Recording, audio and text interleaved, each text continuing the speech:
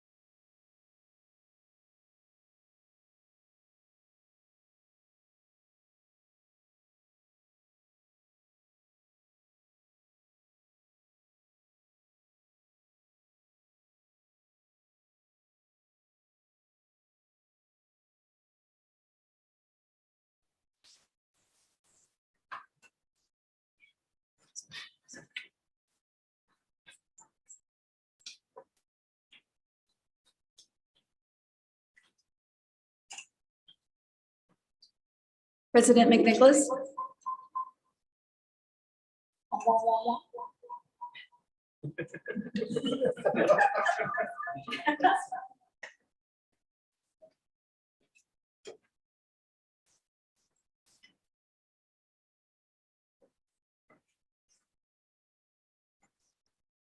Live stream is now in progress. You may turn on your mic and open the meeting.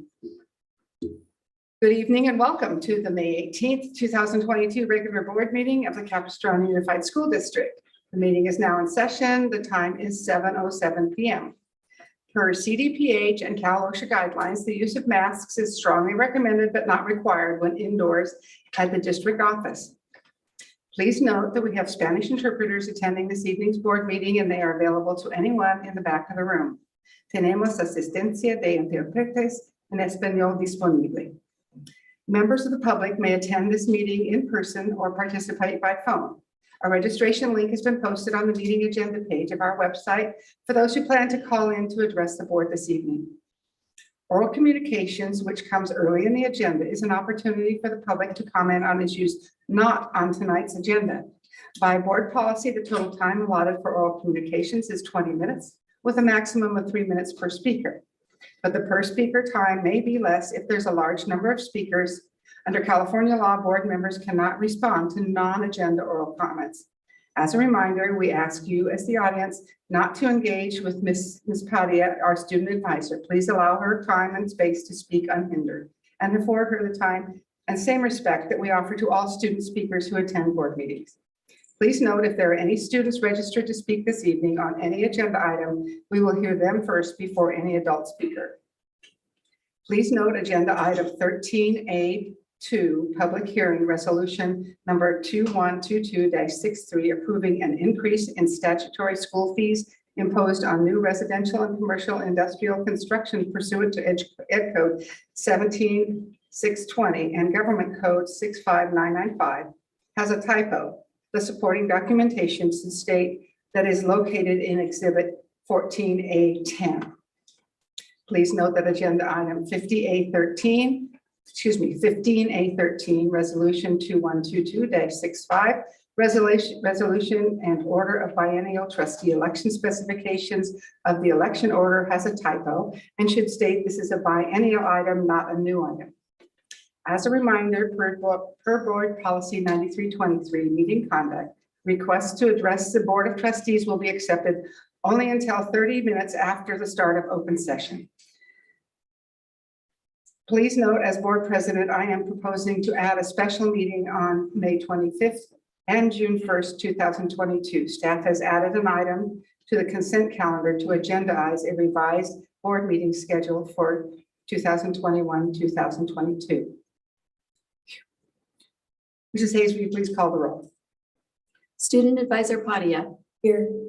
Trustee Bullicus. Here. Trustee Castellanos. Here. Trustee Davis. Here. Trustee Hanachek. Here. Trustee Jones. Here. Trustee McNicholas. Here. I'd like to have the Pledge of Allegiance led by Principal Cindy Steiner.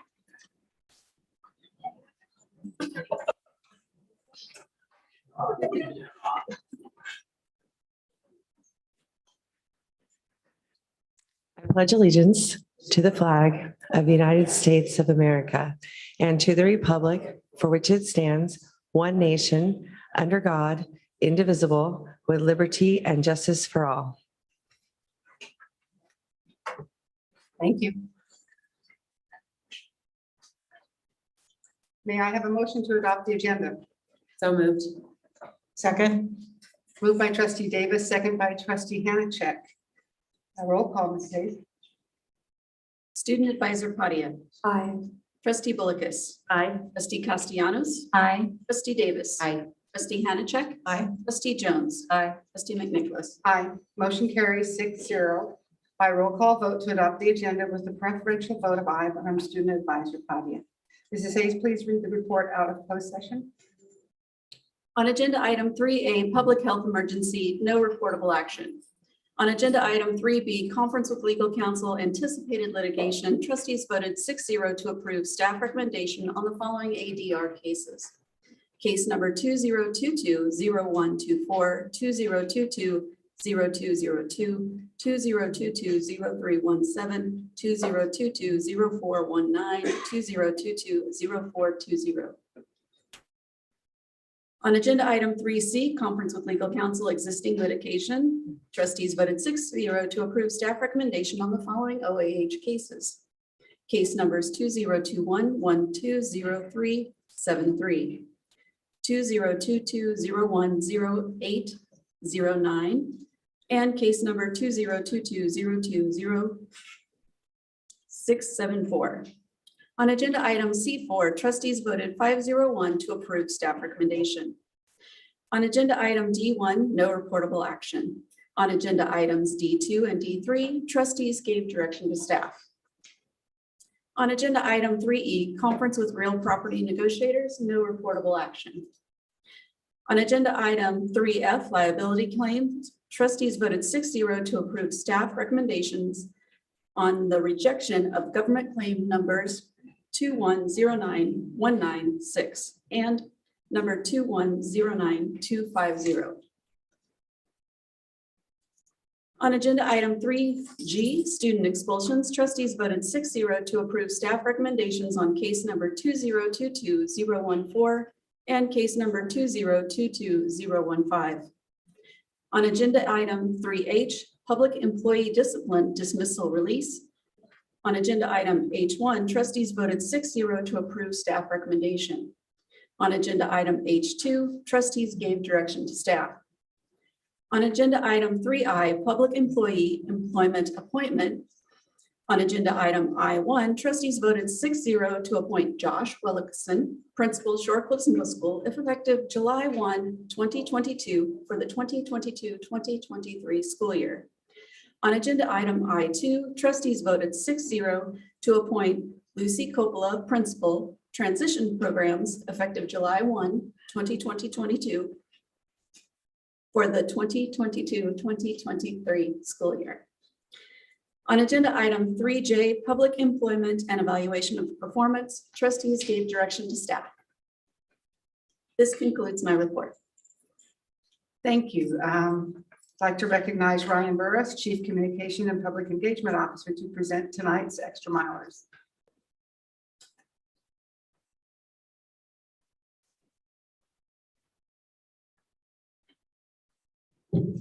And I will introduce Jimmy Knodel, our communication specialist, to introduce tonight's extra milers. Thank you very much. We have two groups to recognize tonight. Our first is the Orange County Gang Reduction and Intervention Partnership Program, or GRIP program. We'd like to recognize Tracy Miller, who is the former senior assistant of the Orange County District Attorney and creator of the GRIP program, who's been working with the district for 10 years. So if we can invite Tracy and Mike Beekman up to receive your award.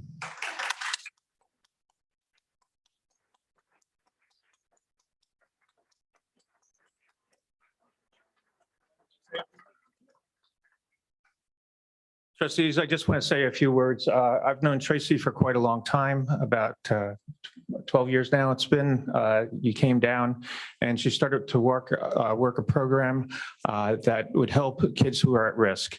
And we came up with the name GRIP, which basically she had already in mind. We were tossing around a bunch of names, but she already knew what she wanted to call it. And that's kind of the way things went with Tracy. She pretty knows what she wants. She just wants to be collaborative and get everybody on the same page.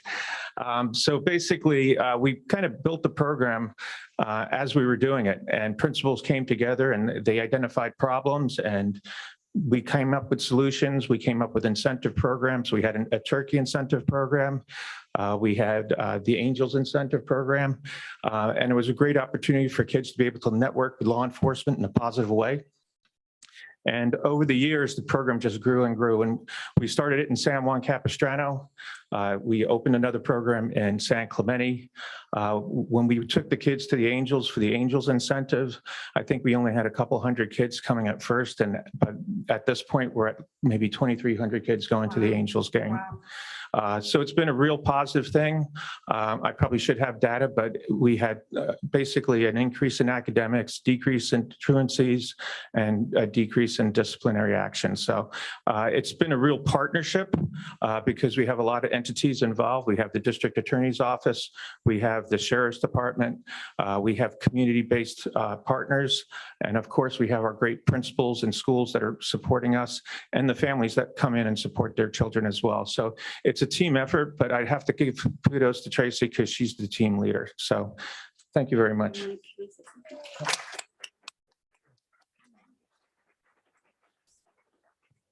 I'd like to say it's the kids that motivated me, but it's not.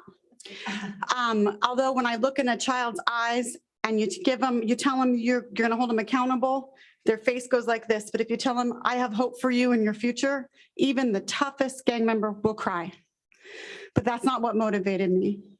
What motivated me is the adults, people like Mike Beekman, who in 2007, for all these years said, no matter what budgets, no matter what politic problems we have, I'm going to stick with you because I believe in keeping our kids safe. It's people like Superintendent Vitale, who she must have thought I was a crazy lady because she had only been here 24 hours and I called her and said, you have to meet with me. I have to tell you about this program. And from that meeting, she said, yes, yes, yes, let's expand it. Let's do better. Let's grow. Let's do better. It's people like Jeff Jones, Principal Jones is in the audience, and Peggy Barris is in the audience, and all the amazing principals you have here that give their own money and time to the kids. It's people, I see a sheriff's deputy in the back of the room, like Sandra Hutchins, who helped start it, who passed away last year, who told me that only reason we live is to have purpose and help make people better. It's people like the sheriff's deputy. So I saw one sheriff's deputy give $100 to a parent so she could feed her kids that week because she was a single mom right here in this room. It's people like PIMCO and Ford and Angels and Fortune 500 companies and small little businesses. And the thing is, I learned by being part of Capstone and Unified is that it doesn't matter what our politics are. It doesn't matter our generational diversity. It doesn't matter where we stand on so many issues. People want to belong to something bigger than themselves. People want to belong together and be part of a purpose. And this district has been my purpose for so many years. So thank you very much. It's an honor. Thank you. Thank you.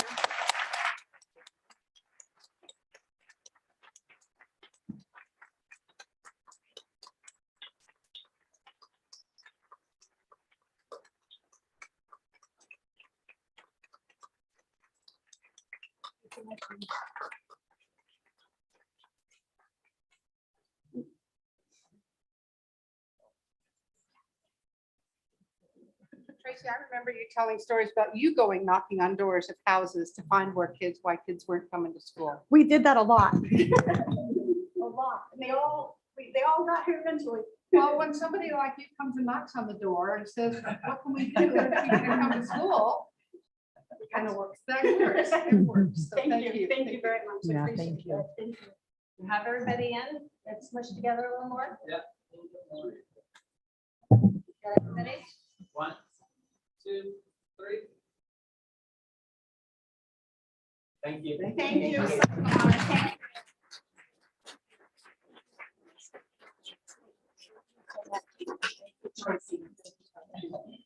I'm going for a hug too. Thank you so much.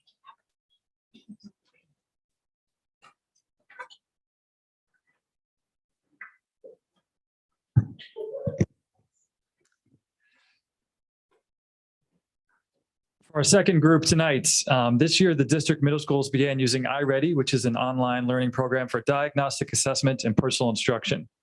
During the mid-year review this year, the iReady team shared data that many district middle school students had already passed their year-end growth goals by the middle of the year.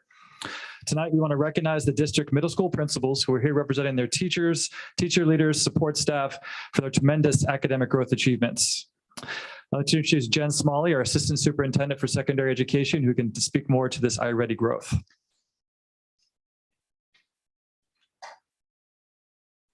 Good evening. I am so excited to share with you that Capistrano Unified is a national outlier in math with iReady. And we said, are you sure to iReady? Are you sure? And this is the work of our math teachers and our principals. So I'm excited to share with you 2 quick slides. This was our middle of the year data for all of our middle school students. The goal is to get to the dotted line. You'll see that all 3 grade levels in Capistrano not only got to the dotted line, but a little bit above in 6th grade, and in 7th and 8th grade, they're almost at where they should be at the end of the year. They were there in the middle of the year. Fantastic data.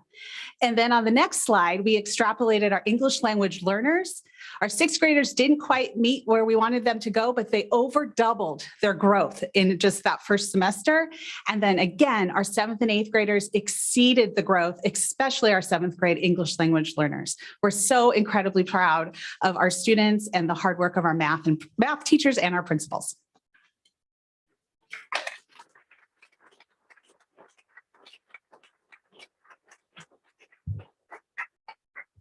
We have several of our middle school principals here tonight. So as I call your name, please come up here and join us. George Duarte, Aliso Viejo. Joe McGann, Arroyo Vista. Nick Stever, Bernice Air.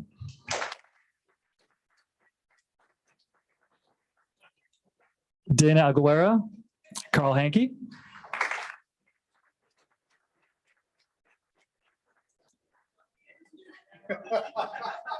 Amy Baricchio, Don Juan Avila.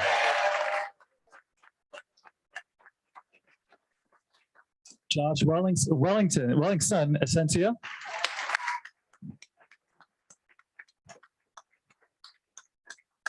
Cindy Steiner, Ladera Ranch. Michael Kim, Las Flores.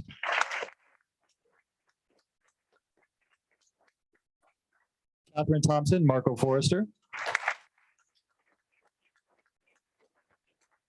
Edith Murphy, Fred Newhart.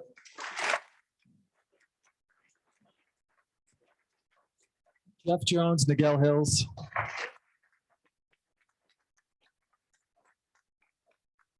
Chris Davis, Shorecliffs.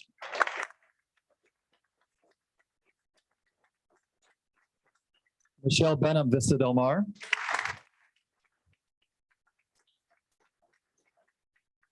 Jolene Doherty, California Prep Academy.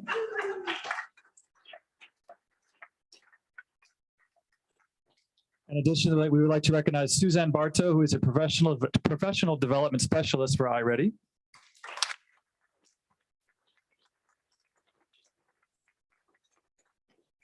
And also some district staff, Jen Smalley, Assistant Superintendent for Secondary Education.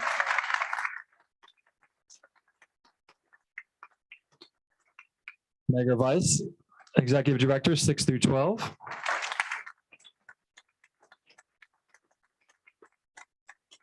And Karen Gauthier, STEM Coordinator for K through 12.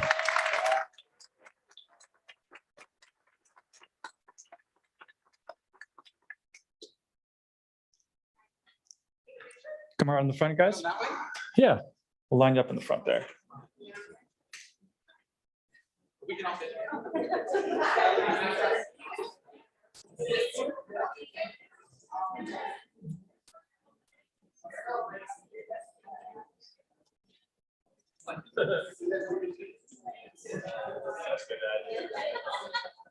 Yeah, Karen, scoot in just a little bit more that way. Okay, 1, 2, 3. Thank you.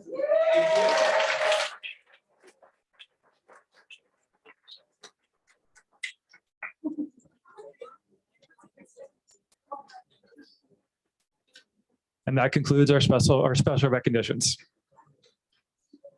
Thank you. At this time, I'd like to recognize Kirsten Vitale-Bruti to present superintendent opening comments, followed by trustees. Great, and I'm going to continue the celebration.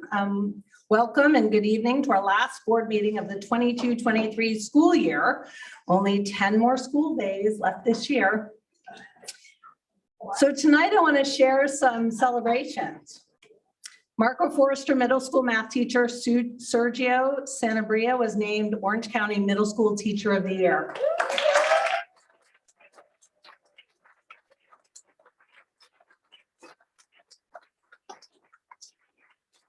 Aliso Viejo Middle School Guidance Tech Sherry Saladao was named California Classified Employee of the Year.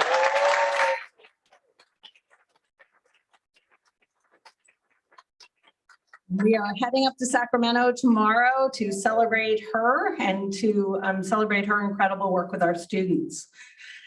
Viejo Elementary Counselor Cleo Victa was named OCD Orange County School Counselor of the Year.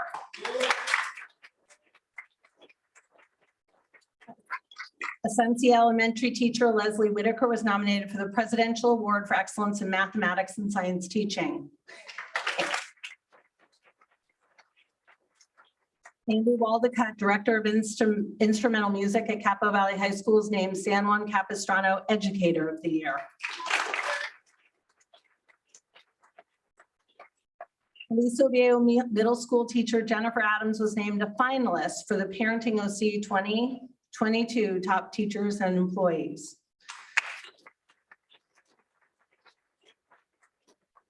CUSD as a district received the Model School Attendance Review Board Award from the California Department of Education.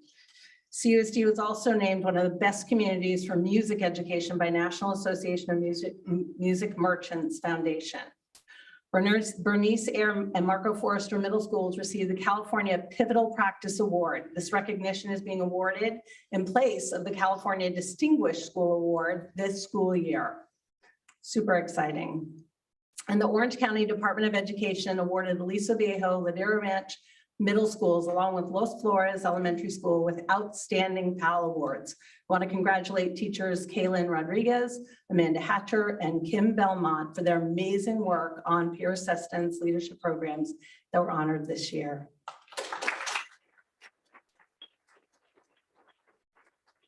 So this is a long list, but we celebrated our Classified Employees of the Year last week, and this week is Classified School Employees Week. So congratulations to Lori McCain, Josephine Wahlberg, Edie Fadich, Kristen Chatakian, Gerardo Manjares Mata, Ken O'Toole, Jack Sheehy, Matthew Martinez, and Brian Persall, all are classified employees here in awardees in Capistrano. Super exciting.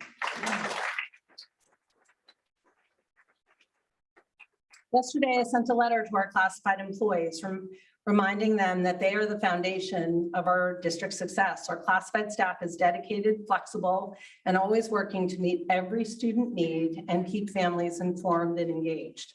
Our classified staff has provided millions of meals, taken countless temperatures, conducted thousands of health screenings and COVID tests, kept our students and employees safe, warm, air-conditioned, and dry, transported students to and from school, home and athletic events and field trips, supported our one-to-one Chromebook program and technology needs, and kept our facilities looking their best.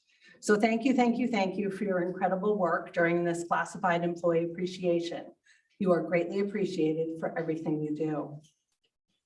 I also want to thank our teachers, classified staff, and administrators, specifically at Wood Canyon and at Moulton Elementary, Principal Chris Dambiak and Principal Jose Luis Pedraza, for all their efforts to move school for our Moulton students to Wood Canyon during the coastal fire last week.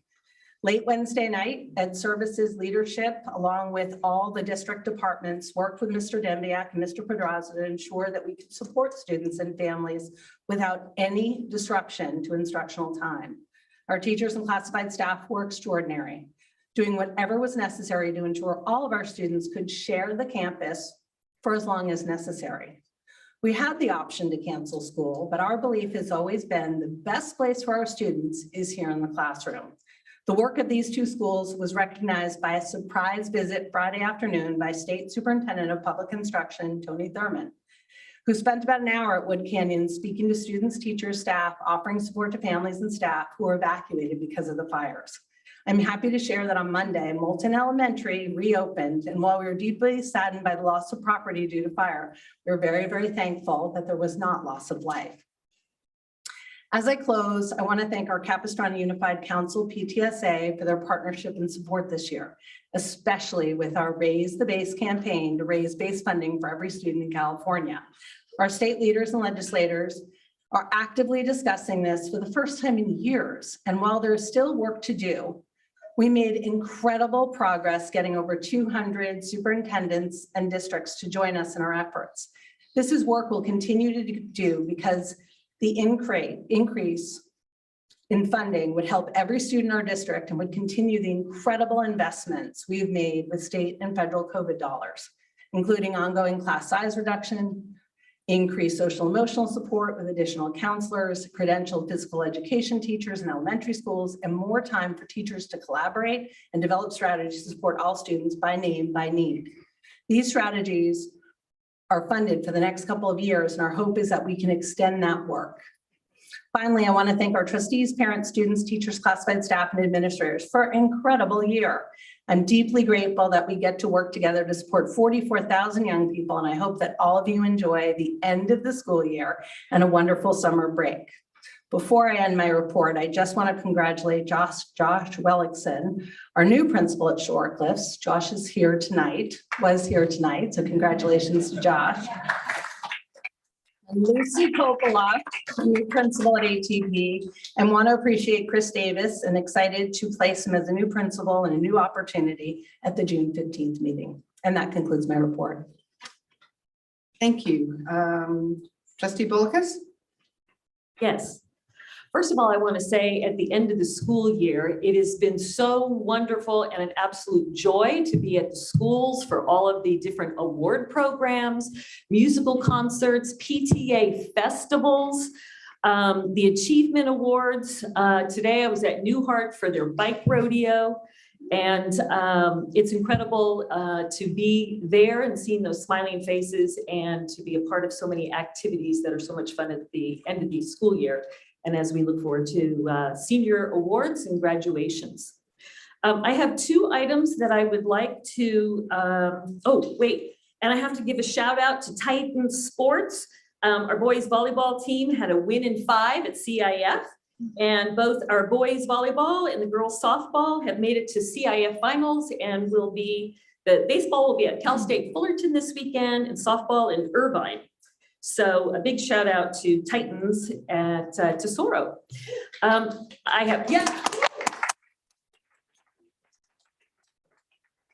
Two items I would like to request to bring before the board on the next agenda. While trustees view our elected positions as one of service to the students and the families, in the spirit of volunteerism, I feel it's fair to request reimbursement of expenditures on behalf of CUSD to bring them to current cost of living rate. President Trustee McNicholas and I will be traveling Friday morning and being at a conference up at CSBA this weekend in Sacramento. And when I looked over the travel expense, it was adopted in June 1998, 24 years ago. So I think the price of being able to feed us while we're away should be commensurate with the pricing of today, being able to get meals. So I would respectfully request the board policy 4133 travel expense be reviewed and brought back to the trustees in June. The other request that I have is I would like to bring before the board on the next agenda the discussion to stop COVID testing for the unvaccinated. I believe it is a cause for segregation, and there is enough studies that have come out now that really it doesn't make a difference if you're vaccinated or unvaccinated in being susceptible to COVID. And so this ongoing testing for the unvaccinated, it seems unfair. So I would like to have that discussion brought forward. And as this is the last night of our student advisor, Kanai, I just want to wish you all the best, and maybe she'll make a comment and share with you. I'll leave that to her in terms of where she's going off to in college. So congratulations. Trustee Castellanos? I just want to take a moment. This week, our community was devastated to hear the news of a local hero. I wanted to take a moment to honor our friend, Dr. John Chen. Dr. Chen was a family and sports medicine doctor in Aliso, and one of his passions was working with students and our youth in our community. He served as a team doctor at Aliso Niguel for many, many years. He loved watching our youth participate in sports, and he always encouraged healthy and active individuals. Just last week, you would have probably saw Dr. Chen working tirelessly for our students at a local clinic, getting all of our athletes cleared to play athletics next year. He was a caring and genuine man and a true hero. Dr. Chen will be always remembered. Our deepest condolences go out to his family, and we're deeply saddened by this tremendous loss. Thank you. Thank you. Trustee Davis. Yes, thank you. I have much to say that tonight's meeting. So looking forward to next week and our 2 weeks graduation and completing this school year. I just was kind of looking over what's happened since our last board meeting. We cut loose under the stars at San Clemente High School's Footloose performance under the direction of Kirsten McCleary. Incredible. Passed the ball and served a few volleyballs at the sand volleyball courts at the ribbon cutting at Tesoro High School, which is pretty spectacular considering CIF is now, or sand volleyball for girls is now a CIF sport. So that's pretty exciting. Read some stories at Concordia and played a couple of really intense games of handball with some great kids. Attended the first generation graduates celebration at San Juan Hills High School. The PAL Awards at Aliso Viejo, Teacher of the Year Awards, and the Moving On for Sergio Sambria at Marco Forster. It was so incredible to watch his students and be there for a good amount of time before presenting his award, and had a chance to talk to some of the students and staff members about him. So I'm really excited that he has moved on to represent us. So thank you. Transportation Appreciation Day. I mean, they start our day for our students, and loved visiting with all of our bus drivers and how incredible our program is there. And we are in need of some more bus drivers. So if you know somebody, please spread the word. It's a great place to be. The celebrations for the Teacher of the Year at Capo Valley.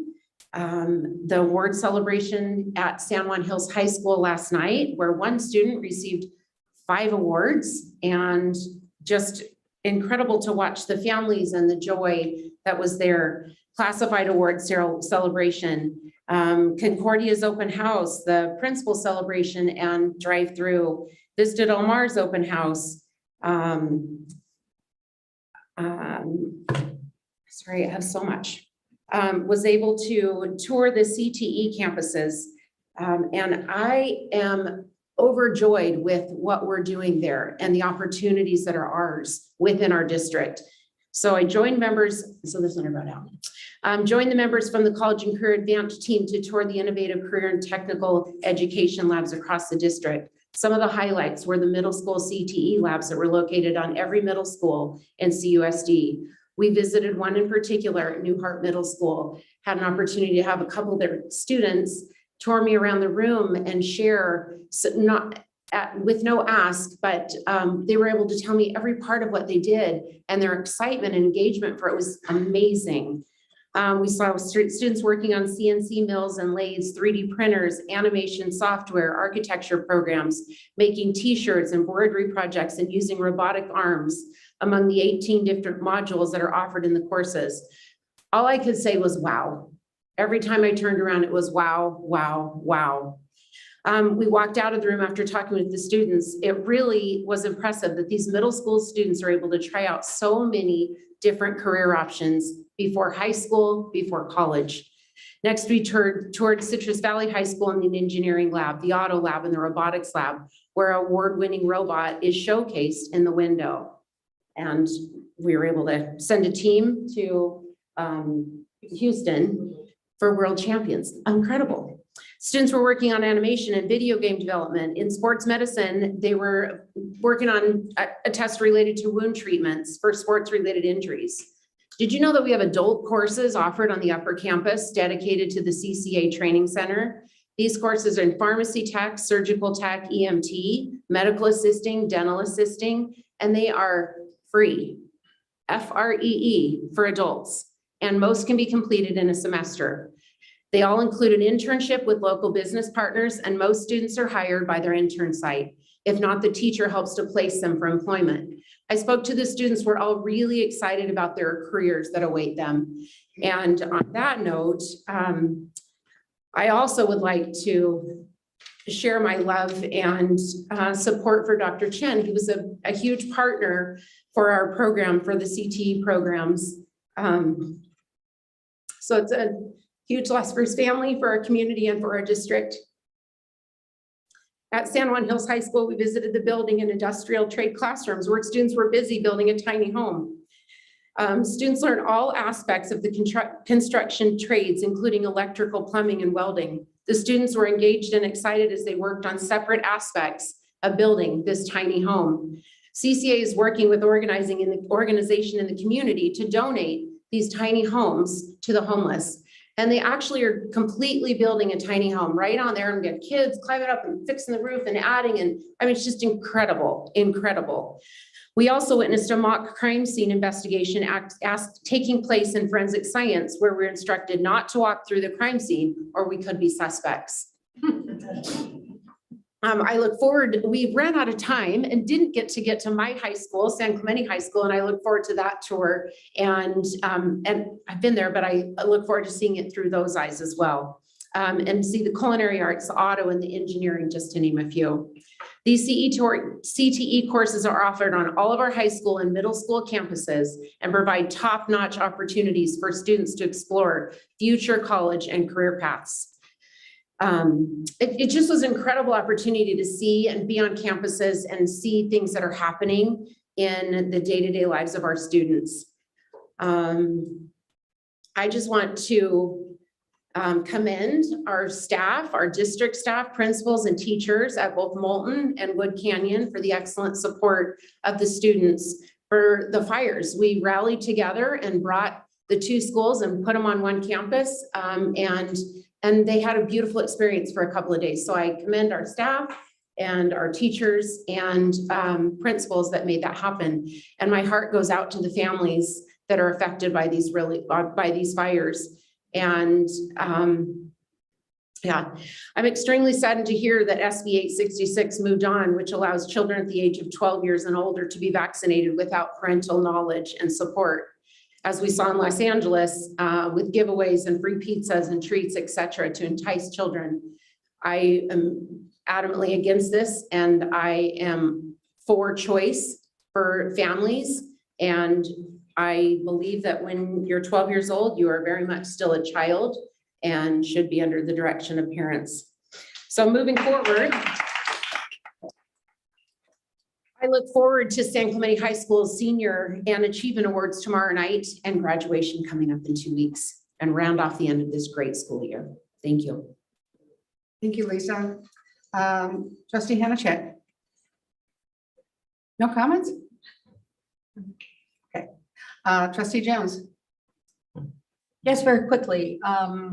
Let's see. I went to not so many things as Trustee Davis, but I wanted particularly to highlight the first generation graduation at San Juan Hills High School that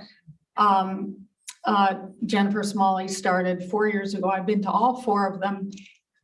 It is the best celebration. Well, I shouldn't say it's the best. They're all really good, but it is so moving. These young people who are changing the trajectory of their lives and the lives of their families by getting an education and by planning to go on to college. It is so, so important. This is certainly the country of freedom, but it's also the country of education. Education is very important in the United States and has been since the country began. And these young people have come to this country and are getting the education that their parents and their grandparents never had an opportunity to get. And everyone's lives will be changed as a result. It's a wonderful program that they do. I wish all of our schools did it. I also want to mention that if you read the New York Times, you might know we were mentioned in the New York Times today. It's an article about declining enrollment, which is a national issue. It's not just here in CUSD or in California, but declining enrollment in schools in general, but public schools specifically.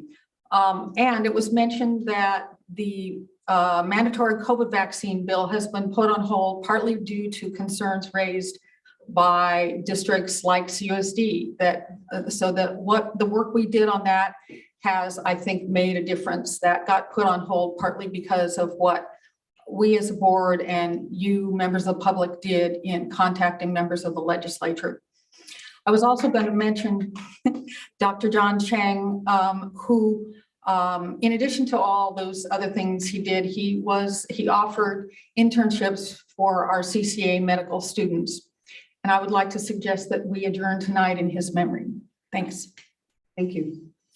I don't have, my list isn't quite as long as Trustee Davis, but I have enjoyed the robotics demonstration from the robotics team that went down to the elementary school at George White and was the hit of their family science night.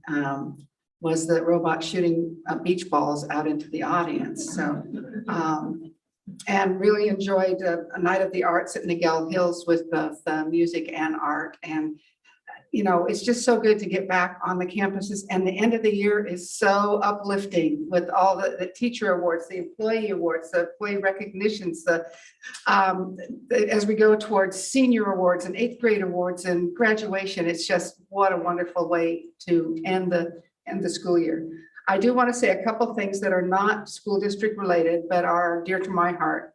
And that is coming up Memorial Day. I am active in the American Legion Auxiliary, which if you see anybody wearing a red poppy, I didn't wear mine tonight, or in front of a store asking for donations, those are for our veterans who have served and for those still active. So if you see anybody out in front of a store selling a poppy or asking for donations, those are for our veterans, and please recognize them on Memorial Day. Also, and Trustee Bullockis and I are both involved in this. I'm a 3-time cancer survivor, and we have lost several friends to cancer recently. The South Orange County American Cancer Society Relay for Life is on June 11th at the Norman P. Murray Center.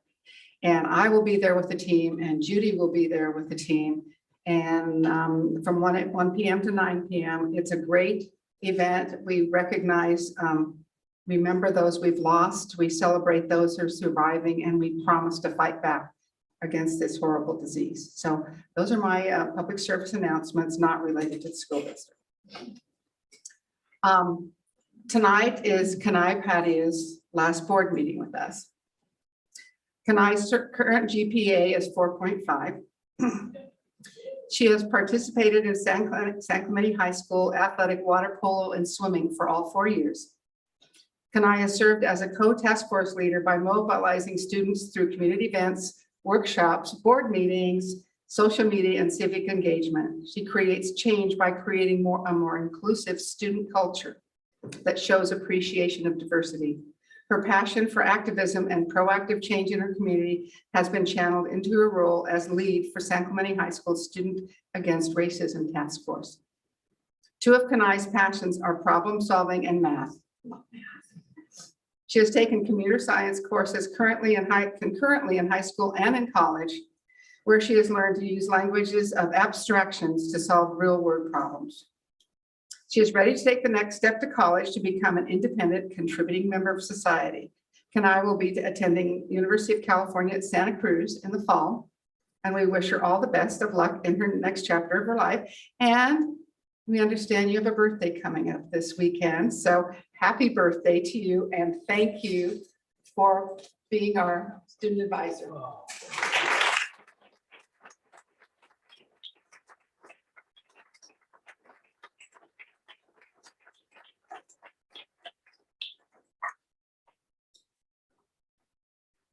Good evening, everyone. I would just like to thank the board for this amazing year and this amazing opportunity that you gave me.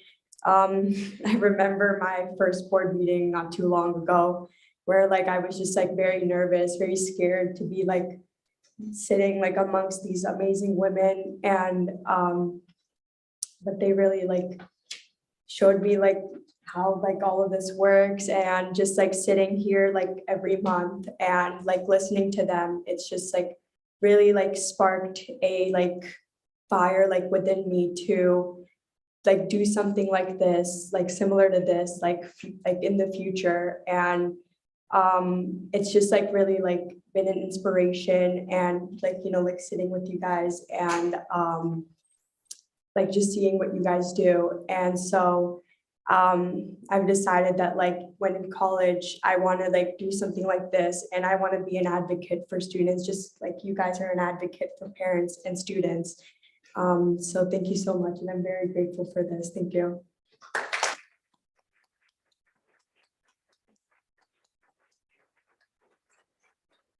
Well, I'm sure I speak for the rest of the board when we really appreciate your input.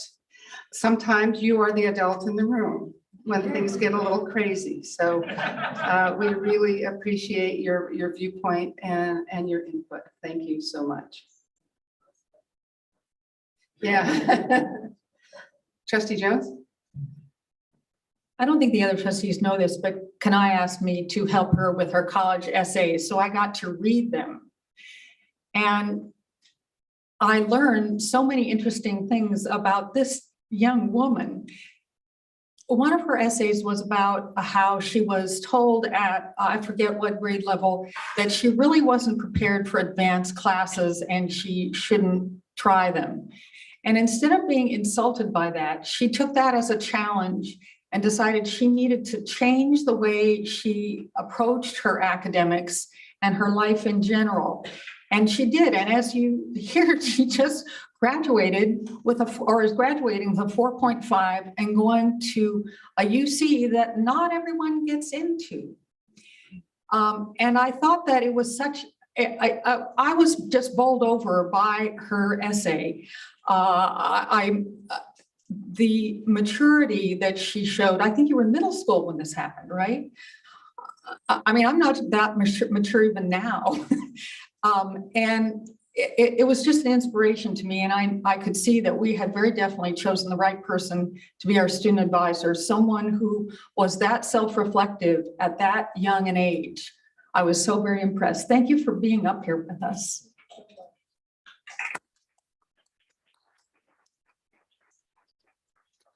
Okay, on to business. This is a point of oral communications. These are for non-agenda items. Mrs. Hayes, it looks like we have 3 speakers. We have 3 speakers online, and we have 6 in-house in person. And so if I reflect on our policy, between 1 and 10 speakers, each person will be given 2 minutes to speak. 3. Oh, 6 between speakers between 1 and, if we have between 1 and 10 speakers, we'll give each speaker 2 minutes to speak for board policy.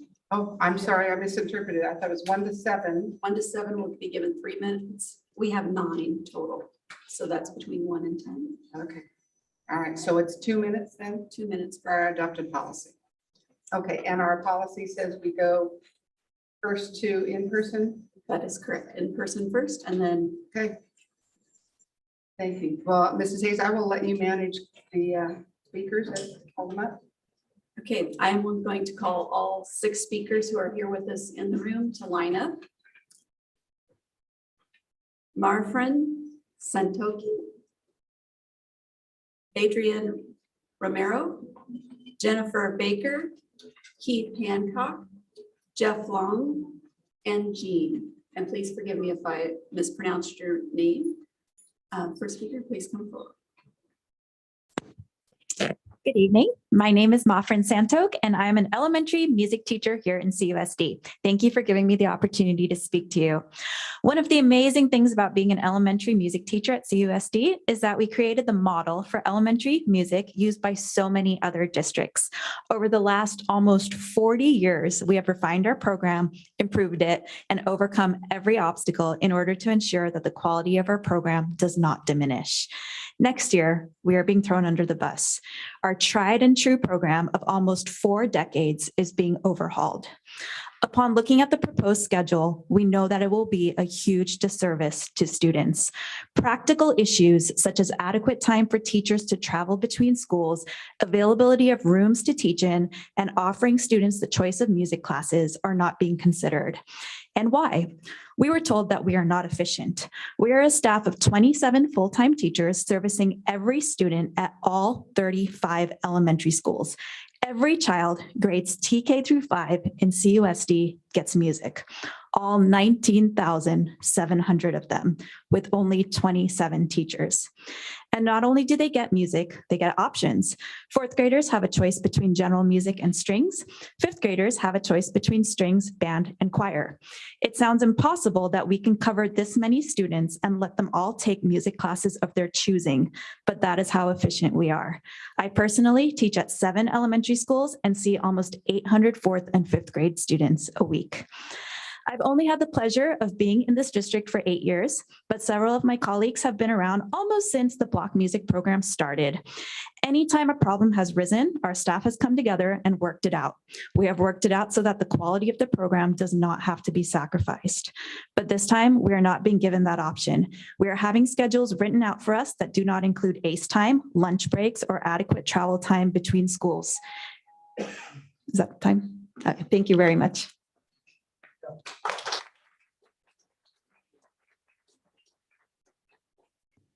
Go ahead and state your name. Andrea Romero. Good evening, President Martha McNicholas, members of the board, trustees, Superintendent Vital, school district representatives, staff, parents, and guests. I am Andrea Romero, and I am an elementary music teacher here in Capistrano Unified. I would like to speak on behalf of the entire elementary music staff, except of course the ones behind me. I just came out of a music staff meeting today, and we are very worried about the plans for next year, as you just heard. Typically at this time of the year, we have made adjustments for schedules, and they're in the hands of schools for next year. But today we found out that our schools have been notified by the district that there will be changes to make our program better and that they would be solidified by June 2nd. We were aware that changes are like in the making, but we were not notified that they would happen by June, they would be done by June 2nd. The last day of school is not the time to make drastic changes. This began about a month ago. We were informed that the district was considering making significant changes to the program to make it more efficient, to try and align music and PE and balance class sizes. We were told the district wanted to make sure they didn't sit back and try not to improve things. When we were also told that one of our block music teachers would be retiring and her position would not be replaced. And so a draft music schedule was created, but not a single music teacher was invited to work on that schedule. A few music teachers were called in to look at it, but their concerns were not addressed or they were dismissed. School bell schedules have not been consulted and logistics have not been considered. Music doesn't fit into this supposedly streamlined schedule. And there's so many reasons why the schedule is exactly the way it is. We don't understand why these changes are being made. And we don't understand if we're trying to save money. Excuse me. It is essential that someone with specific knowledge of both music curriculum and scheduling represent our music teachers when creating schedules which potentially redefine our existing program. I'll allow my colleague to continue.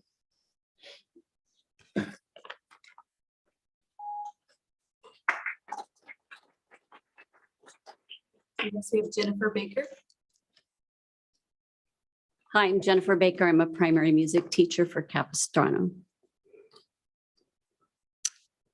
Up until yesterday, the schedule drafts that were being proposed were in a shared VAPA drive, which all of the music teachers could access. Today, our access was removed. Recently, changes to the music schedules were brought up in a district principals meeting, and based on many personal conversations with principals by our staff, the principals seemed not happy about the changes either. So why exactly are the changes being made? What are the underlying issues the district wants addressed, and why are we not being asked to give input? Schedules are very complex, and the music teachers are worried. At the very least, a representative of all 6 of our individual block music teams and a primary representative should be on the committee to point out some of the huge red flags. For example, as Mafrin said, there's not enough travel time set up in the schedule. There's not enough time for our contractual lunch.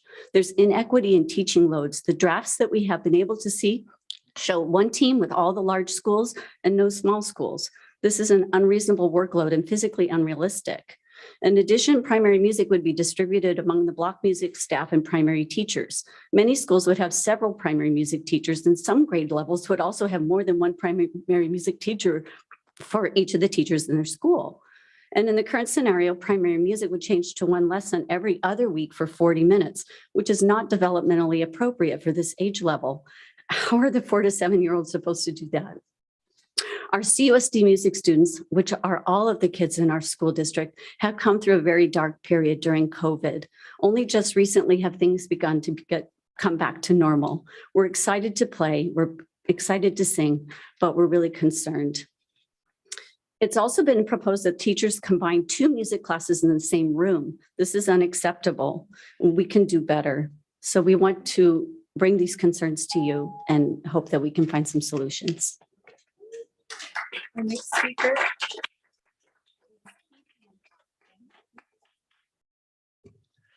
Good evening, everyone. Just here representing secondary music. Certainly, we've been awarded by just about every major music organization in the United States. And should these proposed changes affect our elementary levels, they would have no choice but to affect us at the secondary level. We secondary teachers rely on the quality of our music education program from pre-K to 5 to make our programs as thriving and successful as they are. Certainly a reduction in the quality as these changes are being proposed would dramatically affect the quality of the 9 through, or really the 7 through 12 programs that have already been hit really hard because of COVID. And it's been a tough couple of years, and a further reduction in quality starting at the earliest levels where it's so important to get a quality music education program for these students, to have as they were talking about, the teachers that are able to service our entire district, with a credentialed music, standards-based music education that's high quality, that sets them up for success. I mean, we see at the secondary level, we're preparing these kids to take on careers and do amazing things with their music. Even if they're not going into music as a career, they're still appreciating music and understanding music at a deeper level. And it just makes such an impact on their lives and the experiences they're having at the secondary level. Well, if those education experiences at the elementary level aren't being fostered in the appropriate ways, we're not going to see that same kind of success at the secondary level. So my encouragement would be to kind of relook at this whole situation and figure out the best opportunity for students to get the best possible music education that they can, pre-K through 12. Thank you.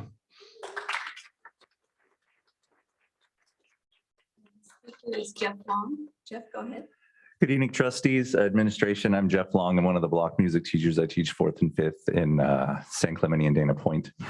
I am here for the same reason as my colleagues, but I'd like to come at a different perspective. In December, Meg Gervais came to our staff meeting and told us that enrollment was down at the secondary level and how vital it was that we encourage our kids to take band and orchestra in 6th grade.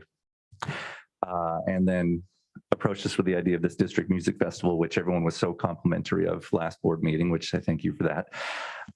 And then our first staff meeting after the board meeting, we were told by our administrator, Christy McNichols, that we have to cut $200,000 for the music budget to hire, or $200,000 from the music budget. We couldn't know why. Came to find out from her that principals are saying they're not happy with their music schedules. So we went to all our principals at all 35 sites to ask, like, what's the problem? Is there something we can fix at a site level? And every principal said, we are not unhappy with our music. We're very happy with our music. We base our whole site schedule around our music. So principals are relaying to us that they were told that we're unhappy with the schedule and we want to change it. To which we said no. Come to find out that the $200,000 they're cutting from us is to hire 2 new elementary PE teachers. And nothing against elementary PE. I'm glad to see that program. My daughter is a participant in that program at RH Dana. But if we need music to hire more, if we need money to hire more PE teachers, why are we not using some of our $92 million in ESSER funds to hire new teachers? And if we can't afford music for some reason, can we at least wait through November when the California K-12 Arts Initiative passes and 1% of the general fund of California which has a $97 billion surplus, according to the governor, passes so we can get that money for music. Thank you for your time.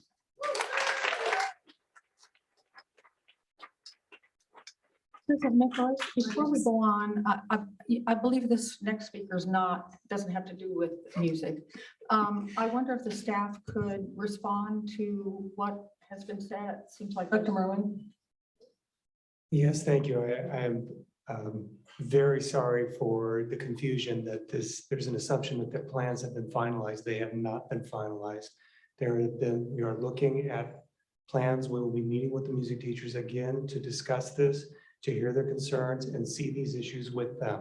So nothing has been determined. We are committed to meeting with them again, and there's a misunderstanding that they are completed and finished. They are not.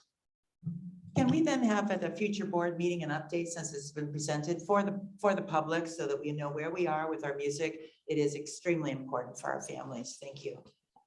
Happy to do that. Can I second that? I'd like to say that our kids went through the music program through Truman Benedict, Bernice Ayers, San Clemente, and we really appreciated it. So anyway, I'm here not to talk about music, but about trust between, and hello trustees, trust between the board and parents. As you know, this past 2 years, it's been really difficult, and you guys are well aware of that. Some of the parents, or a lot of parents, are asking, does the school district have my child's best interest in mind? Masking the children, that was very difficult. It was a lot of contention, and many see that the curriculum is being modified to include topics like CRT. Now, I know you say you don't teach it, but there's concepts in there. And then promoting a heightened emphasis on sexual indoctrination or grooming at its extreme. And so parents are concerned. So you have a lot of great things that are going on, but these things really detract, and I think are very serious, and it causes parents to think, do I really want to trust my child in the school? So I want to bring that up. Additionally, Trustee Davis brought up about SB 866. I wouldn't want to send my child to school and have uncertainty as to whether he's getting or she's getting vaccinated without my consent. So, I mean, these are all trust issues. I just want to, if you guys could step back and take a look at what it's like on the parent side and think about this. I'd like to encourage the board to actively rebuild trust with parents, be open with the curriculum, and also make a resolution to inform parents should SB 866 pass into law. Thank you. Our next speaker will go to our online speakers now. Paula Wojcicki. Hello, thank you for giving me this time. A racist massacre in my hometown this past weekend had me urgently calling on family members and friends.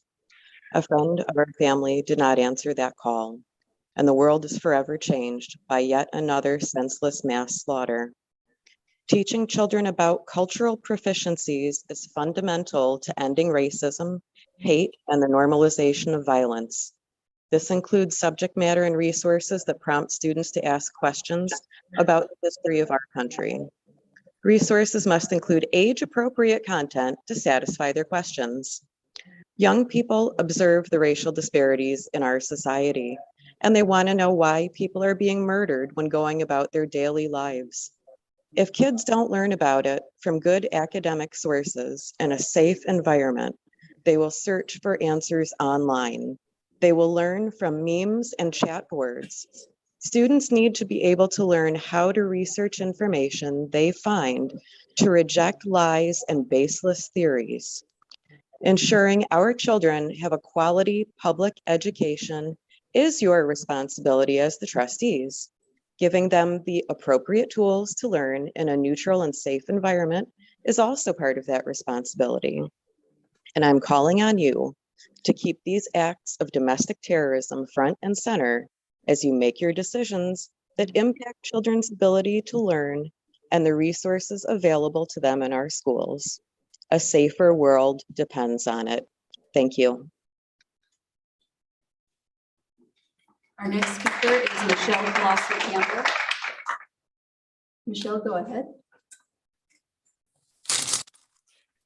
Good evening, Superintendent Board of Trustees. Hard to believe there are 10 school days left. How fast this year has flown. So many hurdles our teachers and staff have cleared with grace while focusing on the needs of our children. In May, many of our PTAs held teacher and staff appreciation events. Thank you again to our amazing, caring, compassionate teachers and staff as we close out this year. Even as we celebrate with final drama performances, 8th grade and senior awards, graduations, and culminations, we look towards the future. Our seniors are planning next steps outside of CUSD, and within CSD, our PTAs are working hard with our school sites to ensure fun summers and smooth returns to school with packet pickups, registrations, fall parent education nights, and so much more. So take a moment to celebrate our successes of this most challenging of years as we step forward into what we hope will be calmer waters, to refresh before coming back, to keep moving our schools and our children forward. Thank you. Speaker online is Michelle McNutt. Michelle, go ahead. Hi, I'd like to talk about something disturbing that's happening nationwide and in our district. It's the use of the intentionally vague term parental rights. Board member Aliso Davis spoke at a press conference earlier this year supporting Assembly Bill 1785, also called California Parents' Bill of Rights Act. During the speech, Trustee Davis claimed that online learning during COVID alerted parents to biased curriculum and explicit sex education. She also stated, and I quote, "We have to be vigilant as parents, as community members, in being aware of what's happening and call out things that are not right." So I'm here tonight to call out what is not right, and that is you, Trustee Davis. Everything you say regarding parental rights is in bad faith. Any parent in this district who wants to prevent their child from sitting in a sexual health education class has the power to do so. In fact, parents are empowered to restrict their children from as much information as they like. There's no law stopping that. They can confiscate reading material, make sure their kids never learn accurate information about slavery in the US or Japanese internment or about the Stonewall riots. Parents can also tell their children that the earth is only 6,000 years old and that their science teacher is lying when they discuss evolution. They can use pseudoscience to support their harmful views around biological sex, gender, and sexual orientation. Parents can absolutely stop their children from becoming well-informed citizens. But we all know it's not about parental rights. This is a politically motivated movement attempting to limit or completely stop any information in public schools centered around race, racism, equity, and diversity, and it's disgraceful. And just so you know, Trustee Davis, your previously ill-conceived effort to change board policy 4040 regarding email signature lines was an obvious attempt to prevent staff from using their pronouns, thus marginalizing our LGBT community even further. That's why I will say again tonight, Trustee Davis, that you are dangerous. That concludes our speakers for oral communications. Okay, at this time, we move on to item 13, public hearings. Item A1, 13A1. At this time, I would like to open the public hearing regarding the 2022-2023 proposed budget. The time is 8:15 p.m. Mrs. Hayes, do we have any speakers on this item? We do not. Okay, seeing none, public hearing is closed at 8:15 p.m. Item 13A2, at this time, I would like to open the public hearing regarding Resolution 2122-63, approving an increase in statutory school fees imposed on new residential and commercial industrial construction pursuant to Education Code 17620 and Government Code 65995. The time is now 8:15 p.m. Do we have any speaker cards on this item?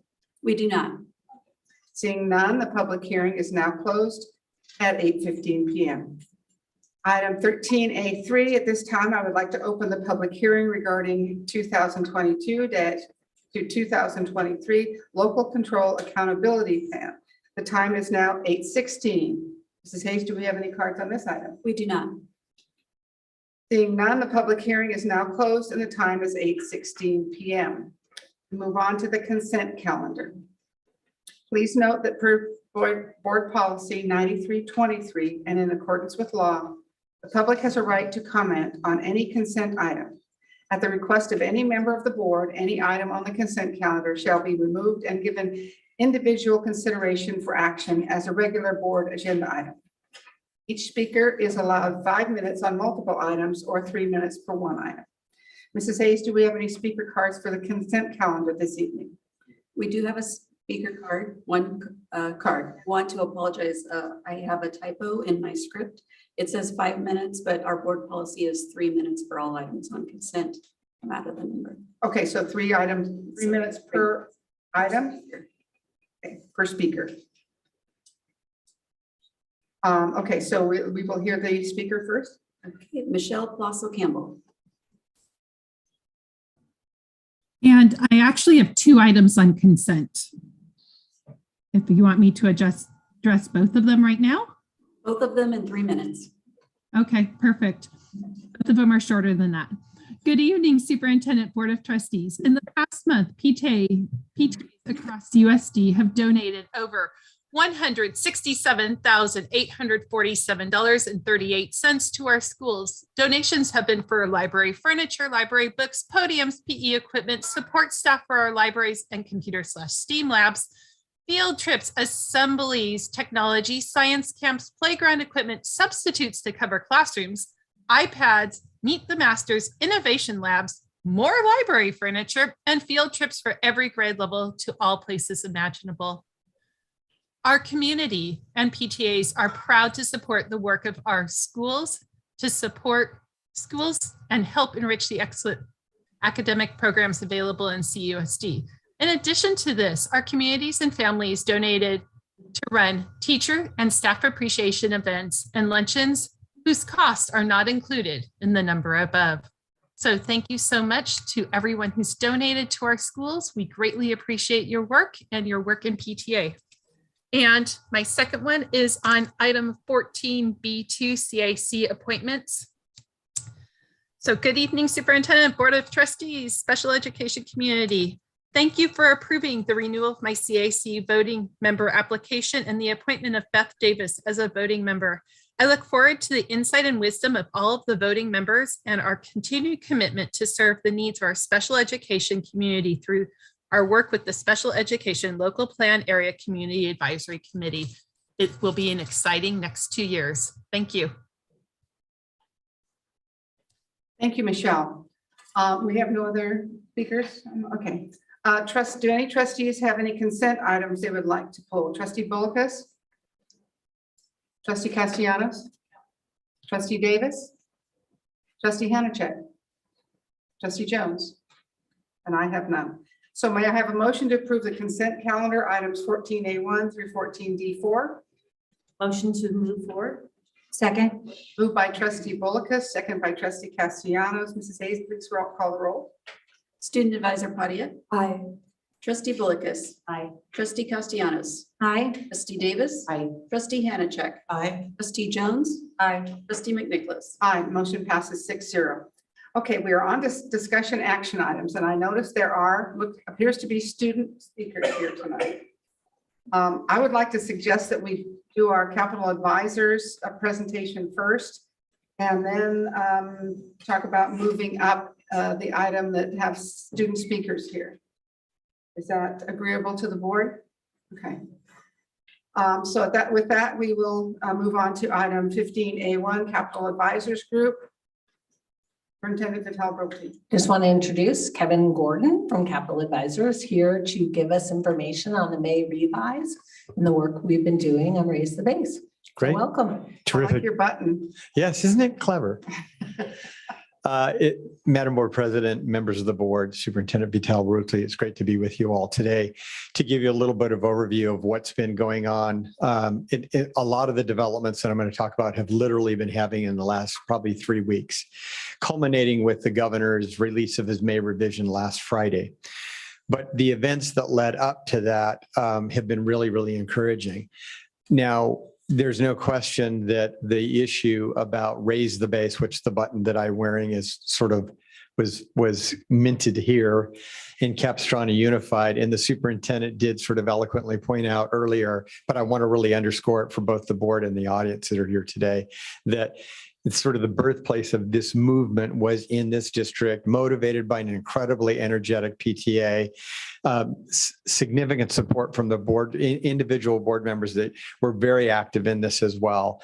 And it really picked up steam. And there was communications that we helped try to coordinate a little bit, but really the leadership of the superintendent communicating with superintendents all across the state.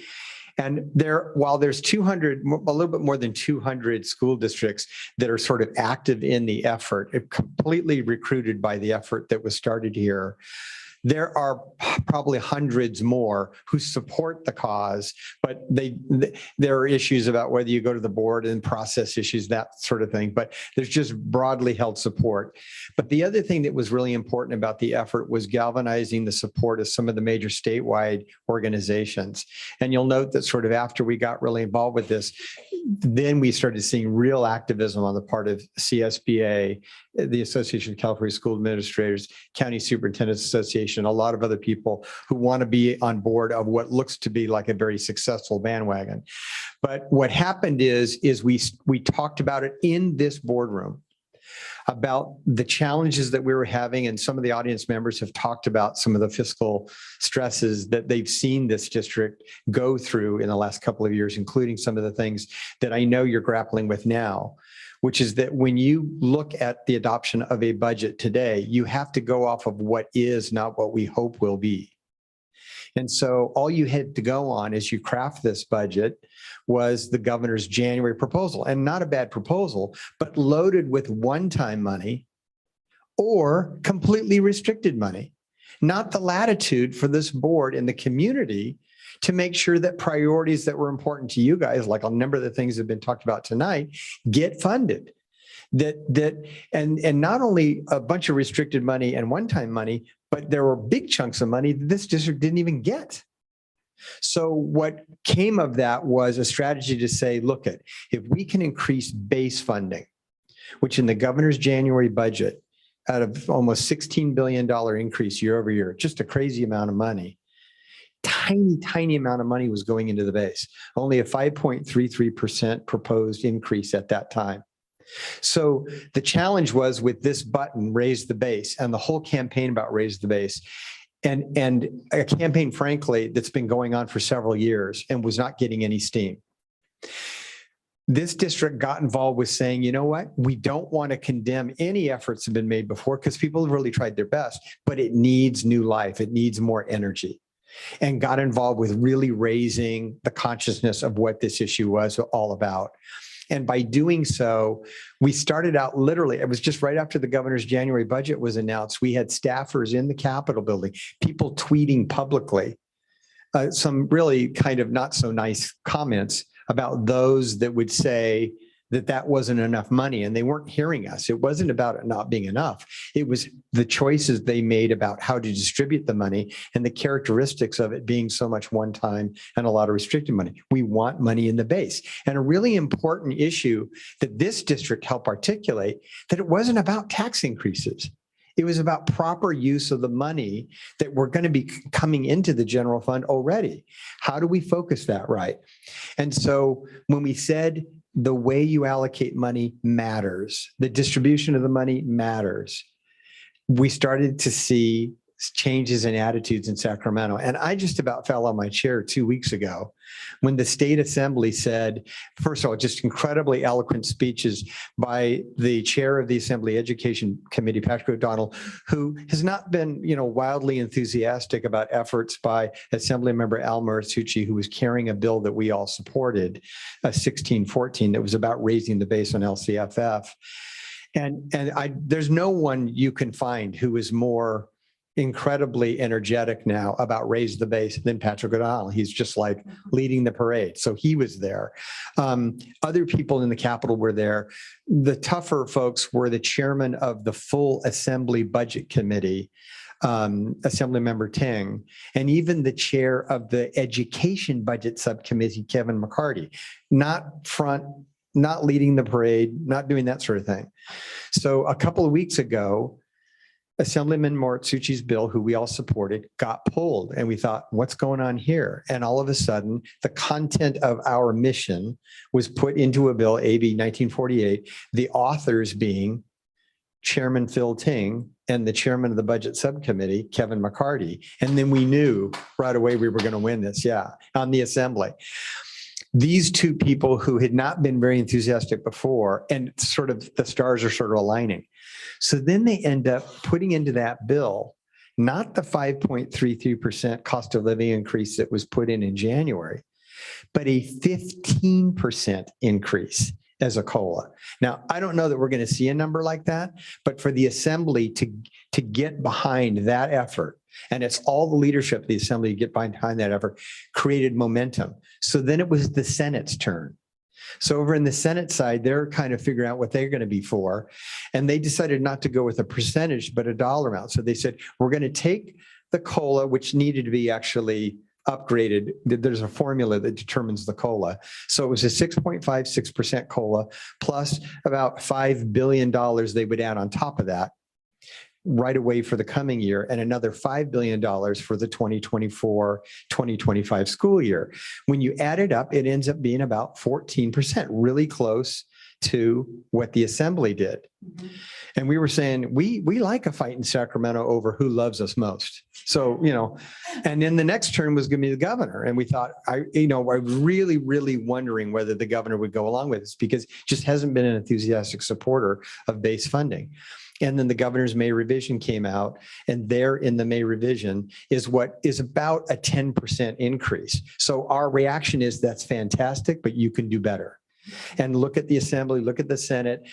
You guys know that the political reality in Sacramento is anymore that when they do budgets, the budget subcommittees, the floors of the legislature, all of these legislators can do whatever they want to do. But in the final days of the budget, it's negotiated out by three people: the governor, the president of the Senate, and the speaker. And I'm telling you, sometimes they just completely ignore everything that's gone through the hearing process and might be good news. And sometimes they insert things in there that nobody ever talked about. It's just suddenly part of the budget. They don't know about something called the Brown Act. It's not exercised there.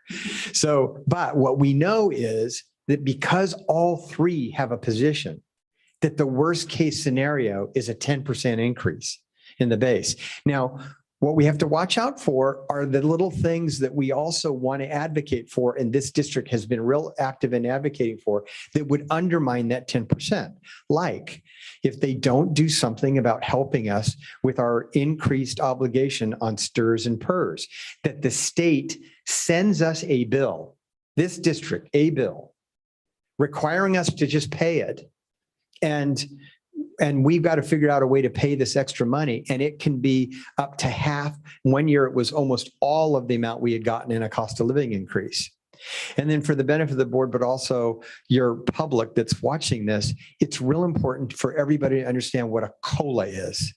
A cost of living allowance when they give it to us. And many times the legislature over the years have done a lot of congratulations of themselves for giving us a COLA. A cost of living allowance increase is only keeping us at the level of service that we had in the prior year. That's all it does. It doesn't give us a nickel to do more than what we did. And it doesn't add to an issue that the superintendent's been real articulate about, which is with ESSER funds and a lot of the one-time money we've gotten, they've asked us to add support and personnel and other people to help our students. We can't sustain that if we don't get something actually beyond COLA. So getting something into the base is absolutely essential. So a couple of things going on. One is this base conversation, which we think starts at a minimum at the 10% level because the governor got us there and he can do better and we're going to encourage him to do it. Do a STRS and PERS augmentation to cover some of the costs that we have as districts, cover some of the other areas. We're looking at increases potentially in special ed and a few other areas that would again also hurt the bottom line of the district if they don't give us the money for those things. And then finally, what they're doing with one-time money. And again, while we prefer, ongoing base funding, and there's a lot of money to do that, there's also a staggeringly large amount of one-time money. And the different proposals that are out there, again, it's a contest of who loves you most, is that we start with the state Senate in this case that has 2 block grants. One that's $10 billion. I've never seen it in my entire career lobbying for public education, a $10 billion block grant. And it's sort of like, they're channeling, Jerry Brown, who used to like to give one-time money and let the board decide, let local boards decide how best to use it. The Senate's version is very, very flexible. It says 3 broad categories. And if you think about these 3 broad categories, you can tell a lot would fit into those. And the very first one is everything regarding staffing. Now, we do repeat this over and over again, whether it was ESSER money or whether this money. Typically, you don't use one-time money to fund positions. Not very smart. One-time money for ongoing purposes. You got to be real careful of that. But to the extent that we had an imperative to do something about staffing and we got staffing shortages, the legislature says it is one-time money. And if you were going to be cutting back staff or eliminating somebody next year, and this gives you the chance to continue that one more year, great. We want you to have this money. And when we get to next year, if we have more one-time money, maybe we'll do it again. But staffing is one of the imperatives. The short-term staffing needs that we have is one of those major areas. The second major area is just generally learning. So learning is what a lot goes on in this district, we hope. And so learning supports, whether it's expanded learning or anything that's about bootstrapping the educational success of our kids, very broad category, that's there. And then finally, an area that's sort of about fiscal stability for the district is things that you're not getting funded for that you need to try to make sure you've got the resources to get through that next year. One of the things they did put in there, they referenced, was the STRS PERS piece. And I'm like, you're not going to get away with that. Nice that you mentioned it. We need that STRS PERS appropriation to be outside of Prop 98. And I know that's a technical term for most people, but Prop 98 is the constitutional required amount that you give us for teaching and learning. And what we want on STRS PERS, which is what Jerry Brown did and what Governor Newsom did in his second year as governor, is we need a check written by the state to STRS and PERS that lowers our obligation. We don't want it to have to come out of our budgets. And because it just sort of defeats the purpose. So that's that big $10 billion block grant. The second block grant they have is $5 billion, again, crazy money. And that's for what they call tangibles, deliverables. So instructional materials, things that you would buy that is a one-time type of purchase. But the flexibility that you would have with that kind of money, unlike ESSER money, which did not allow you to do like multiple year licenses and stuff, you could do that with this money. I have my doubts about that second pot surviving because nobody else has it. The assembly doesn't have it and the governor doesn't have it, but it's there. It's $15 billion total. The assembly did a $10 billion pot, very similar kinds of characteristics that I mentioned with those 3 things, those 3 sort of broad categories. And the governor did an $8 billion pot in the May revision. So you come to the same conclusion I have. That means the worst we're going to get on a block grant is the 8, the lowest of the 3. Do we want them to do better? Yes, we want them to do better. How much better can they get? And so we succeed on the base funding issue that we've been talking about forever. And then there's still money to do something on block grants that are going to be big. That's important. And then one of the other areas is on deferred maintenance. And I want to sort of tamp down your expectations on it, but it's really great in the governor's May revision. He has $1.8 billion in there for deferred maintenance, which is to take care of all those kinds of things that when you looked at ESSER funding, it was very prescriptive about what you could do. Maybe it was environmental quality in classrooms, HVAC, and some of those kinds of things. But there were some things that didn't count because you weren't creating more of an you weren't directly mitigating COVID, or you weren't creating an outdoor education environment that would help with COVID. There were only construction and modernization issues that were related somehow to COVID in ESSER. This deferred maintenance would be all the things that we want to try to get to fix that we need to fix. And it's funded on a per kid basis. A district this big, it's not hard to do that math, does really well. The one reason why it's a little hard to tell you the per pupil amount right now is because they do have a minimum of $100,000 that every district would get, the little teeny tiny districts. So after you kind of spend that money, you see what's left, we can get a better idea of what that per pupil amount is going to be if it survives. That proposal too is not in the Senate plan, not in the Assembly plan. And if the governor is going to get it, he has to say what they're not going to get of some other kind of spending priority in order for that's $1.8 billion, a lot of money. So anyway, so there's that. And then finally, there's the school facility effort. The governor and the legislature, I think, have really come to the conclusion that they're not really interested in going to the ballot with a major state bond measure. And not because they don't think it's needed or they don't think it can pass, but because they've got a problem with their budget. And it has to do with this ballot measure that was passed many years ago. It's called an appropriations limit. And they're up against it. So they got a bunch of money, but they're not allowed to spend it unless it's on certain kinds of exceptions. And one of them is infrastructure. So they're thinking, hey, instead of going to the ballot and not knowing whether we'll pass it or not, why don't we just plow a bunch of money into the state school construction program that pays for modernization, new construction? Well, for this district, it's big deal. Because as you guys, first of all, have things that are in the pipeline that there hasn't been enough money to fund, this recharges those dollar amounts at the state level. So the matching money you guys have all done the good work of getting in line for, and your voters have passed local bonds to get you in line. And then to the extent that you consider doing bonds and you pass more bonds in the future, there's going to be the money there to match it. So the taxpayer dollars locally go a lot farther than they would otherwise go.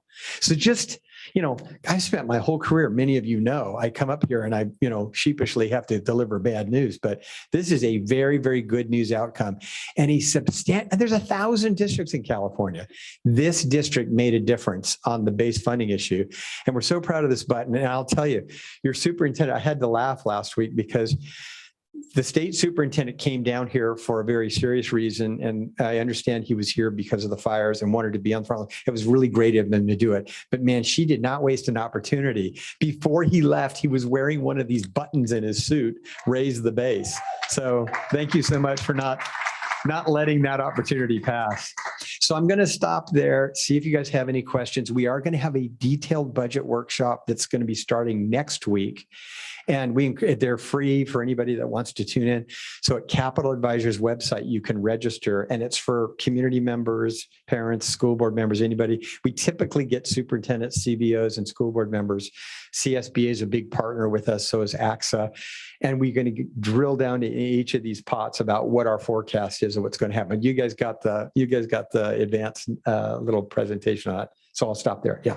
Okay, Kevin, so I already have, my phone's blowing up about this deferred maintenance money, facilities money, and people they're already asking for to meet with them. So we have not passed bonds. Right. So what would be really helpful for me, I will try to sit in on the conference, is to have an analysis, a quick synopsis, what you've just said. Yes. I can kind of go with your analysis a little bit, forecast that snapshot. Yes. So I can Happy to do temper that. people's expectations. Yep.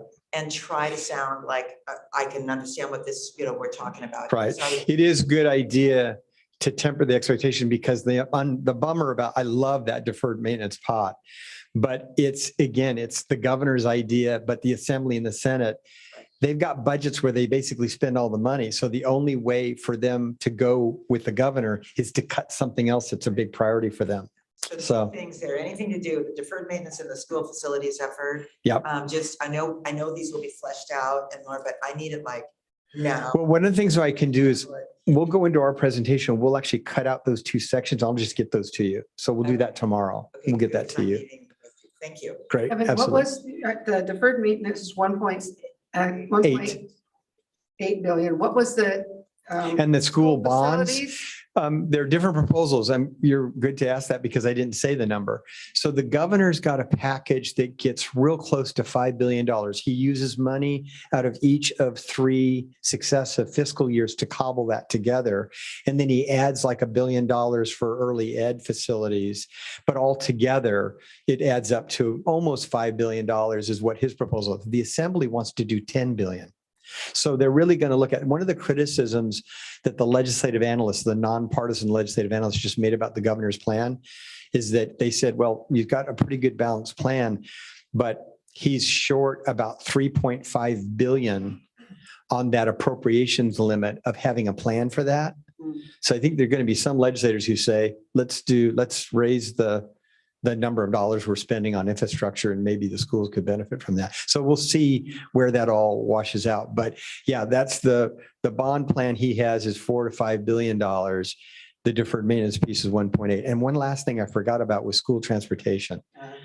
So major effort on school transportation. Isn't it about time that legislators realize there's actually a connection between our kids being successful and being in school and actually getting them there?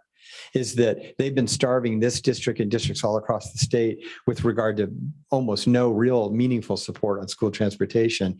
And Patrick O'Donnell, the chairman of the Assembly Ed Committee, says we need to do universal transportation for all kids. There are walk distances that are crazy, crazy short. So you'd be basically giving everybody a ride. So they can make it more affordable by stretching that out probably a little bit. Make it a little bit more reasonable proposal. But the problem with that proposal is not in the governor's budget. It is the Senate and the Assembly both want to do something there. So you can see that there'll be horse trading back and forth on this. And some of the things are going to be better than others. But because the bill on the Senate side on school transportation is written by the chair of the full budget committee in the Senate, something's going to happen on school transportation. I'm not sure what's going to be, but something's going to happen and it's going to be hopefully headed in the right direction. What we don't want is legislation that creates mandates about school transportation that we have to shoulder without the money to pay for it. Because it's kind of what we got now, which is we want to do transportation, but we don't have the funds to do it. So I think, Kevin, if you can clarify, is it currently in Prop 98 or is it outside of Prop 98? Because that makes a big difference to us. yeah, all of that stuff, including school transportation piece, would be inside Prop 98. The stuff that would be outside, that we would argue would be outside, would be, for example, the proposal the governor had on $1.5 billion for electric buses. We would say that's infrastructure that belongs outside Prop 98. The school facility stuff is outside of Prop 98.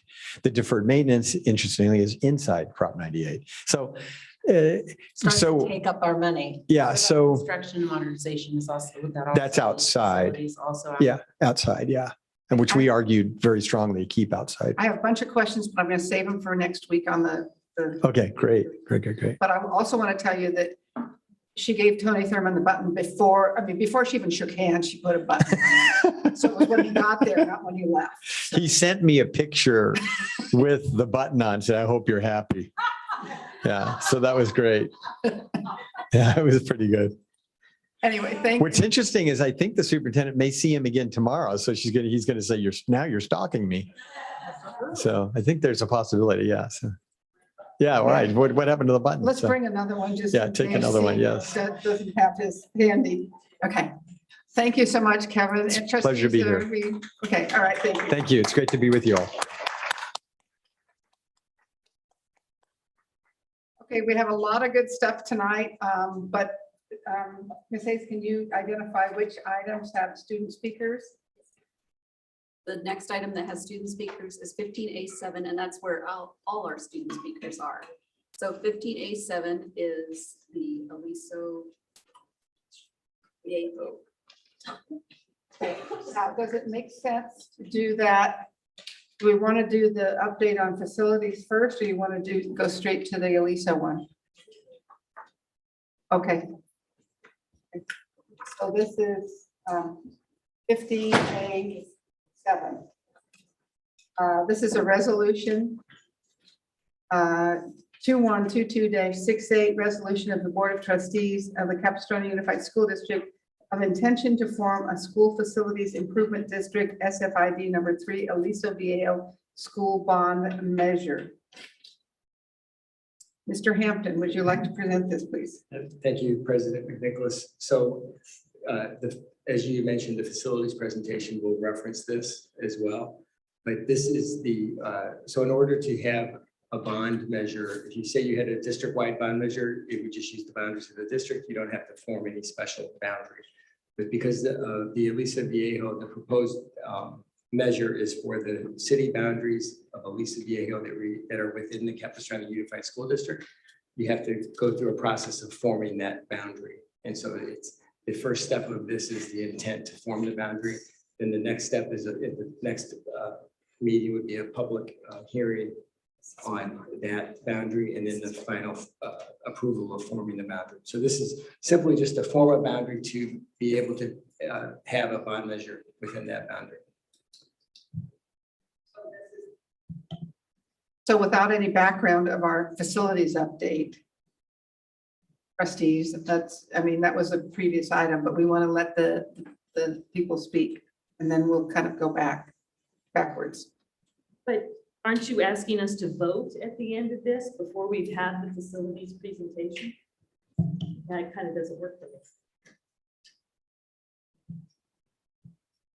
Well, this is just the formation or the intent to form the SFID. It's not about putting the bond on the ballot or anything. It's just, should we form the SFID? And we, the staff, right? Yes. But I mean, we're kind of missing the background information of why we should do this in the first place. So procedurally, you could hear the speakers. You could then table the item for, let's say, a half an hour, and then go to your other item, and then come back to this item after you hear the first one. So you could do that. that sound reasonable? That. Okay. Okay. So we've heard the presentation, which is basically explaining that this is an intent to form an SFID. It doesn't say we are, and it doesn't say we're putting a bond on the ballot, but it's describing the area of the SFID, correct? That's correct. Okay, so Mrs. Hayes, will you manage the speakers for us? So I'd like all 5 speakers to line up. We'll start with our students, Catherine Klaus, Riley, Luca, Emily, Steve, and Cedric. You guys all line up, and then Catherine and each speaker state your name when you begin. And this is 3 minutes? 3 minutes each, 5 minutes. Thank you. Good evening. My name is Catherine Klaus. I am a 6th grader at AVMS. I am asking you to please vote to form the SFID so we can have better schools. So our AC doesn't break and we have to constantly change classrooms so that we don't have to get locked in our school's bathroom stalls. Also, having smooth blacktops without cracks and holes would be amazing. So again, I am asking you to please vote to form the SFID so we have better schools. Thank you.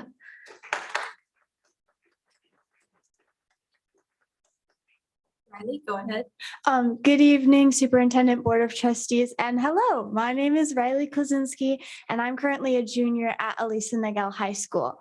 During my last 3 years on campus, I've noticed that there's a couple things that need improvement. The first being incredible difficulty to access school bathrooms.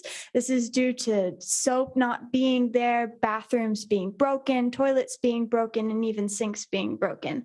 Alongside that, the portables at our school are not representative of our Aliso values. The portables are constantly leaking and have had a rodent problem my entire time at the high school. As a member of the theater company at school, I've also been able to see how desperately we need new seats. At our last performance that we had a few weeks ago, we had to close off the entire front row because the seats were either uncomfortable or unsafe for our people that were coming to see the show to sit in them.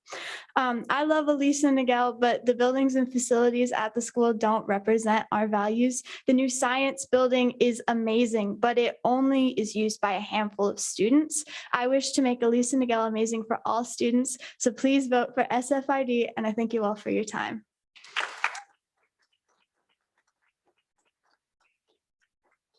Next, we have Luca Klaus. Yes, good evening. So last time I was here, we spoke about Raise the Base, which is school funding. Today we talk about school facilities. The structures and the buildings that students go and learn, also referred to as school buildings in Aliso Viejo, they need to be fixed. They're aging. And the only way to fix them, the only solution that I know of is a bond. We don't have an alternative. So here, the community's here. You guys took a polling. You're going to get the report. I'm sure it's going to be very positive. We're asking you to just help us pay with our money to fix our city schools. Again, we just heard Kevin Gordon would like to pass a bond soon. And I know you guys have to do SFID first, but the matching funds are there. And if we can get them, we should get them now. Thank you so much.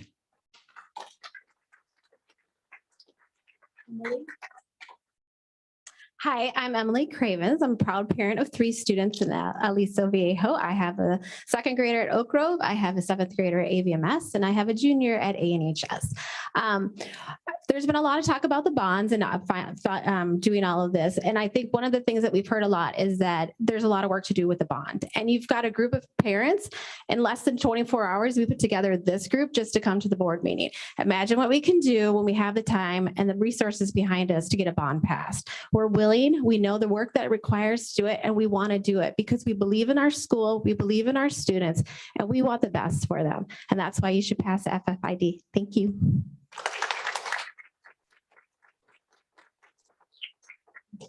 Our next speaker is Steve. Hi, good evening. Mine's going to be short and sweet since I'm, I guess, the anchor. Please allow the residents to contribute their hard-earned money and tax dollars to improve the facilities at ANHS and the feeder schools. Members of this community and myself have walked through all of the facilities, and they are in need of major improvements. My 2 daughters were in water polo and on the swim team this year. And it's just heartbreaking when they actually have to look down every time they take a step from cracks. So please consider that. Thank you.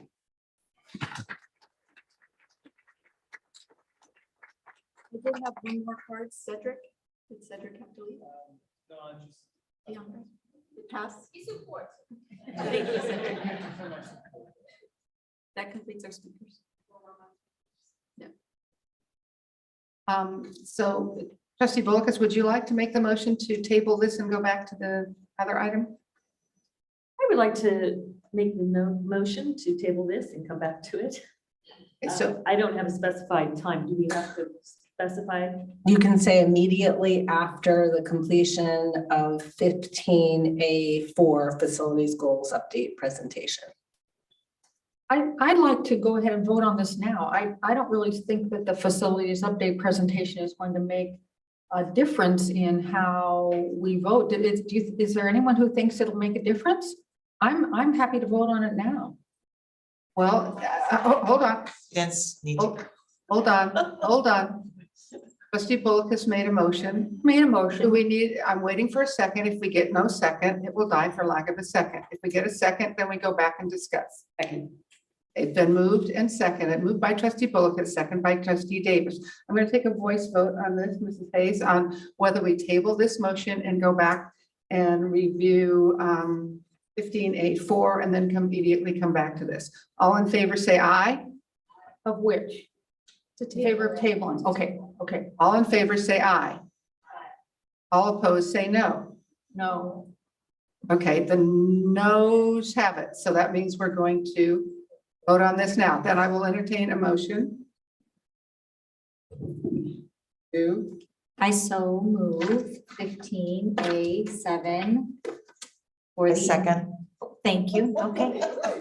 It's been moved by Trustee Castellano, second by Trustee Hanachek to approve resolution 2122-68, resolution of the Board of Trustees of the Capstone Unified School District of the intention to form a school facilities improvement district, SFIBD number 3, Aliso, Viejo. Let's do a roll call on this because it's a resolution. That's correct. Student Advisor Padia. Aye. Trustee Bullicus. Nay. Trustee Castellanos. Aye. Trustee Davis. Nay. Trustee Hanachek. Aye. Trustee Jones. Aye.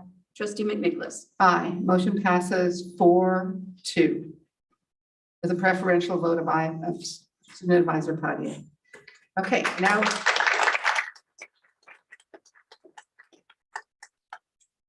now we will go back to, are we going to do facilities? Okay, facilities or math? We have teachers here for math.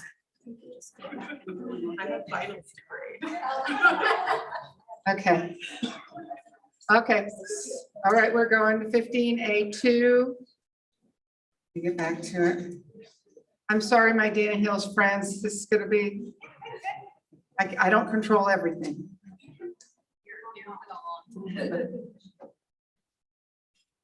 All right. Do we have another student speaker in the audience? Do we have any other student speakers in the audience? No, it doesn't look like it. This is a presentation. Proposal of a multi-year district mathematics plan for discussion. I will turn it over to Dr. Merwin, who can bring in whoever he wants to bring in. Thank you very much, President McNicholas, trustees, Superintendent Vital-Brulti. Staff is proud to present item 2, math plan for discussion. While this is a discussion action item, the title of this item is intentional, that we are presenting a math plan as a proposal for discussion to spark a conversation for trustee feedback. After we receive directions, staff would then work collaboratively with CUEA, our teachers and administrators to finalize a plan to bring back to the board for approval. So we have a short presentation to share with all of you this evening that provides the key components of the proposal and the student data that supports the plan. Joining me in presenting and answering your questions is the amazing curriculum instruction team led by Assistant Superintendent Carrie Johnson, Executive Directors Meg Urbis and Peggy Barist, and STEM Coordinator Karen Gauthier. We are also joined by an all-star cast of amazing teachers, and the team will introduce them shortly. And also Jeff Ruby from the Irvine Math Project is here as well. Next slide, please. So we start within the context of the vision of a CUSD graduate.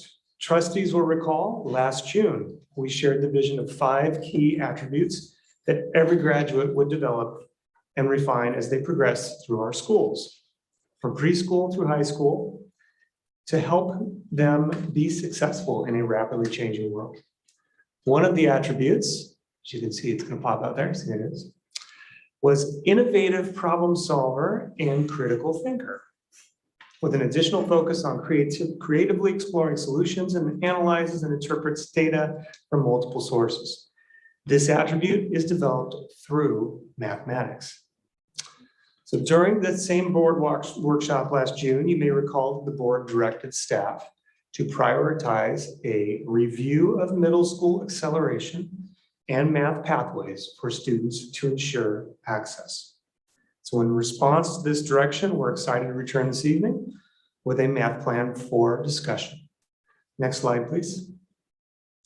So our purpose this evening is to propose a plan for discussion, a plan that provides greater access for more challenging coursework that meets the needs of all students by providing greater support to students who struggle academically and to maintain support and opportunities for those who excel in mathematics. Dr. Johnson will continue the presentation. Thank you, Dr. Merwin. And as Dr. Merwin said, trustees provided direction to staff that this math plan proposal should address 4 goals: greater access for all students without hindering students on accelerated pathways, support challenging coursework to prepare students for success in their post-secondary, college, or career pursuits, provide professional learning to facilitate effective instructional practices, and finally, revisit grading and homework practices and bring back recommendations in the form of a revised board policy for consideration by trustees. Now I'd like to welcome Ms. Peggy Berst, Executive Director of Elementary Education, to present the elementary portion of the math plan. Thank you, Dr. Johnson. Our goal in the elementary grades is to support students as they develop their own identities as math learners and as mathematicians. We do this by building a strong foundation in numeracy as students communicate ideas, explain their reasoning, and consider the reasoning of others. This slide highlights professional learning for teachers that will be offered next year. First up is math differentiation with integrated English language development. This was provided for all 4th and 5th grade teachers this year and will be extended to 2nd and 3rd grade teachers in 2022-23. These sessions focus on open-ended tasks that afford students opportunities to naturally extend their thinking, and it includes integrated ELD with language routines that facilitate communicating mathematical reasoning for all students. Next, we will partner with the Irvine Math Project to provide supplemental fraction units for 4th and 5th grade teachers. These units will strengthen students' conceptual understanding of fractions, which is one of the strongest indicators of future success in algebra. Our current 6th grade teachers have stated that students' number sense with fractions is an area that needs to be strengthened at the elementary grades. In addition, we will continue to provide cognitively guided instruction for all new teachers, and we will also offer a CGI refresher course for those teachers who would like the opportunity to retake some CGI. We will offer CGI courses beginning during Summer Professional Learning Academy this August, and also during the school year. And all teachers will be CGI trained by next year. Next up is Dr. Meg Irvis, who will present regarding middle school. Thank you. I apologize I can't be there in person, but I'm really happy to join you for this. Based on previous board direction, in middle school, we're recommending consideration of shifts in how we plan middle school instruction by focusing on starting all middle school students with a cornerstone 6th grade math course that focuses on rigorous foundational skills that fully prepare students to move into the secondary standards, including our most advanced pathways. This shift is recommended in the CDE mathematics frameworks and by math education leaders at universities like UC Irvine and Stanford. Based on the board's direction, we would like to consider adjusting existing math pathways in secondary starting in 23-24. We would develop a pilot new pathways that equip all 6th grade students with foundational math skills. We're going to provide more details in a few slides. Provide greater access for all students, including opportunities to enter accelerated math pathways at more points in the secondary continuum. Utilize heterogeneous grouping at the foundational 6th grade level so all students have that solid foundation as they begin to navigate middle school. And maintain existing high school course options for accelerated students, including our robust AP course offerings in statistics and up to 2 years of AP calculus, A, B, and BC.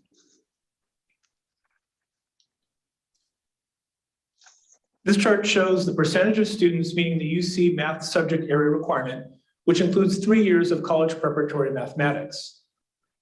As a reminder, to meet minimum admission requirements for UC and Cal State campuses, students must complete 15 year-long high school courses with a letter grade of C or better.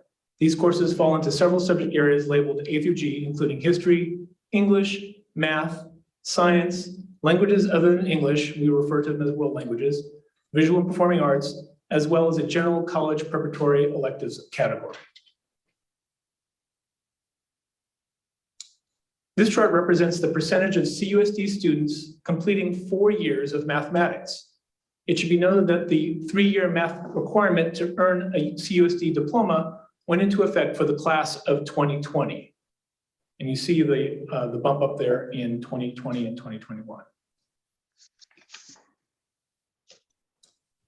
This chart demonstrates the percentage of students who took and passed calculus. Though these numbers represent an exciting trend for students enrolling in calculus, it also demonstrates that there's an opportunity to offer other high-level math courses. Next, I would like to welcome, and she's gonna, not like I'm gonna say this, but she is the amazing Ms. Karen Gauthier, Coordinator of STEM, to present the 6th grade math plan. Thank you, Dr. Johnson. And yes, I told you not to say that.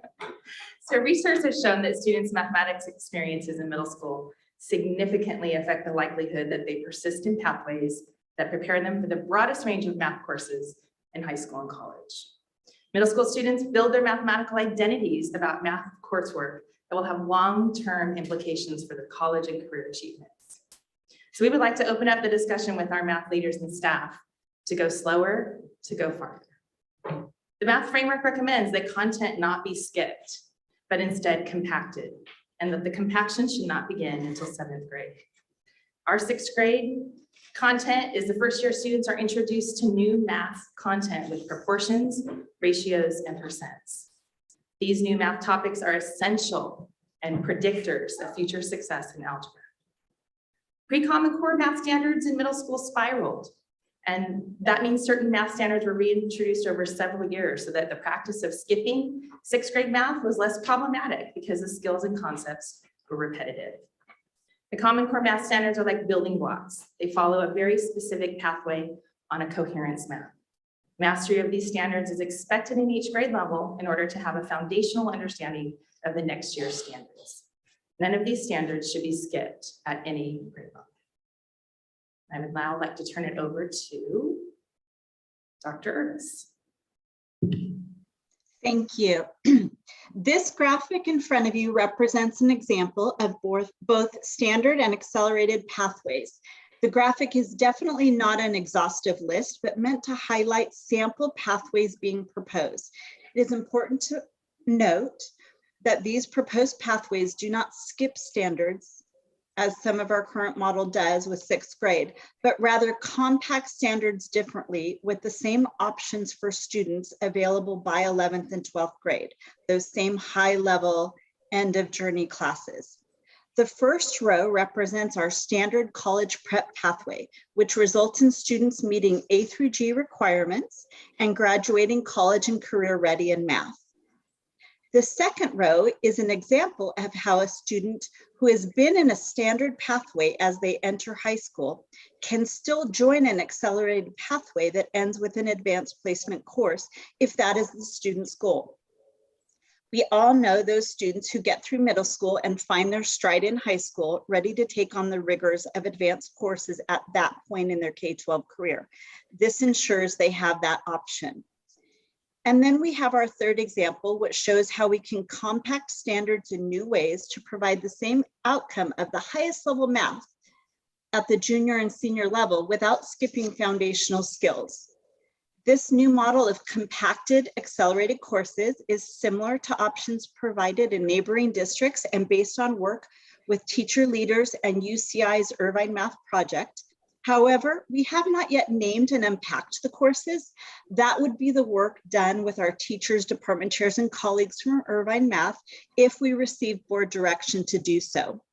This is a conceptual model which changes how we compact in middle and high school, but we have already been compacting. For high school, we proposed 2 new accelerated courses that infuse Algebra 2 standards into geometry and into pre-calculus that our teacher leaders will actually design. One of the significant benefits of compacting in this way, beginning with geometry instead of Algebra 2 at high school, allows for a more cohesive connection of algebraic principles to be continued through from algebra to calculus. In addition to the changes mentioned on the previous slides, in high school, we are also planning to pilot data science at San Clemente High School, which will provide a new option for a 3rd and 4th year of math, with a plan to consider expanding data science as an advanced A through G math course at all high schools based on the outcomes of the pilot. We are also requesting to consider piloting the yet to be named Geometry Algebra 2 Accelerated and Algebra 2 Pre-Calculus Accelerated courses in 23-24 with board direction to do so.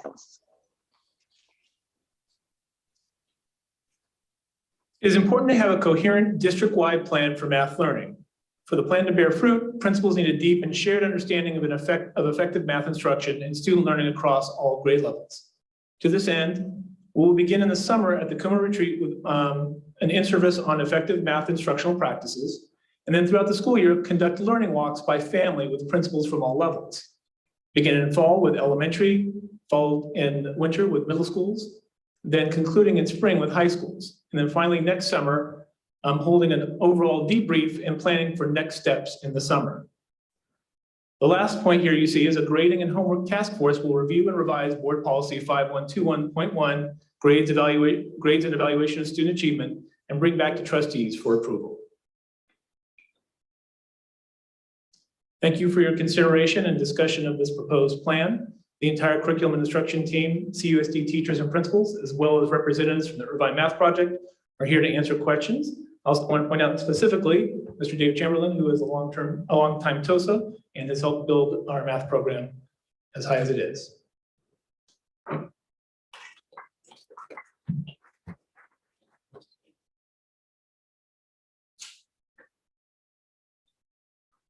Looks like we have no speakers for this item.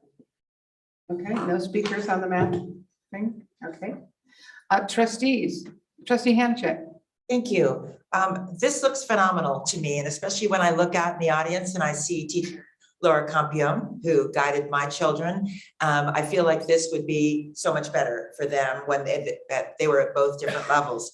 I have a question on the compacting and renaming, and maybe I'm just overly worried because when we went to, even in my children's time, we went to apply for colleges, there were hiccups with some of our course namings and so on and so forth. So once we compact and rename, if we go forward in that way, it will be recognized, right, by every UC, state, private, and then the out-of-state, right? We aren't going to do something that's so out of the box. So that's my first question. And the second one is, I believe that I kind of want to, personally, I would get going on this now. Irvine Unified has already been similar to this model. Is that correct? Yes, trustee Hanchett, that is correct about Irvine, yes. And to answer your first question, we're compacting within a traditional model of mathematics. We're just compacting the standards differently to make sure that all students have that strong foundational grounding. But I also would like to defer to Karen Gauthier if she has anything to add on that. Thank you. Yes. So we would definitely make sure that the names of the courses would match the C guidelines for A through G.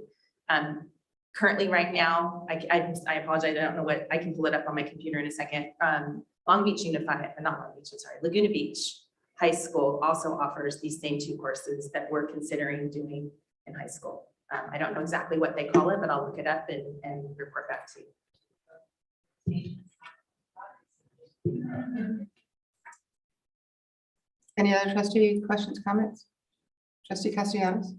I'm just super appreciative of the work on the math pathway. I think as a parent, I've struggled with my own children going through the math pathway, but also just hearing from other parents struggling through middle school and having to be identified, either you're an excellent math student or not so great at math in 6th grade, and then not being able to shift out of that pathway. I think it needed to be revised and worked on. So I really appreciate the work on this. So I think it's a much better plan and layout for student success. So thank you. I have several comments. I'm not quite sold. I understand the compaction versus skipping. I get that. But do we really think, and I even understand why everybody gets the same math 6 to get that foundational logic. Maybe I'm a little out of touch, but I thought we did teach fractions in elementary school. I remember helping with fractions in 4th and 5th grade. So teachers are nodding out there. I go, so I'm going to say, this isn't the first time they've heard of fractions and decimals. I remember helping with that. Yeah, so I can address that. So yeah, we even asked you tonight to give us permission to have Irvine Math work with our 4th and 5th grade teachers on fractions. Okay. So I apologize if there's something misleading in what we said. Yeah. So because we need to do, because it looks like we need to do this in 6th grade because it's a basis for the next round. We should have gone in 4th and 5th grade, I thought. But yeah, actually it starts in 1st grade. Yes. Even better, even better. I shouldn't say just, it's never a just. They're learning about halves and fourths and cutting apart shapes in equal parts. The ratios and proportions and percents are brand new to sixth grade content. But I have Larissa Martis here. She would like to speak. She is a sixth grade teacher at Don Juan Avila Middle School. And if we could give her an opportunity to speak on it. Do you want to tell me about fractions and ratios and proportions? Do I have to come up there or is my teacher voice loud enough? Well, there's people. Oh, that's right. There's people listening. We have hundreds of fans. Hundreds of fans. Superintendent, Board of Trustees, thank you for allowing me to speak on this. I've been a math teacher in the district. This is my 15th year. I am also a product of the district, a very proud graduate of Dana Hills High School, 2001. I'm very old. I met one of my 26-year-old students from Marco Forster, where I spent the first 8 years of my career and attended as a student. And on fractions and on the compacting and all of this, sixth grade's been my baby. I'm department chair this year, so I've also taken on teaching seventh grade, and next year I will be jumping into eighth grade as well, but still keeping my sixth graders. And the fraction issue is we always have to spend time, through no fault of anyone's, going back and revisiting the standards from prior grades. And I think that is a combination of factors. I know I thank you so much for allowing us the training of the Irvine Math project. In 15 years, the best training I've ever been to, and being able to implement that. We went back to actually show me 1/2 on a piece of Play-Doh, and worked through that, and then show me 1/2 and 1/5 on a piece of Play-Doh and how that built. And a lot of our students are really good at the algorithm, but have no clue where that comes from.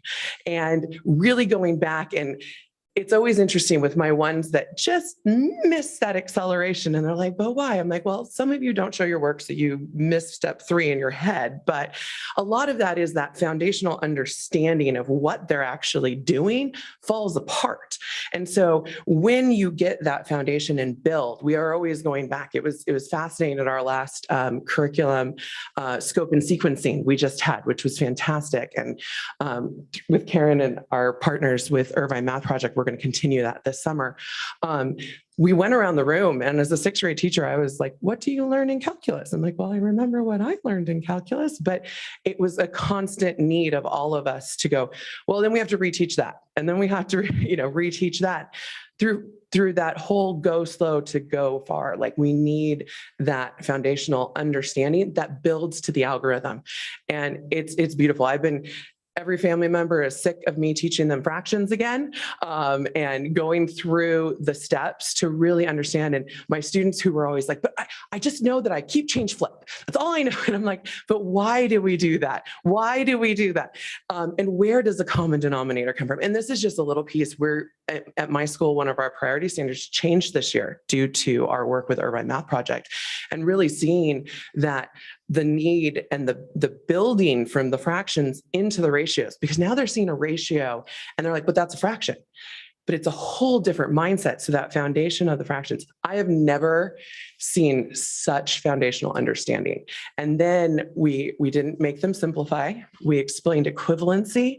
And even my students have been taking the final exam the last 2 days. And they're like, I know on this one we have to simplify because it's part of the multiple choice questions, but this one is a short response. Do we need to go down to simplest form, or can we leave it in the unsimplified equivalent version? And I wanted to cry because they were like, equivalency on that point. So just that, yes, they have those fractions, but giving them the time to see where the algorithm comes from and going, great, you know the steps, but why? And really building that is so foundational. And a lot of times in sixth grade at the beginning, they're like, well, this is easy, because it's a lot of those foundational skills. And then unit 4 is ratios, and it's like, boom, and they're like, what is this stuff? Because we're combining so much. So we're getting there. Our kids are doing amazing. Thank you so much for the training, and for Karen and Dave. They've been amazing, our support staff, and really allowing us to drive that with our PLC process and everything. Our kids are doing amazing things, and it's really exciting to be in there. And I welcome any of you into my classroom.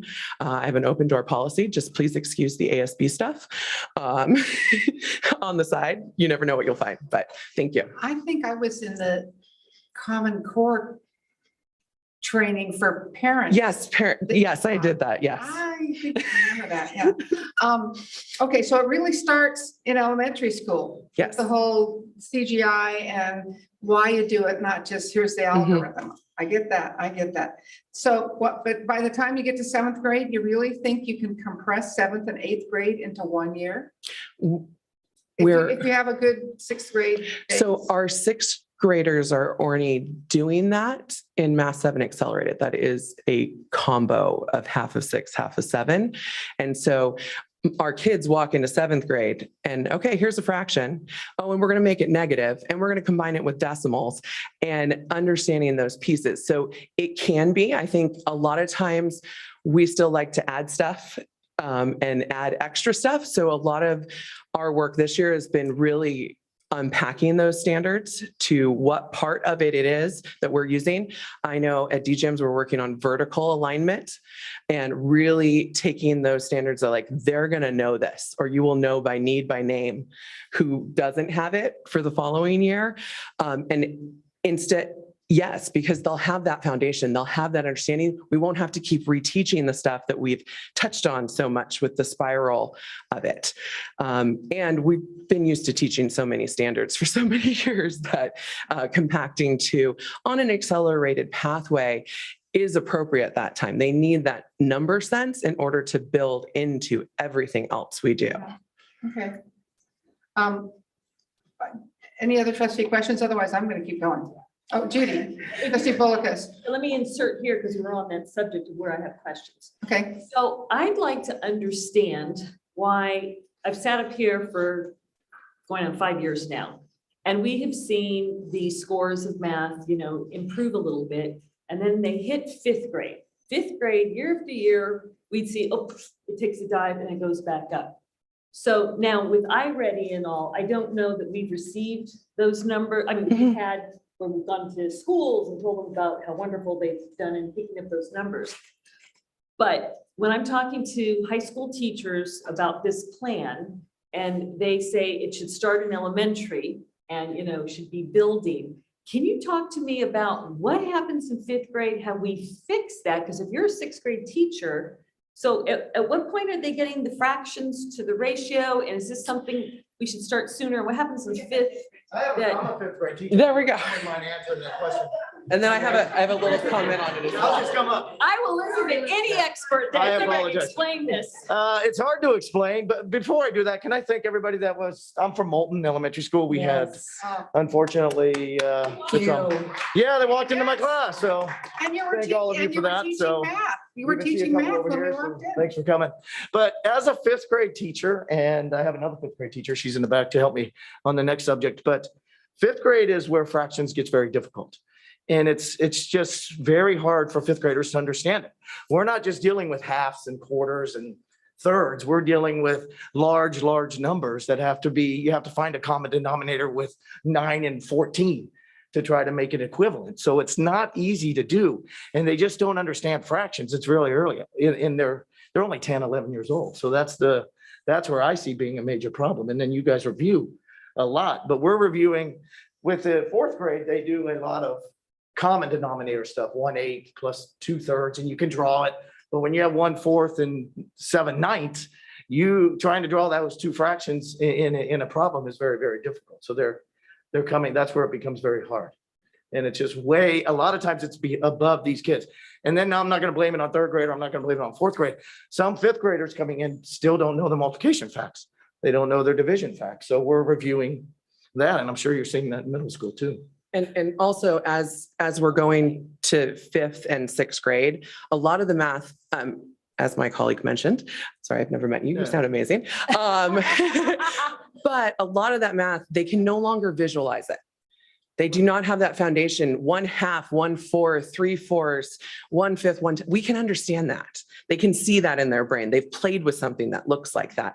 Math in 5th to 6th grade is becoming more abstract. Our students' brains are developing that. We have a lot of students who take off in 6th and 7th grade. They're like, oh, they finally get it. Like, well, that's their brain development. But yay, they're doing all that work. So it is taking that from, okay, 1/2, how am I going to visualize that to 1/9, to 3/14, to, and what does that mean? Because I need to have a foundation in how that worked with the common denominator to now I'm going to take that algorithm and that visualization from there into these numbers that I don't understand. Because then halfway through the year, I'm going to give you X and Y and distributive property and all these other things where now we've really gone into a whole new language of math. It has really gone to that where you're like, okay, this is where that logic piece comes in. This is where that abstractness of math comes in. And this is where the language of math comes in. And she mentioned earlier about keep, change, flip. Trying to teach 5th graders how to divide a fraction by another fraction is nearly impossible. I mean, most adults can't do dividing a fraction. And when would you divide a fraction? I'm trying to think, and these kids aren't cooking any longer. We talk about we're going to be dividing ingredients and things like that in 5th grade, but trying to figure out when to multiply a fraction and when to divide a fraction are two different things. So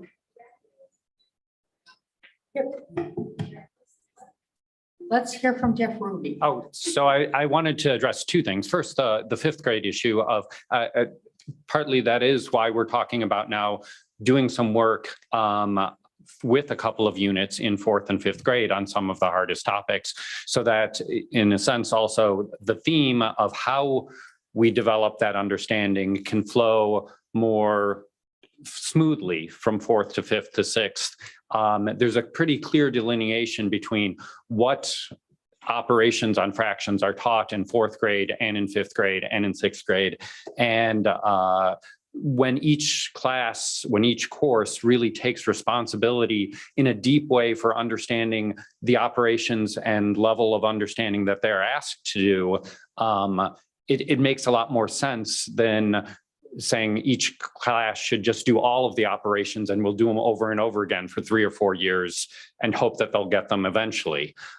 So having that very clear sequencing and everybody takes a clear responsibility and can understand it, I think could help with that. There is the statewide issue that in general, 5th grade has lower test scores. It's not, and part of that we can understand in a lot of ways. There's a lot less focused math professional development that usually happens in 4th and 5th grade. The content keeps getting harder, but really when you look at it, a multiple subject teacher has reasonably little coursework on mathematics, perhaps 2 or 3 courses that covers all of the mathematics from kinder all the way through 5th grade. And it's not that the coursework needs to teach them the mathematics. There's a lot to be learned about how to teach the mathematics effectively. That's totally different. I'm not saying that they need a course about to do the 4th and 5th grade mathematics, but it gets to be hard. And then 5th grade teachers are still, for the most part, I believe exclusively here in the district, still teaching every subject. So they can't develop put as much time to doing one course. So some professional development help there. But the other issue, the question of compaction. As of right now, the fastest accelerating students in Capistrano do all of their acceleration in middle school. And then they start going at a normal, just 1 course per year pace in high school, so they don't accelerate. It's like getting people to run the first half of the race twice as fast, and then you get to slow down and do the rest. Whereas, so in effect, the fastest people do from the time they leave 5th grade to the time they leave 8th grade, they would have completed 5 courses worth of content, 6th, 7th, 8th, Algebra 1, and Geometry. So it's a 5 and 3 compaction, with almost all of the compaction happening in the 6th grade. A lot of 6th, 7th, and 8th in 6th grade, with then taking Algebra and Geometry. That's in excess of, it's a lot of compaction. And realistically, it becomes not compaction, it becomes some skipping when you're putting 3 years into one. This pathway that is being suggested is a common pathway. It's a recommended pathway. And in fact, one thing, can you put up the pathway one more time? When you look at the early compaction there, these two in 7th and 8th grade, or the one in 7th grade where it says Math 7 accelerated, in many cases, and this could be worked out in the details, it becomes Math 7th, 8th accelerated and Algebra 1, those 3 courses in 2. You don't necessarily have to put all 2 in 1 and then go Algebra 1 at a normal pace. Some parts of the 8th grade can be done in 8th grade with Algebra 1. So you take 3 courses, put it into, you're in effect doing a 1.5 years worth of math per year. And what you've been able to do is by seeing everybody take 6th grade and start taking the hardest topics of there's a big jump in standards in 6th grade, the beginnings of the secondary standards, even the topic titles change. They're big, much more algebraic. By seeing who's done that, you can reasonably look at and decide who can handle a pace of 1.5 years per year. And 1.5 years per year is very doable for a larger number of students than the slightly faster pace, well, significantly faster pace that currently exists. And then you have another opportunity at high school to do 1.5 years per year pace. Again, students who are finding joy in mathematics, finding success in mathematics, 1.5 years per year is not a crazy pace. It's accelerated to, no doubt. You end up doing more courses in the course of your high school, but 1.5 years per year is actually kind of the recommended amount of compaction. And I think very clearly demonstrated in a lot of districts that it can be done both at the middle school level and at the high school level. Okay, so in both of those cases, it's like a 3 in 2. You're doing 3 years in 2. So the Math 7, 8, and Algebra, you're going to do in 2 years. And then in the high school, you're doing geometry, algebra 2, and pre-calculus, 3 classes in 2 years. That assumes though that same cohort of kids is doing both, and there's no, you can't. Well, you can always drop out. Yeah. Because if you did 1.5 years and you can go in, you're right that there won't be a way to get every back in. year an opportunity to get in, unless there are some districts who, if they want that, say at the end of 7th grade, if you did a standard 7th grade, some districts have done a summer bridge. I know Irvine has one where they say, if you really finally, you decided, yes, you're good in 7th grade, but you didn't get in, you didn't do that, you're really missing topics that could be done in a 6-8 week summer school, and then you could jump in. Okay. But otherwise, the difference here though, compared to what we have right now, is right now, if you start high school in Algebra 1, there's no within the school pathway for accelerating.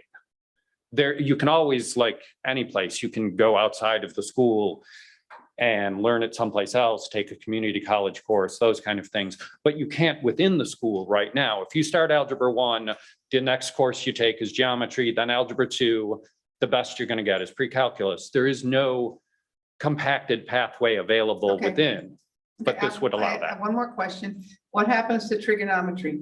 Is it folded into something else? Because I don't see it. For a long time, trigonometry has not been a course title by itself. It was It is algebra 2 and trig. And so it's within, whether it's either a math 1, 2, 3 for the school districts like Irvine that are doing integrated, or when we're here doing algebra, geometry, algebra 2, trig, some piece of it show up in geometry and some pieces of it show up in algebra 2, but it's not usually listed as part of the So title. it's not something we're skipping. No, not at all. It's still there. It's absolutely essential for the advanced courses of pre-calculus and calculus. 2 more questions. Did Judy, do you have another question? Yeah, you've gone way past, I'm gonna ask the other teachers when I ask questions, come back up, because we haven't finished. I also have. Okay, well, Because I want to go. go back to the brain development versus ability and the aging that the teacher had mentioned, and I had talked to another middle school teacher who touched on that. Okay. Who was it you needed? Just before we advance to the next. Go back 15 years to my child development courses. So you touched on something that I Yes. had another middle school teacher who's taught 6th, 7th, and 8th math for years. And she spoke about the brain development versus the ability.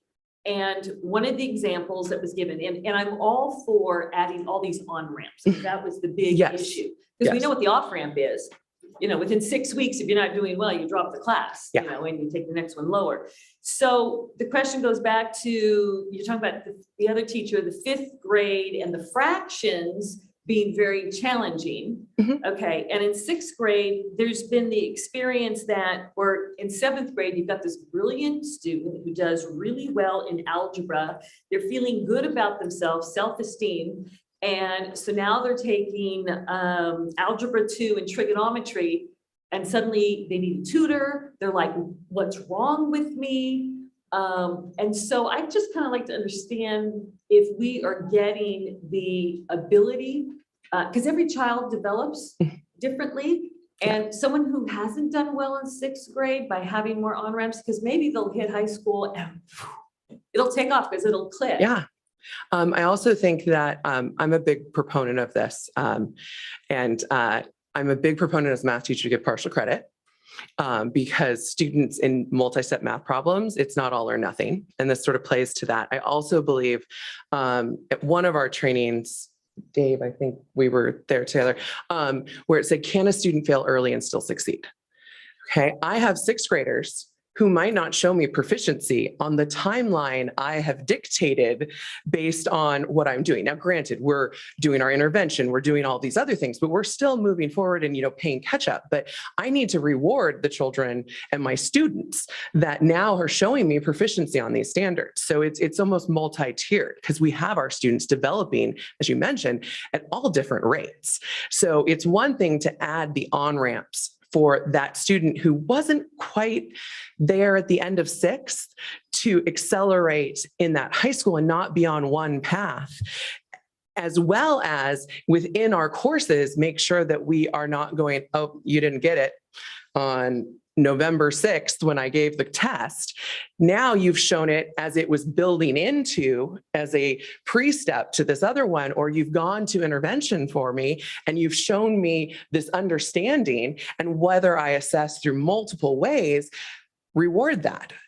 It's always talking to students about, you know, they always come in, I don't know fractions. Well, you found a common denominator. You added the numerators, left the denominators the same. I really would like a whiteboard right now, by the way. And you managed to actually pull the whole number, but you forgot to simplify the fraction from 2/4 to 1/2. And we've had this conversation in math, like, well, they showed you the addition, and talking to kids about, this is what you did. It's always like, well, what don't you understand? That's kids are like, what? I'm like, no, what step did we go? That's why I need to see your work. Look, you did 5 steps. I'm not in your head. You don't want me in your head, yeah, right? And I've got the 5 steps, but look, it's this little twink. It's this, look, now you got it. You did it. So it's, I think with the brain development being that our kids are developing throughout our time with us. We don't know how our TK student is going to end up, and giving them opportunities to shine and show what they know and show proficiency as many times as we can, while giving them that strong foundation and that actual number sense. I taught for 8 years at Marco Forster. Every teacher is a literacy teacher. Truly believe that. I also would like to start the campaign of every teacher is a basic math teacher, because that foundational level, we get it. And yes, I student taught in this district, and I was put in charge of teaching fractions to the low group as we isolated them into a classroom.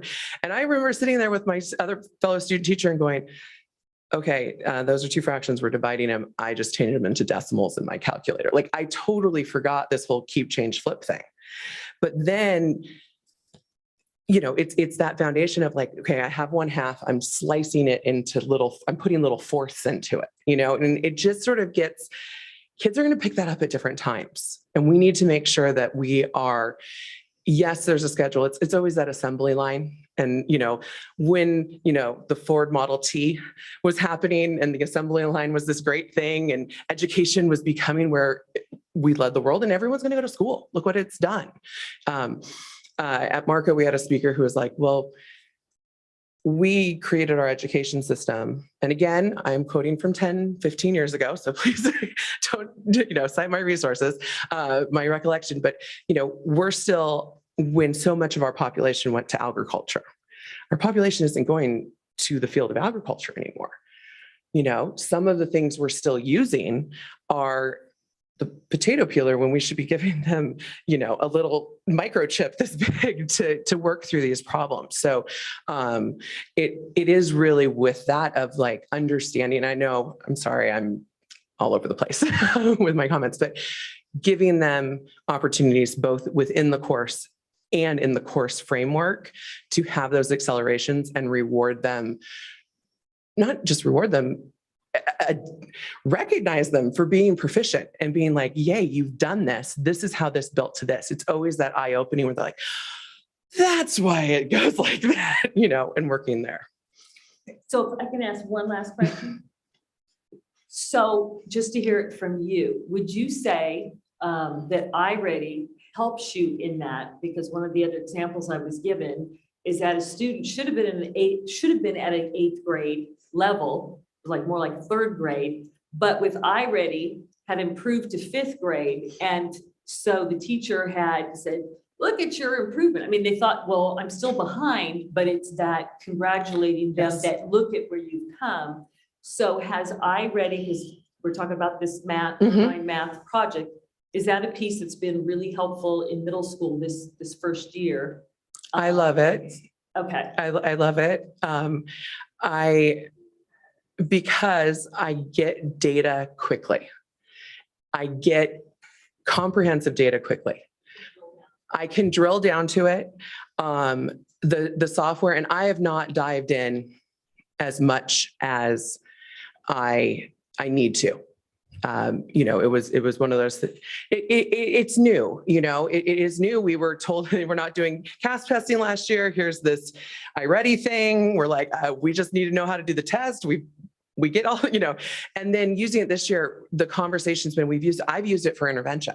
So as department chair, I took and downloaded fall diagnostics for every single student, 6th, 7th, and 8th. And one of our amazing intervention math teachers who we have, thank you, COVID, hopefully raised the base, was able to, she's like, you know what, I will do during our Bronco Plus, was our intervention.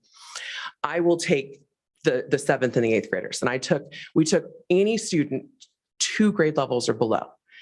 And I had gone through iReady and I had picked a group based on what they had said this group would work. And of course, the first time I did it, I had one go, well, I just clicked the answers. And it still was a little off. And I found just in this little time, and again, it's just the tipping point of iReady in the lessons. My intervention for those low kids, I couldn't meet the needs in one lesson in 30 minutes of intervention one day a week because it was, math was priority day on Thursday. I couldn't grab them and get someone who I had at the 2nd grade level and someone who was right there on the cusp of being almost early 6th. I couldn't do that in one lesson, one day a week. So what I did is I said, okay, you guys pull out your iReady lessons, get on the computer, get your whiteboard out. I'm circling, here are the rules. You do not move on if you don't understand a question or you don't know how to do it. And I was able to spot check intervention while iReady was giving the lesson. And then one student's like, I don't get this. I was able to diagnose and look and be like, okay, well, you didn't read the problem correctly, or you didn't understand it. So what's this meaning? Then if a student had, they had no clue what one was moving the decimal wrong when multiplying. I was able to quickly, because I had a whiteboard going, I actually had 3 in my hand, I would give them a quick little lesson, give them an example problem, and then off to the side, give them a few problems and watch them do those, circle back. So it was both not something to take away me as the teacher, but to enhance it, because I didn't have to sit there with all the steps. I could pinpoint those misunderstandings and fill those holes. So I'm really excited where we're going with that. We always get the data of CASP in August, and it's convoluted, and sometimes even with explanation of what does communication mean, in math, and how many things are being tested, but really getting down both to the standards and that communicating in a way that the kids were like, yeah, I saw this sort of looked, what I've seen, pulling that. So I've enjoyed it. I'm excited to see where it goes in collaboration with Irvine Math Project, because the kids are sort of seeing, they're like, well, we sort of did something like that. And it was really neat because we could accelerate different things. And just, I didn't mention, but with Irvine Math Project, every period did things at a different rate based on what I was getting from feedback in the class. Okay, and I wanted to, I don't know if we formally introduced Mr. Ruby from the Irvine Math Project. I just want to make sure that trustees were aware. Is he still? Oh, there he is right there. So just want to make sure that he was representing Irvine Math Project that has been working with our teachers. And I hate to interrupt you because you're so passionate, but I want to make sure trustees get their questions answered, and we're coming up on 10 o'clock and still have a big agenda to go. Trustee Davis, did you have a question? I have a number. I don't know if you want to finish yours first. I'll finish mine at the end. Okay, go ahead. Okay, so first of all, I'm all for strengthening math. I am all for strengthening 6th grade math. Obviously, that's where we're looking at making those changes. And if we were running a K-6 program where it was a self-contained, then this formula would make sense to me. I love the access in 5th, 6th, 7th, 8th, and I love adding more on-ramps to different ways. I've had too many conversations with too many parents where their child, including one of my children, missed moving into this math world in the middle school accelerated by 1 question, by 2 questions, and never having another opportunity. So then following my child having A+ in math year after year after year, never being able to accept if she would have taken a summer school if she didn't want to. So I understand that piece. I also taught 6th grade math and science for a couple of years and taught K through 5. So, and math, I love math. So, and there's some critical skills. I mean, for sure, in 1st grade, they need to be knowing their doubles, their doubles +1. In 2nd grade, 3rd grade, they need to know their multiplication facts upside down, inside out, backwards. And they need to be discussing them up and down because it hits the brain different. 3, 6, 9, 12, 15, 18, 21, 24, 27, 30, 30, 27, 24, 21, all the way down. They should be going up and down. That should be, as they're brushing their hair, as they're brushing their teeth, that should be this fast for every single child by 3rd grade. So by the time they get to 5th and 6th grade, that is not the case. We still have, I'm sure, your 5th grade and 6th grade teacher both nodding your heads. You have students that do not know their multiplication. And if you don't know it this fast, the pace is this fast. Math is this fast. And we have to make these changes so that we are better strengthening our teachers in elementary so that when they get there, they're ready for that. 2 critical skills in 6th grade must be fluent multiplication facts because it affects every math standard: fractions, decimals, problem-solving equations, inequalities, ratios, proportions, percent. You have to be fluent in multiplication, subtraction, division, addition, and of integers, right? So there's certain skills that have to be fed. All of that's all good. I think it's pretty amazing that we have 73% of our students in CUSD that have completed 4 years of math in high school. I think that's pretty phenomenal, really. And 79% have met UC math requirements. Again, I feel that's pretty phenomenal because there are, as we all know, there are a number of students that math is not their strength and it may never be their strength. So to me, those are pretty great. And to have 19% of our students that complete calculus, that's pretty phenomenal as well. I don't think that there's a massive amount of people that think calculus is their end all be all. That I don't know, maybe we're looking to have a significant amount of more students complete calculus. I'm not that sure. But I think that we would be doing a disservice if we didn't allow students that are highly accelerated to not have that opportunity to move on to that path. If they're ready and they are proficient in all the skills, they should be able to jump into accelerated math. And again, I'm all for strengthening sixth grade, but I also don't think we clear out that bottom row. I think math, seventh and eighth accelerated, algebra, geometry, I think that it's important that they are allowed to have geometry in eighth grade if this is what they love. If this is what they love, then let them do it. But I think we need more on-ramps so that if after 6 weeks, a child has been able to show you that they know all these skills and they've got it and they have it down, then they should be able to move in with the teacher recommendation, with the counselor recommendation, with their fifth grade teacher before, they missed a couple of questions, whatever. I mean, however it works, we don't have currently more on-ramps and we need them. So all those pieces I think are great. And I am all for training on effective math instructional practices.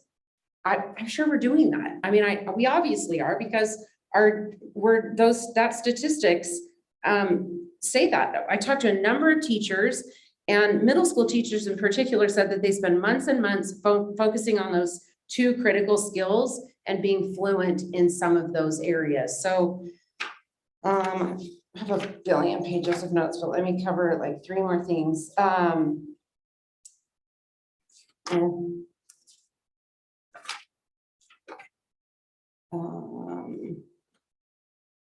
I'll jump in here with one before you get them. So this plan does not offer geometry in 8th grade, true? I think that is question of number of us. Erin, that's probably to you. Yeah, that is true.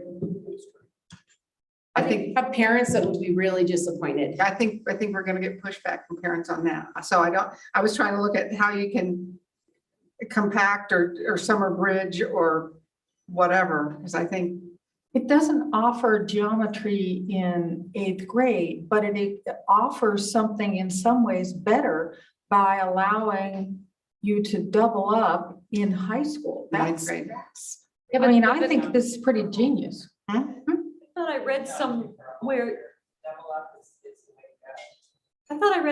that we were still going to allow kids to accelerate. Not in 6th grade. This is just allowing heterogeneous grouping for 6th grade. It's heterogeneous grouping for 6th grade, if I'm understanding correctly. Heterogeneous grouping in 6th grade, and then allowing acceleration to begin in 7th grade rather than 6th grade.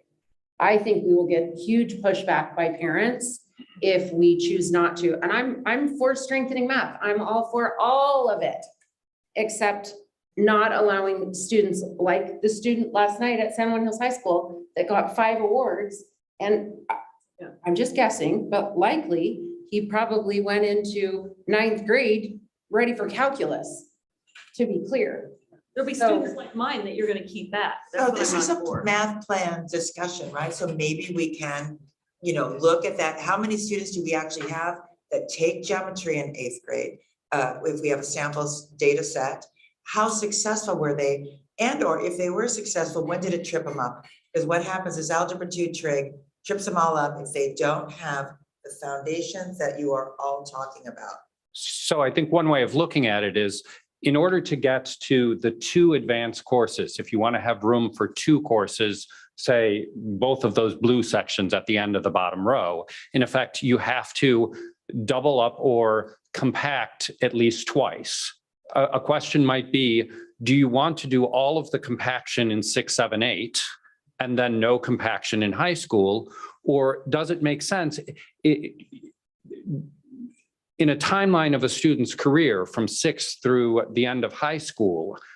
Does it matter if the geometry happens in 8th grade or if it's being connected with algebra 2 in the 9th grade, if by the end of 10th grade, they are at the exact same place that they would have been the other route, except they had to go really, really fast at the first years of 6th and 7th grade, right when you're starting some topics that are some of the most advanced topics that are really, in a sense, not natural for the human brain, you would say. I mean, there are certain things, counting is natural. Some of our algebraic thinking and our abstractions are really much more modern.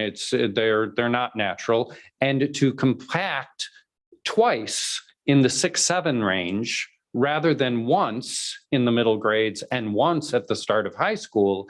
It just makes a flow that is about the same pace rather than really fast. I think it's very reasonable to sell that kind of process to parents and say, what is your end goal?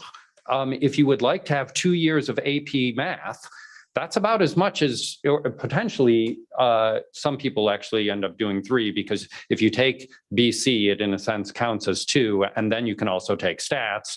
So you can fit in all of that in this other pathway. It's just spreading out the rush rather than all rush at the middle grades.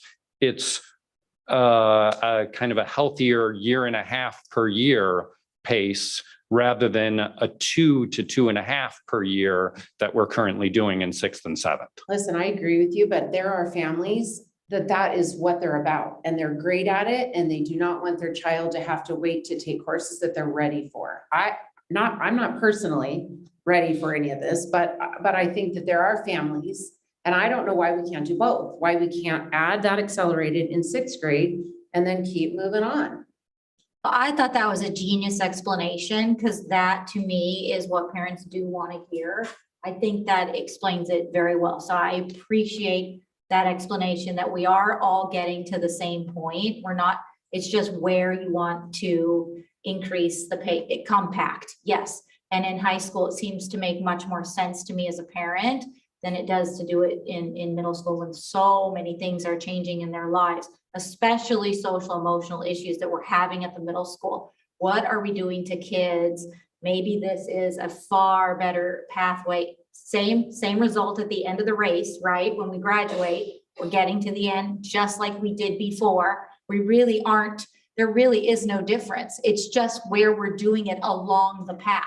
It just allows for movement in their schedule. So if they take these courses, then they can take some other classes. There's always options as far as saddleback and taking other courses, I'm assuming, outside. Well, and this is exactly the conversation that the board set a goal to have, the one we're having right now. And I think one of the many things that the team has talked about is that what's happening now, and I think it's important, Trustee Hanachek talked about bringing back the data, is that because kids are missing things in 6th grade, they feel the pain of that later in high school. So we're actually trying to solve a problem that they have in 10th and 11th grade in 6th grade proactively, rather than doing all this compacting in middle school when their brains may not be fully developed in this. They may not really be ready. Families may be ready, but those kids may or may not be completely ready for this. And we want to be able to stretch this out so that they are then developmentally ready, and they don't have these stuck points later where they're all leveling down and they're not successful and have a million tutoring hours outside of school. And so that's the problem we're trying to solve. And this is the way to solve it. And so my wondering is, we probably need to bring back part 2 with some data around those issues, along with this explanation writing, to start to teach our families that it's not keeping your kids from accelerating. It's just slowing the pace of this acceleration so they're truly ready. For what? Again, it's an algebra 2 problem. I know the team can talk about that. So Trustee Davis, oh, sorry. What I really like about this is that there are multiple on-ramps. Right now, we really only have the middle school on-ramp. If you don't accelerate in middle school, you can't accelerate. And this allows you to maybe have a kind of a normal middle school math career, but then zoom ahead in high school. I really like that. And I like that we're spreading it out more, but we're still getting to the same spot that the taking math 7, 8 in 6th gets us to. It just does it in a smoother way. And you know, I think, yes, there are a small number of kids like this young man that we saw at San Juan Hills last night who might still jump past, who might still do some skipping. But I think that could end up maybe being, you know, 3 kids per high school or 3 kids per grade in a high school, something like that. And as opposed to so many that we are now doing it with. And I mean, we have seen this, as superintendent mentions, with kids that do get tripped up by over accelerating too early. And as trustee Castellano says, we're putting all that acceleration in middle school where there's so much going on with kids here. Some of it's in middle school and some is in high school. I think it's great. I think this is, what you're presenting is good for the majority. But I still feel, and I'm gonna have to refer to my two kids, you'll frustrate them. Because when my daughter was in 8th grade science, and we didn't have accelerated science back then, she was very frustrated that the teacher took 5 days to explain the math to the students to be able to do the science project while she's twiddling her thumbs. So, I mean, I want to really have you look at how that works in terms of with our students. And when you present the data, when you take a look at it, if we do have more a small segment, but worthy enough of a number to be able to have a class for them to advance, that's my thinking, is this is for the majority, but I'd still like to be able to keep those students that are just naturally innate, like my son is just math all over that I don't want to frustrate them or hold them back. I'd still like to have the opportunity for that, not encourage all of them, but based on testing. Trustee Hanachek. Thoughts? So a couple things, I recall that geometry parent, I'll call him the geometry parent, that wanted that geometry in middle school. Their goal is the calculus BC, and it's there. So they can now, even if your model now, they can get it. The other data point that we want to look at, looking at basically normal to high kids, is really, I don't know if we can get access to how they're performing in college. So they do this, and in high school, mom and dad pay for the tutors, and they pay for them robustly. And then they get to college, and where is perhaps they're falling behind. I so appreciate the child that is the math phenom. And maybe when we look at, I know in the past, we were able to give certain students special dispositions, right? Where they could, in fact, we had 2 students, I remember when I was on PTA, they were at Irvine already taking math. So I think perhaps we could look at some for that 1 or 2 folks. But I think foundational, I think obviously business people, whether you're doing Starbucks barista for the summer on to advanced engineering, there was a gap for my sons in engineering. They're brilliant, but they were like, they had never seen this course before. We have not been foundationally doing that good a job in this district. So I think we could probably, can we move it on? I'd be happy. Trustee Davis, last comment, please. Well, I am, but I think the main issue is one thing, algebra in middle school. If they take algebra in middle school, then it's hard, but if they take it in high school, it's easy. So there's different ways that how it works. And I think 6th grade, there's a lot of random standards.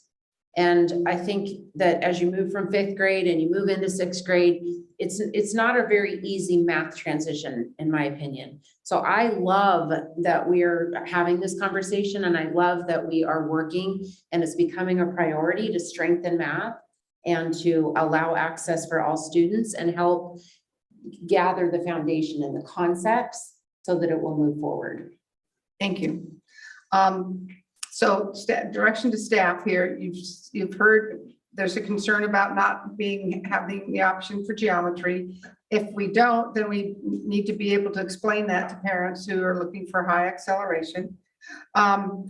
Question, we are not looking at adopting the Irvine model of math 1, 2, 3, are we? No, okay. And none of this, I know there's still state frameworks that are being discussed and everything. This doesn't have anything to do with that at this point, right? We're putting all of our eggs in the UCI math project basket, right? That's where we're getting our training. Well, That's iReady is not UCI math. That would be a okay. point But I'm thinking for the training, for the training and for some of the modules that we're talking about, fourth and fifth? Quickly, please. Quickly, no, it supplements what we've already been using. Whether it's a book or our own notes, it has spots in it where it's like, okay, this is where you implement what you need, like your notes or your practice. So it's actually a supplemental to our teaching and our curriculum. Okay, so, and it's, we're not trying to, this is all, everything from Irvine Math Project is supplemental. We aren't getting rid of any of our math textbooks. We're not trying to adopt a new curriculum. No. No. It's Okay. separate. It is supplemental. It is We will be supplemental. looking at a math adoption coming up and I believe a pilot possibly in 23.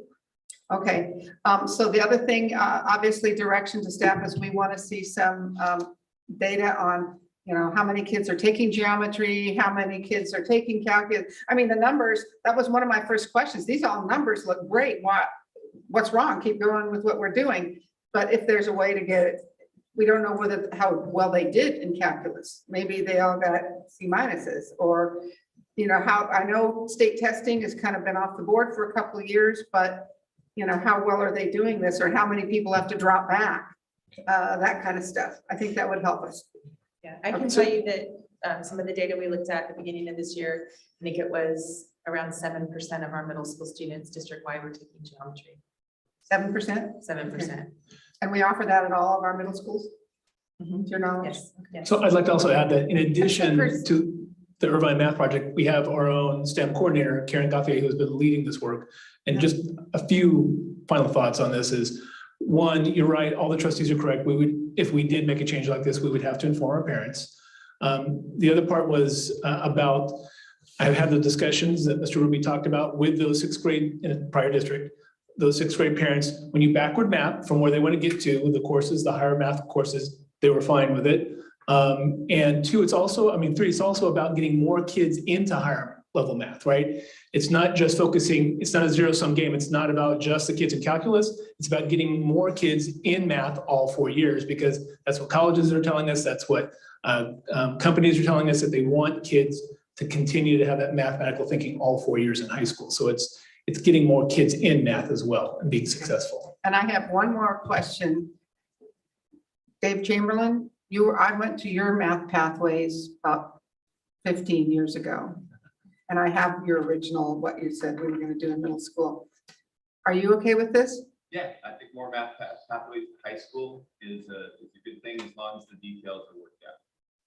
Okay, got my vote. Okay, as long as Dave Chamberlain says okay, I'll go for it.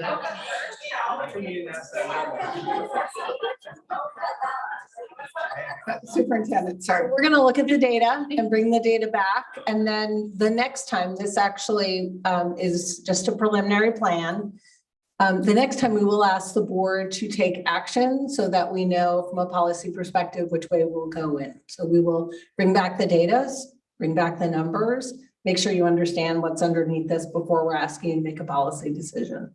Do we happen to know the data on how many middle school students take algebra in 8th grade? I know you said the geometry, but do we have the algebra stat? I do not, but I can get that for you. Great, thank you. It's about 8 to 10% in geometry, might be 7% this year. It's about 30% algebra 1 students in 8th grade. 8th grade. And then it's 30 and 35%, and about 50 to 55% take math 8. That's kind of, so we already have about 40 to 45% of our students are in an accelerated pathway, Right. in geometry or algebra. Right, thank you. I remember when we had algebra 1A and 1B, Yeah. when you split algebra into 2. That was the old standard. Yeah, that was old. Okay, on to. Can I ask for Laura just to give a comment that she shared with me really quickly? Okay, sure. Laura. Here. Red Laura. So I'm an AP Calculus teacher at San Clemente High School, and I've never come to one of these board meetings, so thank you so much for Karen.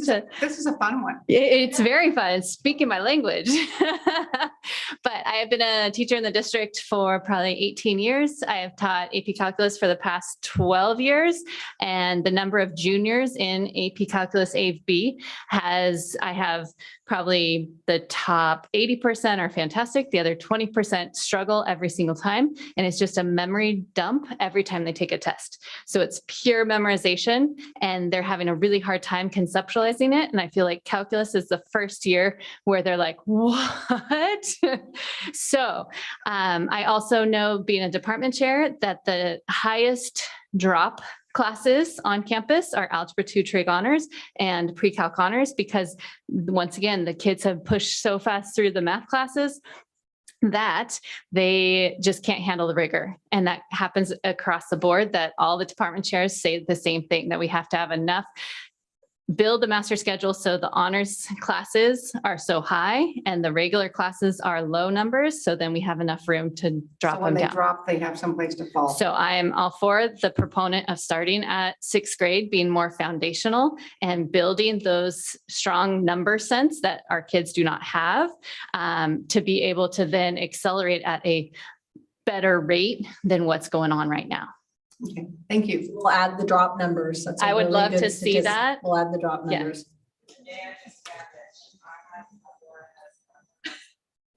Not because I was a teacher.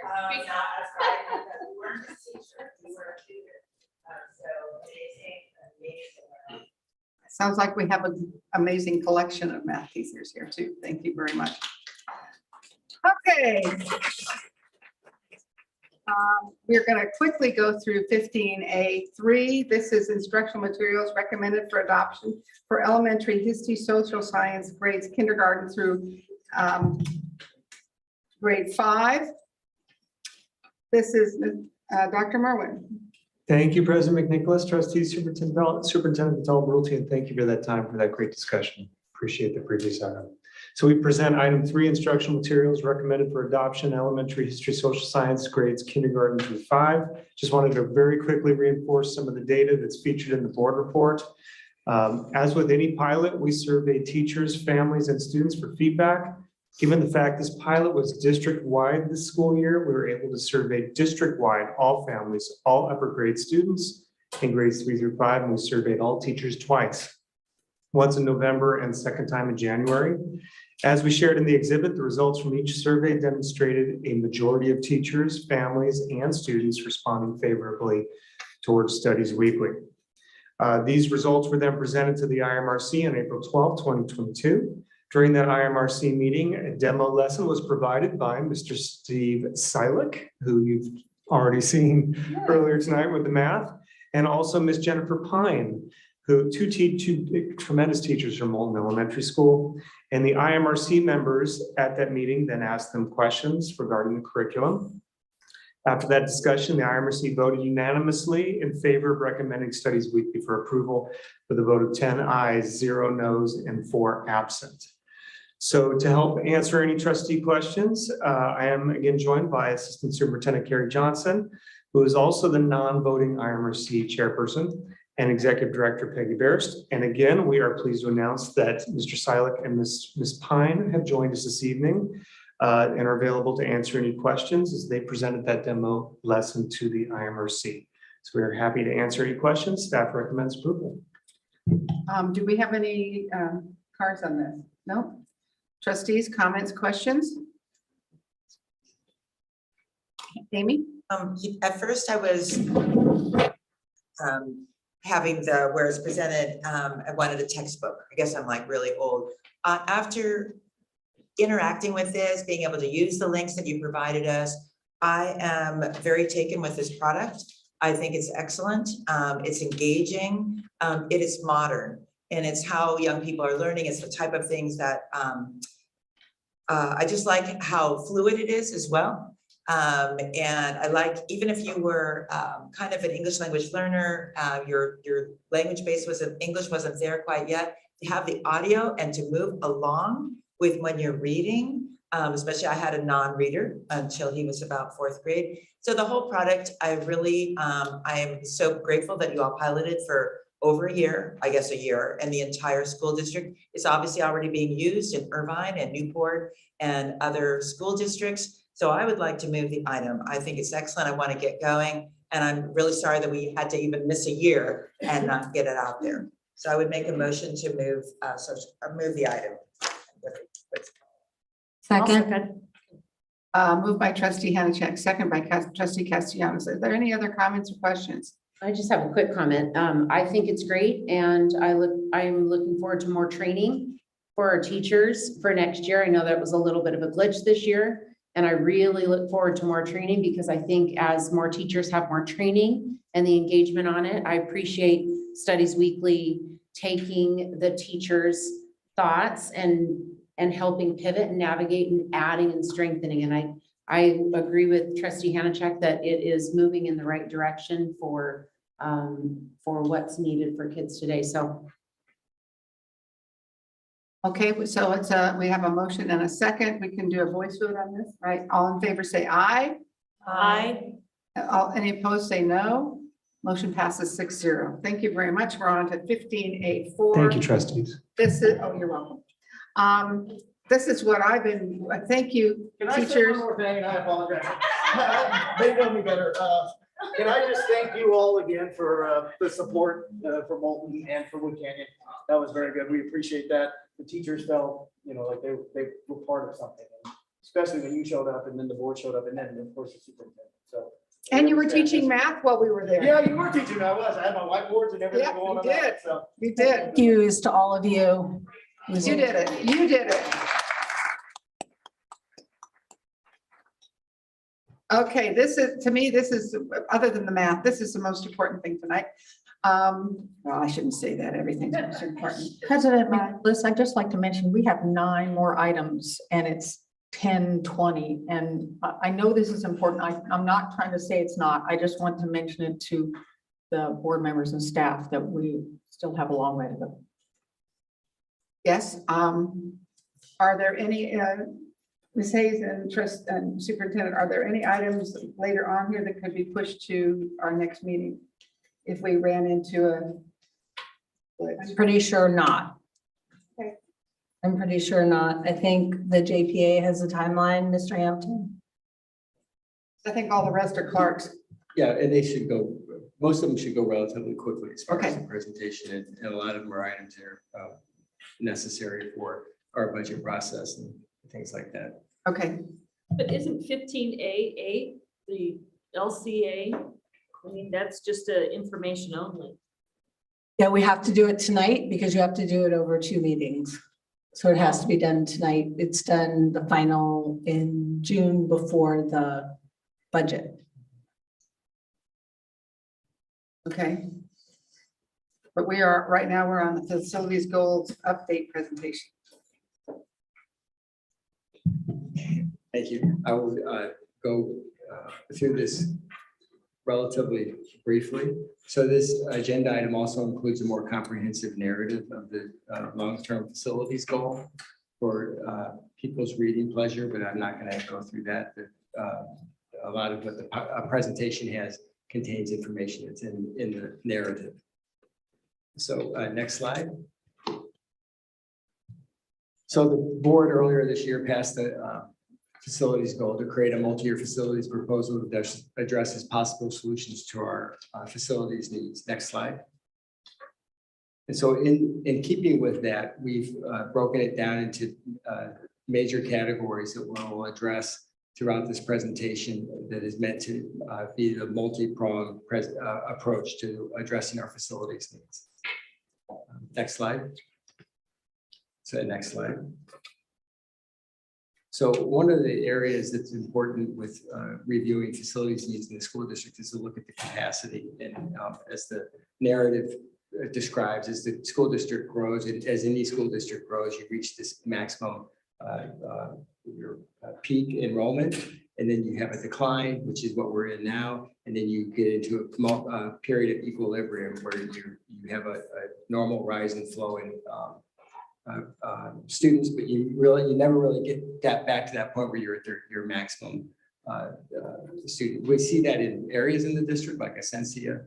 We see the new development go in. You see this spike in students over the over the first 12 years of the development, and then you see it go into that decline and then the equilibrium. The district overall is kind of in that, we're in that decline phase right now, and then we'll be entering equilibrium sometime in the next 10 years. So it's important to look at school facilities, determine what your needs are over that long-term lifespan, and right size yourself into that, into what you need as far as equilibrium. Next slide. So with that, we've been working with a consultant to help identify the capacity of the school district. And later this year in December, we'll be bringing the analysis for the board to consider at that time. Next slide. So looking, the next important thing, I think a trustee maybe had mentioned it earlier in the board meeting, that it's critical that school districts review the needs for bonds. Bonds are one of the major ways for communities to invest in their local schools. So as being part of the bond measure will be, the bond approach will be multi-pronged, multi-year. So a few years ago, the district did try its hand at a district-wide bond measure, and it failed. And so then the change was approached to more of a regional targeted bond measures. So the long-term approach, keeping with what we're looking at tonight, is in Aliso Viejo and in Dana Hills High School, is to kind of look at each high school family and focus on those areas, have regional bond measures, and work through by grade level. So our focus at Dana Hills High School is on the high school alone. And then the next step within that family of schools would be to focus on middle schools and then elementary schools within that area.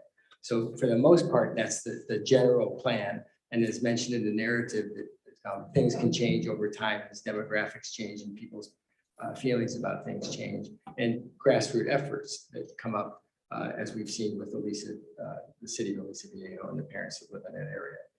So next slide. So focusing on Dana Hills High School, the recent resolutions that were passed by the board to focus on addressing the seismic conditions of the school site, being it on the AB 300 list, where the construction at the time the school was built, it met DSA, and it still meets DSA based on the codes that were in place at the time. But now it doesn't meet seismic code, so it's important for us to review that building and go through the steps for seeking seismic hardship funding, which will be part of the funding that goes along with the funding that could be generated by a potential bond. So next slide. So the next slide shows the process that we're in. Phase one, looking at the eligibility, and all of these steps require submittal to DSA. And then DSA writes back a concurrence letter. So if we've gone through step one and have received our concurrence letter from DSA, and step two, we've completed the submission, and now we're waiting for the concurrence letter to be received. We expect it in about 6 weeks.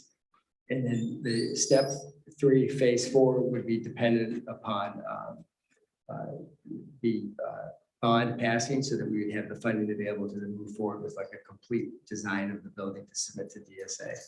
And that would be then, we would then be granted the seismic hardship money, and that would be part of the, later we'll talk about part of the funding sources for addressing the needs of Dana Hills High School. Next slide. So then on the Aliso Viejo bond measure, there was a resolution passed to consider reviewing, looking at the boundaries of the city and determining the viability of a bond in that area. Earlier, we had the item on establishing the SFID, and then we'll also be looking at a future date, finalizing the formation of the SFID and the draft bond language to be reviewed by the board. And that would be then, and then the focus on that would be for the schools that reside within the city boundaries of Aliso Viejo that are within the school district's boundaries. Next slide. So there's a correction on this. The third bullet should say May 25th. And the fourth bullet should say June 15th. So we've compressed the schedule for Aliso Viejo to line it up with Dana Hills High School. So on May 25th, so the board's already received the results of the opinion poll on Dana Hills High School. On May 25th, they'll receive the opinion poll on Aliso Viejo bond. And I keep calling Aliso Niguel High School, Aliso Viejo High School, because I can't getting the city confused with the high school. So anyway, I want to point out in here that we've compressed the schedule so those dates are corrected. We'll correct the presentation so that when the written formal on the website, when people go back to look at it, it'll reflect May 25th and June 15th. So then next slide. So the, as mentioned earlier about having the grassroots efforts that come up, that usually then turns into a task force that is then working on communicating with and encouraging the placement of a ballot measure on the ballot. And so there are task force also in the city of Aliso Viejo and within the Aliso Niguel High School boundary and in Dana Hills, working on understanding what the bond measures in those areas can do for the schools and what kind of projects can be completed. Next slide. Because as I mentioned in the narrative, it's in this agenda item, all of this goes without saying that we would be working with our stakeholders in those areas and working with city leaders and community members and parents and students on the efforts that we're undertaking to meet the needs of our facilities in these areas. So the recommendation is as part of the long-term facilities plan is keeping the concept of regional targeted bonds and beginning with high school boundaries with all funds going to the high schools appropriately sized for the needs of the site. And we'll talk later about the impact of the polling on the size of a bond measure and how that impacts the ability to do projects. And we'll talk about that later.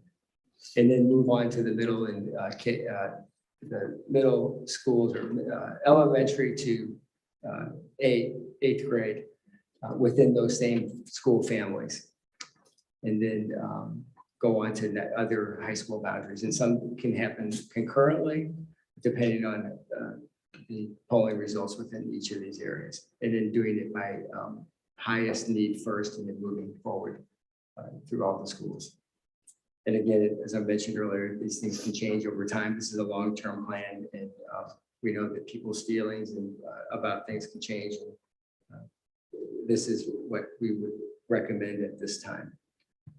So next slide. So on state matching money, earlier, Kevin Gordon had mentioned that one of the proposals with the budget for next year is to put more money into Prop 51 without having to do a state ballot or state measure. And so that would go a long way for us because we have money that's in the pipeline. So this is money we've already received that's already earmarked for a classroom building at Dana Hills High School to begin that Dana Hills project. Next slide. This is money that we expect to receive from Prop 51 later this year. Next slide. And this is the money that would be dependent on either a measure on the ballot or the state providing additional funding. And if it happens the way Kevin Gordon had mentioned, then we're already in line for the 17.7 million. And so potentially that could come to us very soon, sometime next year as well, which would be very, very helpful. So next slide. So as we go through, these are each of the main categories of efforts involved in addressing our facilities needs. So the next one is surplus property, utilizing surplus property for either school district needs or repurposing it and then investing the proceeds from that repurposing into our schools. So we have 3 properties right now. The Paseo de Colinas property in Laguna Niguel is in development. It's being developed right now by the school district, and then we would sell that project, bid that out once the city's approved. So it'll be a city approved project ready to build, and we'd sell it, and then the proceeds would go to Niguel Hills Middle School. The property is already zoned for 30 dwelling units. I believe the city is now going to increase that to 33 units, possibly. There's been discussions about that, and we expect the city to approve this sometime later this calendar year. We have the Los Ramblas property in San Juan Capistrano. We're in the process now of issuing an RFP for a sale of the property as is. And then considering the work that's been done on the property, the due diligence and that there's been a 5-0 vote by the city council to explore developing 45 single-family homes on the property. We're hoping this provides an opportunity for this to receive some funding sooner than later. And if the RFP falls through and the offers aren't acceptable, we can reject all offers and then go ahead and purchase the property ourselves and go through the surplus property or utilize it for school purposes. But that will be determined at that time, and that would be by October of this year. And then the last one is the South Transportation Yard in Dana Point. And this one is under lease and they're in the due diligence phase with Toll Brothers. They've been making their due diligence payments that are non-refundable. And they are with the city of Dana Point right now, and they are considering the approval of a 356 unit apartment complex on the property. And once that is finalized, at the point it becomes final and Toll Brothers can begin building and generating revenue from the property, then we would start receiving the lease payments. And then that money is also earmarked for issuing a COP to invest in Dana Hills High School as well. And in the future, other Dana Point schools. It's a 99-year lease that's occurring. So there's several opportunities over the life of the lease to issue bonds to invest in Dana Point schools. So now getting into the specifics, next slide, of Dana Hills High School, the potential funding for Dana Hills High School. So this pie chart provides a breakdown of the funding sources for what we believe would be replacing Dana Hills High School after we receive the concurrence letter from DSA. We believe they're going to be in agreement that it's more expensive to retrofit the building versus replacing it. So the idea is to, the current estimate for replacing is $285 million, with the sources coming from the pie chart that you'll see. So the estimated COP from the Southwest Yard lease, 40 million. And then state reimbursement state funds on hand at 24 million, the 8%, that's already the building with one of the first buildings that would go, that's being planned right now. Then the seismic hardship funding, 32.6 million, state modernization money of 11.3 million. And then new construction matching money is 8.5 million. And then a local bond measure that would go along with all these other funding sources would require to be $168 million. So next slide. Given that, and given the results of the polling showed that $20 per $100,000 of assessed value was the most viable, which would generate $96 million.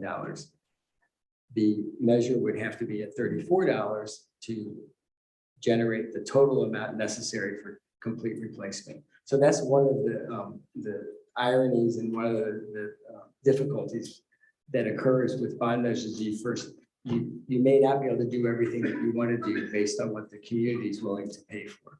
So it's important that we communicate that very clearly, communicating expectations and what we can do with the money. So that the choices are go for the amount that can do it all, but it doesn't poll as high, or do the amount that polls high, get what you can, and then what you could do is you could look at the project, because these are very high level estimates, and you don't know what the economy is going to be in the future, and then you would try to do the project, complete it completely with the amount of funding that we believe that polls that would pass. So the $20 per 100,000. But we would then start communicating that with the community that you may not be able to get the complete building that you thought you could get, things like that. So very critical to communicate that. But we've had cases where, I don't want to wish a recession on anybody, but we've had cases where construction prices plummet because of, and that's lots of school districts have benefited from the Great Recession. So let's hope for a recession, is that what you're saying? I know. But I'm saying, so but that's what's so important about these things is these bonds would be sold over a 5-year period. And a lot can happen during that time frame, both up and down in the construction market. So even if it were at $34, you would still be establishing expectations and explaining to people that things can happen over this time frame of these bond projects. So that's what's important to clarify. So next slide. So next slide. So right now, the facilities department is working with stakeholders in the task force with Dana Hills High School and developing the master plan and developing the education specifications for the new buildings that would be put in place if the bond measure were to pass and be able to meet the needs of the seismic analysis of the building. Next slide. So just a brief summary of the two-story classroom building addition. Architect was awarded on November 3rd of 2021. It's currently in design development phase. We expect it to go to DSA in mid-August. And then by March of 2023 to get the stamped plans out of DSA. And those plans would be, I think they're good for 4 years, 3 years. So the plans are good for 3 years, but if all goes according to plan, the plans would be submitted out for bid and construction could start by May of 2023, completion of construction by spring of 2025. Again, if things don't go according to plans, the plans are good for 3 years. Next slide. Best slide of all. Well, the next slide is actually the best, but this thing. Wait, any speakers on this? Let's see. No speakers on this. Wait, there's somebody in the audience. Thinks they can speak. So the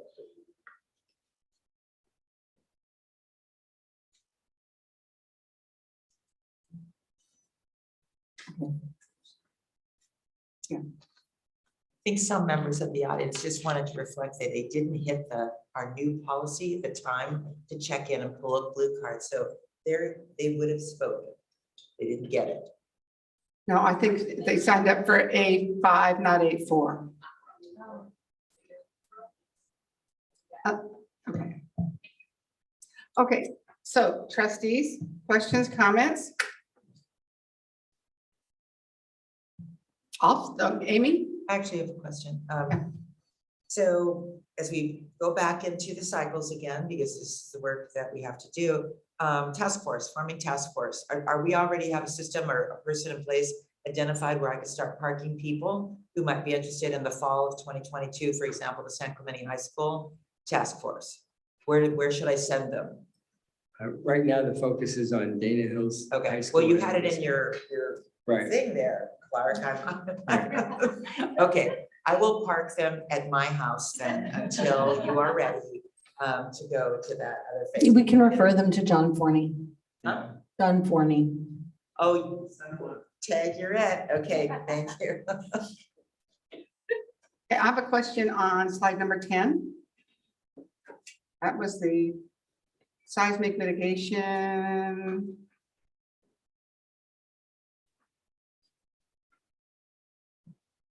No, I got it.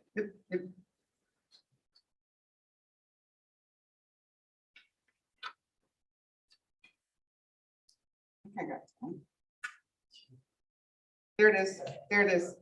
Okay, so I was a little confused on this. So we don't have DSA concurrence. I thought we did. Yeah, that was, so the presentation had to be corrected because the application has been submitted, but they're still waiting for the DSA concurrence. But we still don't know that DSA agrees with the replacement. Right. Okay, we're assuming that, but we don't know All that. indications point to they will agree to it because they look at they would have to disagree with the engineering analysis reports. Okay, so LPA and KNA believe that it's a replacement. Okay, and then on step 3, we can't. It's a little catch-22 to me because it says we need to pass a bond in order to even start the design and construction and specification for the project. Right, because it's extremely expensive. But it's hard to get people to support a bond when you don't have a design and construction and specification plans. 'Cause Well, you won't- usually you'll have a master plan, which is what they're working on. And then you would then do the design of that after you do. Okay, so we kind of have some preliminary designs. I mean, the map that you've been showing that shows Right. kind of proposed layouts. So And- that's kind of the preliminary. Yes, so Idea. it's important to split the two. This is for addressing the seismic hardship application. And then we have the master plan that's going on for being able to communicate what will happen if a bond passes and what it will look like in general terms. This is actually the step 3 would be, as part of the application, an architect designing the entire school. And that's what you say is expensive and Yes. takes a long time. Yeah,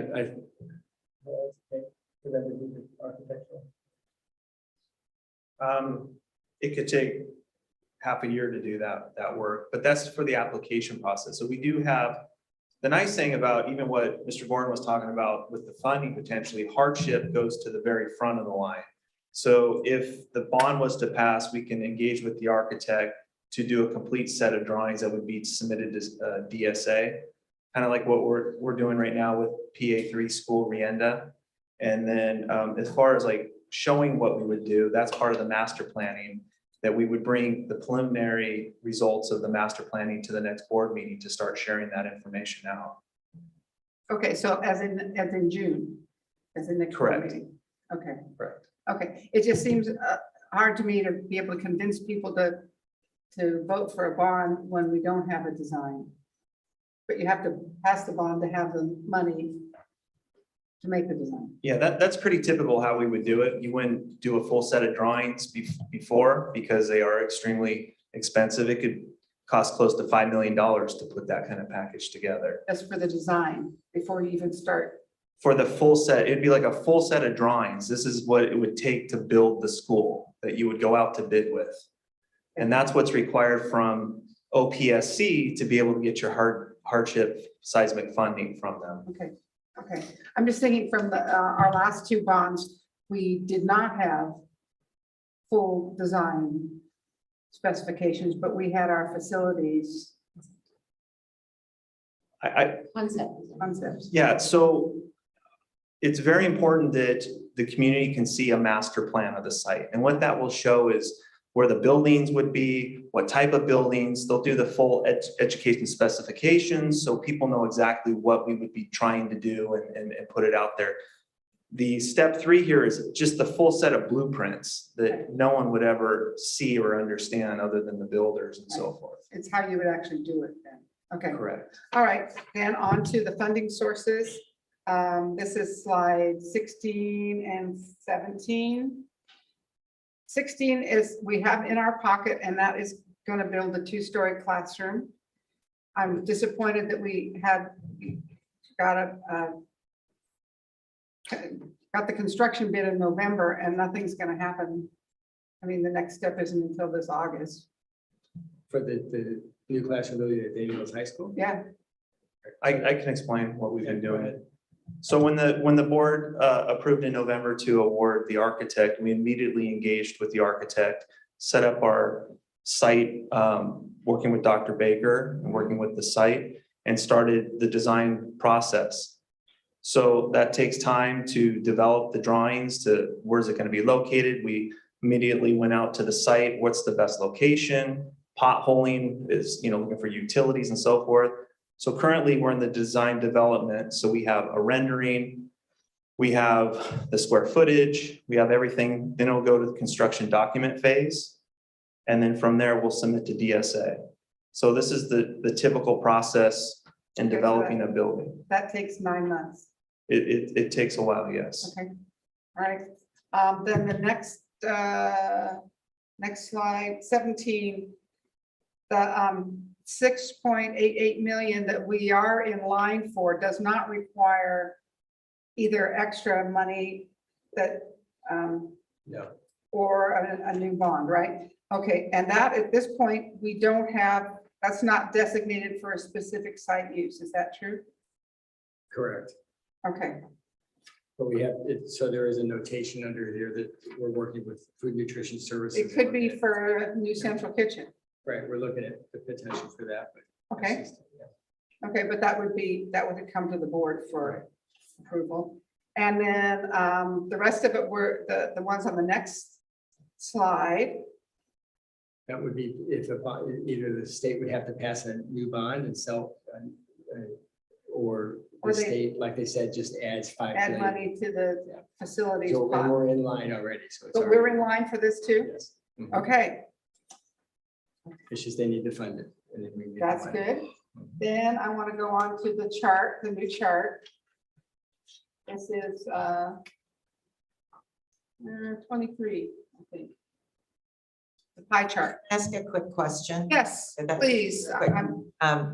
So back to the new building that we are building, that's with the 23 million. With inflationary dollars the way they are, how are we doing? And if we fall short, is there one of these other that we just touched on that we could draw from to help complete the project? Or are we, I know we had to downscale the building. It will not be commensurate with what we were able to do at the optimum bond time, which we should have passed in 2 years ago, at Tesoro, San Clemente, and San Juan Hills. So I just want to make sure we're covered, right? When we finally go to construction in there. Right, so in the design, and part of that process is constantly re-engaging in the cost estimates and making sure that we're thinking of any type of inflations, construction cost index going up. So we stay within that budget. One of the things that we could do is always value engineer down if things were to come in a little high, so we're not depending on other funding sources. Okay, I mean, I guess that's something we'll have to be mindful of, otherwise we'll end up with That was a monster similar, cut. that was a very similar process we had to do with the STEM building. Right, got it, that's right. Thank Has you. it tripled? Because it looks like San Clemente High School, a two-story building was 8 million. So now this two-story building is 24 million. Have the costs tripled in these last, 5 years? The amount that shows for San Clemente High School and the projects that we already received, that was matching money that we received. It's That's not the total cost. Originally, we thought the projects would be close to $15 million each, that was for 24 classrooms. But those came in less, but even though they came in less, the state will still reimburse us on our original estimates that we submitted. So it's actually good that it showed higher, but the projects were closer to probably $12–13 million. So it's $13 million to get 24 classrooms, and now it's going to be $23 million to get 14 classrooms. 14 classrooms. They just, Yes, it's tripled. but what were they saying? Switch and flip? That was the math thing. Okay, all right. So I just clarification, the last time we saw this kind of graph was our October workshop. Right. And at that time, the estimate, just so everybody knows, what to fully replace Dana was 200 million. Right, and so the way that estimate was prepared is it was very high level. It wasn't as detailed as this estimate was, and how we did it was looked at the square footage expectations for a 2,000 student high school, and then multiplied by the average construction cost at the time. And so now it's Basically construction costs that have come up. This is a little bit, this is more accurate, but still, again, it's a high level estimate. Right, and two things. One is all the other pieces of that pie didn't go up. And our part that we have to come up with did go up. Right, Yeah. So, yeah, none of those went up, so the 24 million stays the same. There is some flexibility. I mean, we are being conservative at the estimates of the COP from the South Bus Yard. Right, but that's not a done deal either. There's always a possibility that could be better than we expected. Right. And as Amy keeps pointing out to me, this is still the best deal people are going to get. If we went out and said we don't have COP from the bus yard. We don't have the 23 million in hand. We don't know whether we'll get seismic hardship. We wanted to go out and just rebuild Dana without this. It's 285 million, not 168. So this is kind of the best bargain those voters are going to get. We try to maximize other funding sources, minimize the burden on the taxpayer. Okay. I think I said all mine. Trustee Davis, did you have another comment? Page 18, the pending new approved statewide bond. These projects here, are they all complete? But yes, Yes. and these are all completed projects. So the- STEM building just opened, Newhart opened earlier, and then these modernizations have taken place. Right, so why is it pending new approved statewide bond? So the state ran out of money, so you can still submit to get reimbursed. So Prop 51 doesn't have any more money. More people get on the list to get money than they have money for. So now the state, like what Kevin Gordon had mentioned, will go fund more of it on the list rather So- than passing another measure. So this 17 million here that we've already paid, we're just hoping that the state is gonna reimburse? No, this is money we would get in addition. This is not a reimbursement. This is a matching money we would get. Okay, so these projects are complete. Projects are We completed. paid for it. We've This is already- the matching money that Yes. we're waiting to hope to Right. get. And could use for other facilities projects. So they're not pending new, they're just complete. The- And we're just yeah, projects are- pending money. It's just waiting for the state to have money to provide the matching funds, yes. And we're already on that list. It's not like, oh, as soon as it's passed, then we gotta get on the list. These guys are pretty good at it. Yeah, right, right. The board. Trustee Jones, were you going to? Yes, I'd like to move that we extend the meeting for 2 hours, so 1 AM. I need a second. Second. Moved by trustee Jones, seconded by trustee Castellanos. All in favor, say aye. All opposed, say no. Okay, passes 6-0. Hopefully it won't be that long. Any other comments or questions? Trustee Bolikas? I have a question on, this is like a side note, but it is on your slide number 17. And I understand in terms of food and nutrition services with what is, now being asked of them. Is this actually an expansion to their kitchen that would be considered, or is there no space? Because I haven't visited their kitchen in a few years. Would you literally have to move them somewhere to give them? It would be an expansion within the existing footprint of the building, but it would require some programs to be moved somewhere else. But there are already programs that are being contemplated being relocated. Okay, so they could remodel if you move some programs. in. I just hadn't heard the conversation and saw this, and so, thanks. Yeah, I was just going to remind that all of this would come back to the board for approval, including the bids come in for the building. That would come back next spring for you to then approve the bid before we start building the building. Okay, I think this is a lot of stuff. I've tried to digest it and I've passed it out to people to try to explain to other people how this is working. It's really tough for me because we really have to do this. I don't see any way that we have to put this on the ballot, my opinion. Just for the seismic steps we're going through. And that's really more of a discussion, I guess, for the next item, but the increase in cost is disappointing, and our polling results seem to think we wouldn't be able to pass a bond to get that the full number, the full amount. But I would like to, unless there's other comments, let's go on to the next item and maybe hear some input from other people. We're on to 15A5. This is a resolution 2122-67 resolution of the Board of Trustees of the Capstone Unified School District of the intention to form a school facilities improvement district SFI2 Dana Hills High School seismic safety project. Clark, do you want to say a few words? So this is similar to the item that the board passed earlier for forming an SFID for the Aliso Viejo area bond. There's maps in the room now that show that this SFID formation would be equivalent to the Dana Hills High School attendance pattern. So it's easy to describe that one. And there's maps that show the location within the district and then a close-up of the boundary itself. The SFID number 2 for Dana Hills High School is the maps on the right. Thank you. Ms. Hayes, we have speakers on this? Yes, we have 4 speakers and we have 3 in person and 1 online. Speakers are Katie Anderson, Kira Davis, and Emily. Emily White. So the first speaker is Katie Anderson. Emily White. Okay, thank you. Go ahead, Katie.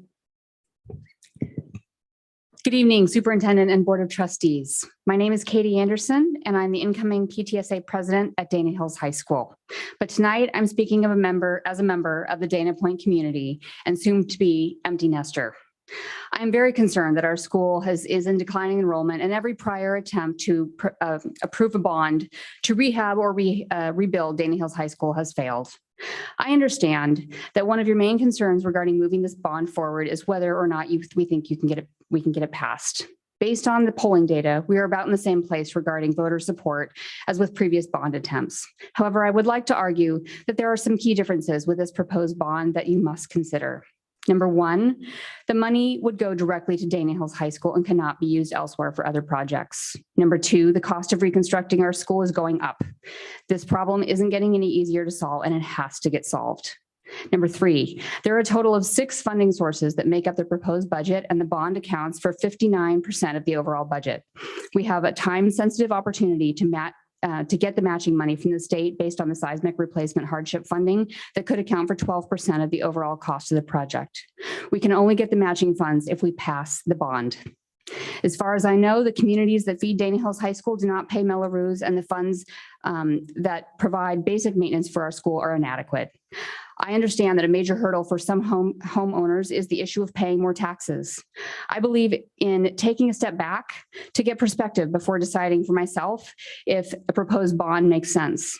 So here are some of the issues that I believe provide context based on our local area regarding taxes. Homeowners in Ladera Ranch pay Melrose that could range anywhere, maybe on the low end from $1,800 per year to on the high end as much as $7,000 per year, depending on the assessed value of their homes. In contrast, we are potentially asking homeowners in our community to support a bond that would cost the average taxpayer $127 per year for the $20 per $100,000 assessed value option, or about $215 per year for the $34 per $100,000 assessed value option, which is really the one we need to get done. Not to make light of this, but if you think about it, $215 per year, that is 2 tanks of gas in my Honda Odyssey in today's prices.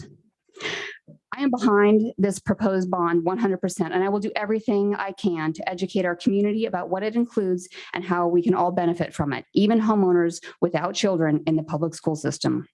Even if you don't believe that a brand new high school will raise the value of your home, I promise you that the family who buys your home will put our public school system at the top of their priority list. I look forward to the day when our school facilities actually reflect the top-notch education being delivered by our phenomenal teachers and staff at Dana Hills High School.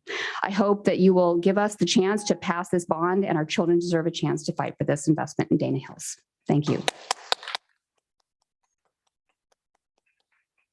Davis.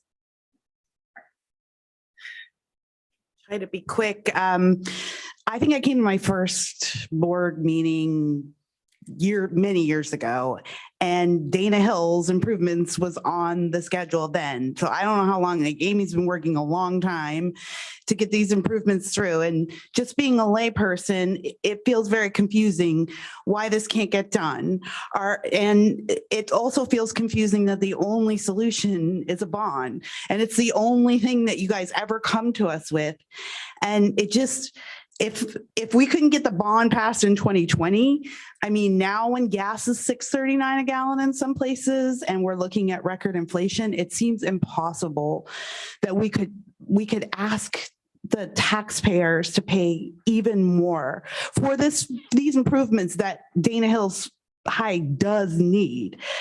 And I guess I'm just encouraging the board, I probably sound a little naive, but just to think out of the box a little bit. The only option we ever have is to form a task force to see how we can push up another tax on the taxpayers of Orange County who already shoulder the burden of a lot of this state when it comes to taxes. But we never think about, or I've never heard a proposal for a task force for any other options for providing funding or raising funding.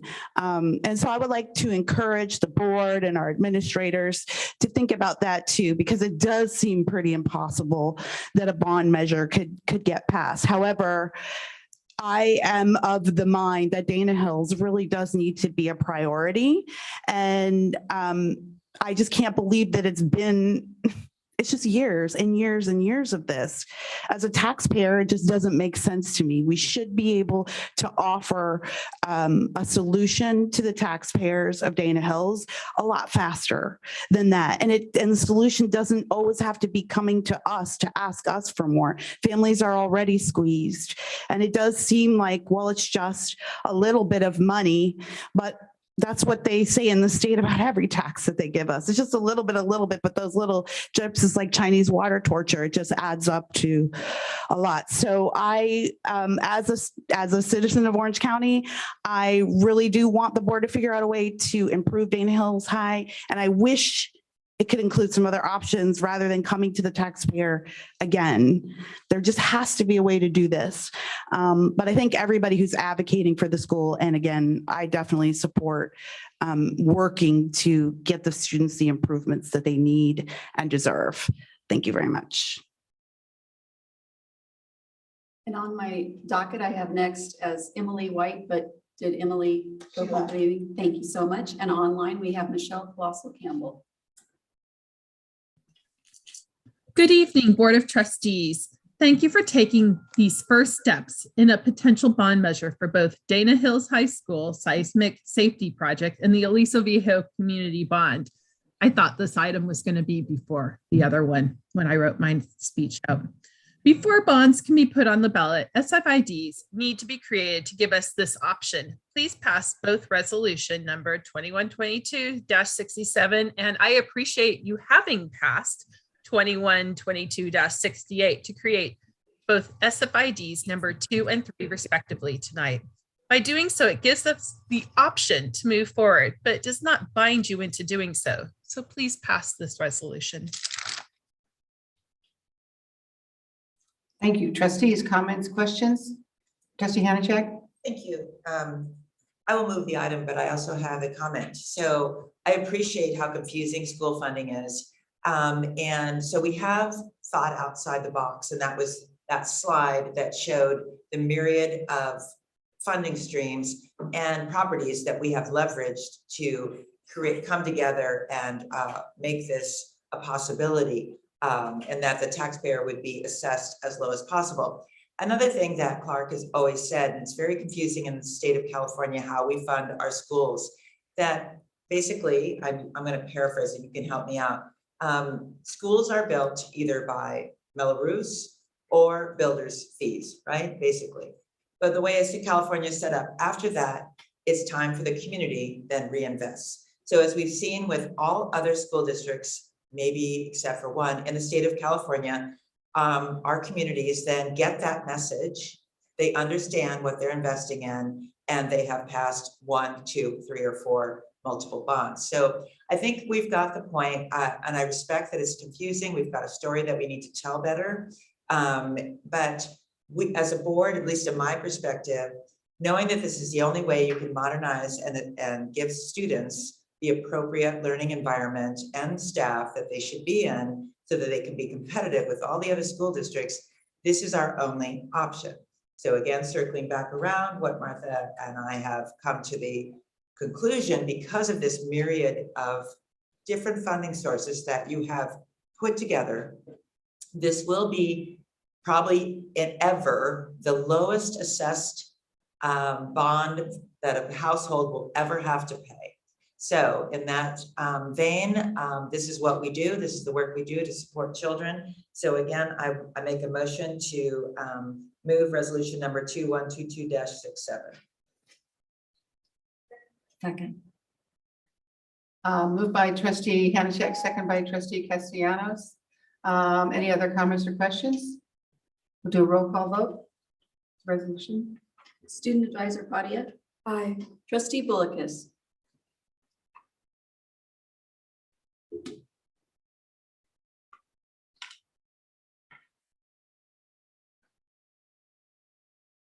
I abstain. Trustee Castellanos.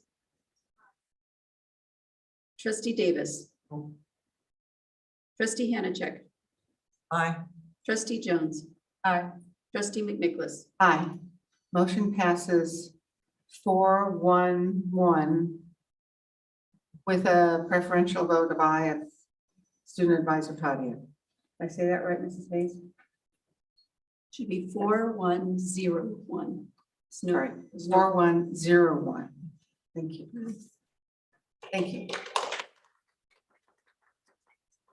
There's still another one here on 15A6. This is the first reading of a potential bond measure, School Facilities Improvement District number 2, potential ballot measure. First, this is Clark Hampton again. Thank you. Actual wording of a potential bond, right? So this is actually so the last item was to the intent to form the boundary where the bond would take place. This is actually the language of the bond, the tax rate statement, the project list,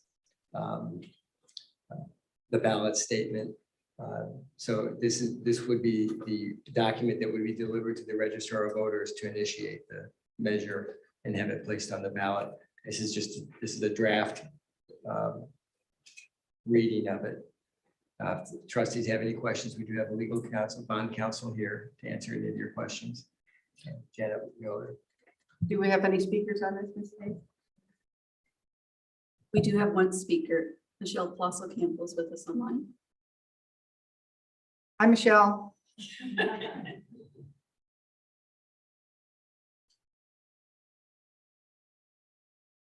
Michelle, go ahead. Now I have to unmute. Interesting. Evening, Superintendent, Board of Trustees. Tonight I am speaking only as a community member within the Dana Hills High School boundaries. Dana Hills High School opened in 1973, the year after I was born. Our school is 49 years old, coming up on its last year of its 5th decade. Just like all of us who have reached this age, work is needed. It's definitely true for Dana Hills, which was identified on the AB 300 list of buildings that, while built to the seismic standard of the time, are now not considered up to the seismic standards of today. As a result of AB 300, if we pass a bond, we qualify for additional matching funds for the seismic hazards grants. Last fall, the projected costs for this project were 40% less than they are today. The issue we face is all costs are going up and will continue to do so. We can't afford to wait to some unknown point in the future. We need to do this work now. With the proposed rate of $20 per 100,000 of assessed value, we do not raise enough to complete rebuilding the school.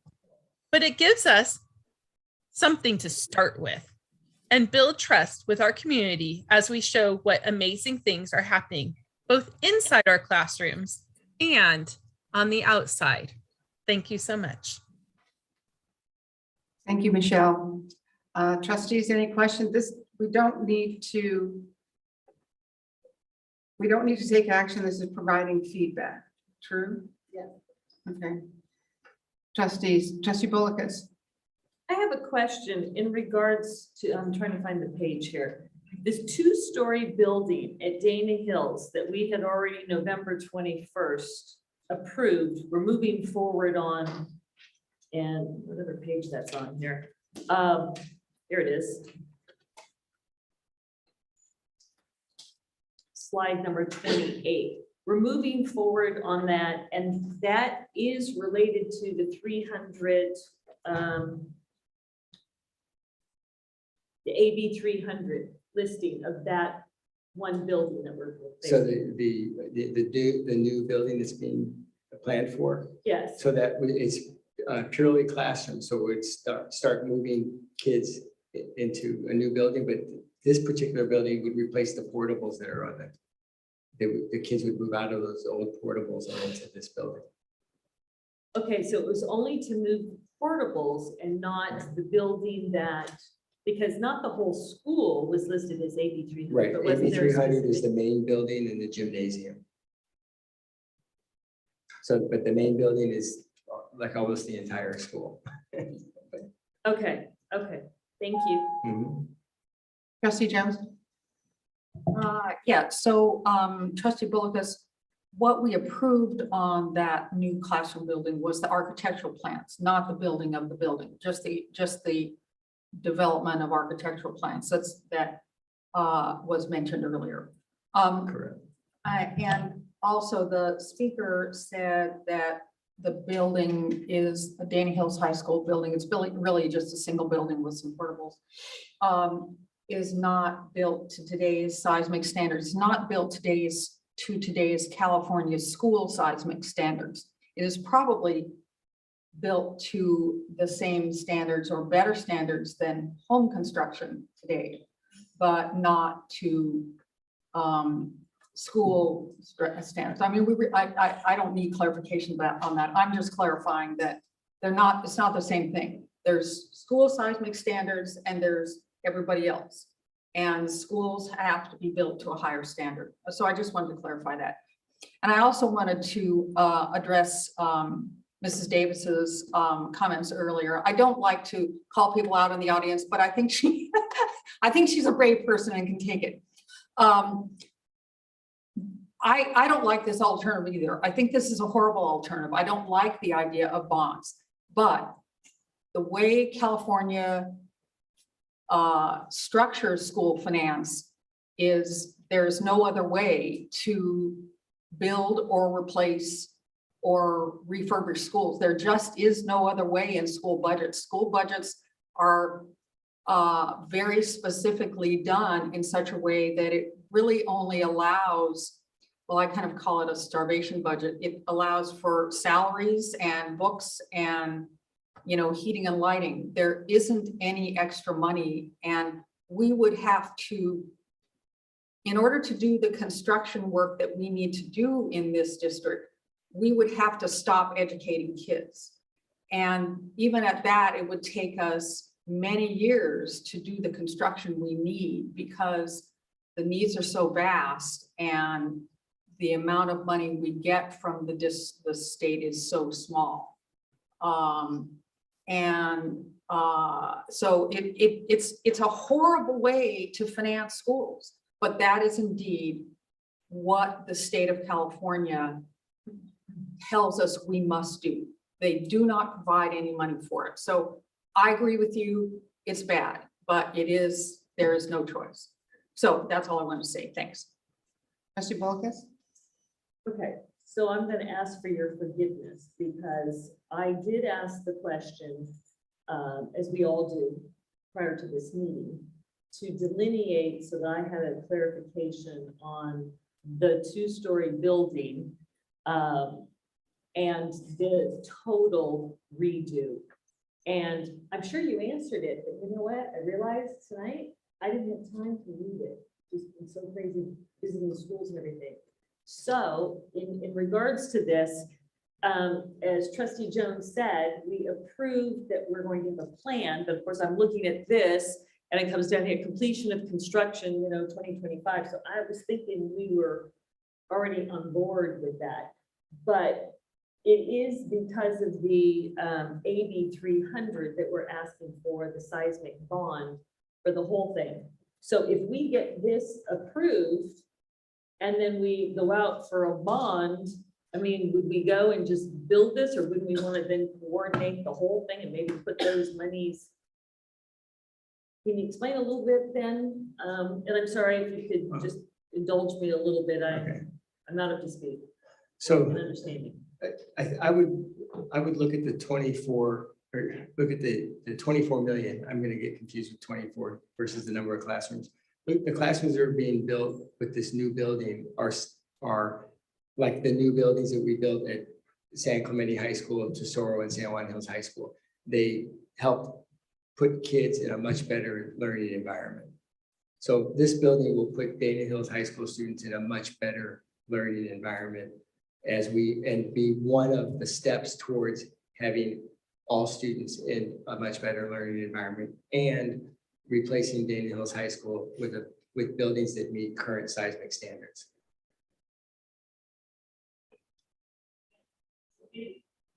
So I guess it would meet seismic standard, that 1-2-story building that we're looking to. Oh yeah, every building that's built has to meet DSA, the latest DSA seismic standards. Okay, thank you. The clarified process, so the board approved the architectural plans, the master plans being done. Right. You then, once you have all that done, you then go out to bid on the actual building. And those bids have to come back to this board for the board to then approve actually building a building. Correct. The first step after the plans is to go to DSA, and DSA stamps them, and then those are the plans that go out to bid. And then the board would have to approve the lowest responsible bidder to actually build the physical building. So right now the board's only approved the plans to be developed. And I think part of the answer to the question is, if we did not pass bond, would we still build that building? And I think the answer is yes. We would still build that building.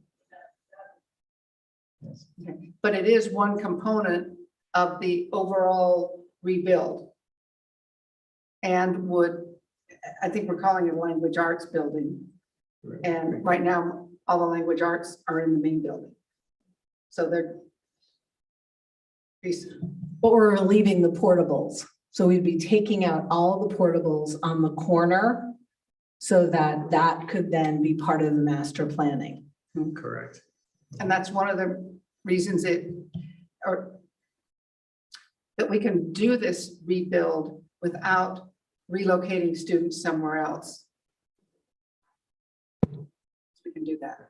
That's part of the overall plan. Yes, it's a really, for replacing a high school, it's a brilliant master plan because it means no interim housing, which can be millions of dollars. So that's money that we don't have to spend. It can go into doing the building. And I guess I think this is it. Parting feedback. I'm still stuck on the $20 versus 34. We really need the 34, but if it's some of the feedback I got from Mrs. Anderson and other PTA folks is, well, it's going to take several years to do this anyway. If we can get it passed at 20, knowing that that's not going to build the entire school as we'd like it, at least we show that we're moving forward and then maybe get buy-in that they are doing something and it is worth it, and it might mean another bond. Sorry, Miss Davis, you're not going to like that. So, yeah, but I mean, I'd love to get as much as we can now. I don't know whether I'd want to, I'll pay the $34. I'll pay your $34 too, if you want me to, but, oh, you're not in the right area, sorry. But, because that, to me, that's cheap. I spend more than that on a silent auction supporting grad night, so it's not a big deal. $34 per. 100,000, yes. But like I spend more than that. I think I bid more than that on the silent auction out at the volleyball court the other day. So I know it's still a tax, and for people who don't like a tax, it's still a tax. But I really think we have to try. And we haven't, this doesn't mean we haven't tried, oh, how are you going to market this? And have you hired a bond consultant? And well, we're not there yet. We haven't made that commitment, but I personally think we have to do it. Amy. No, I was going to kind of wrap it up. I mean, again, recognizing that this is the only mechanism in the state of California with which to modernize and it does increase your property values.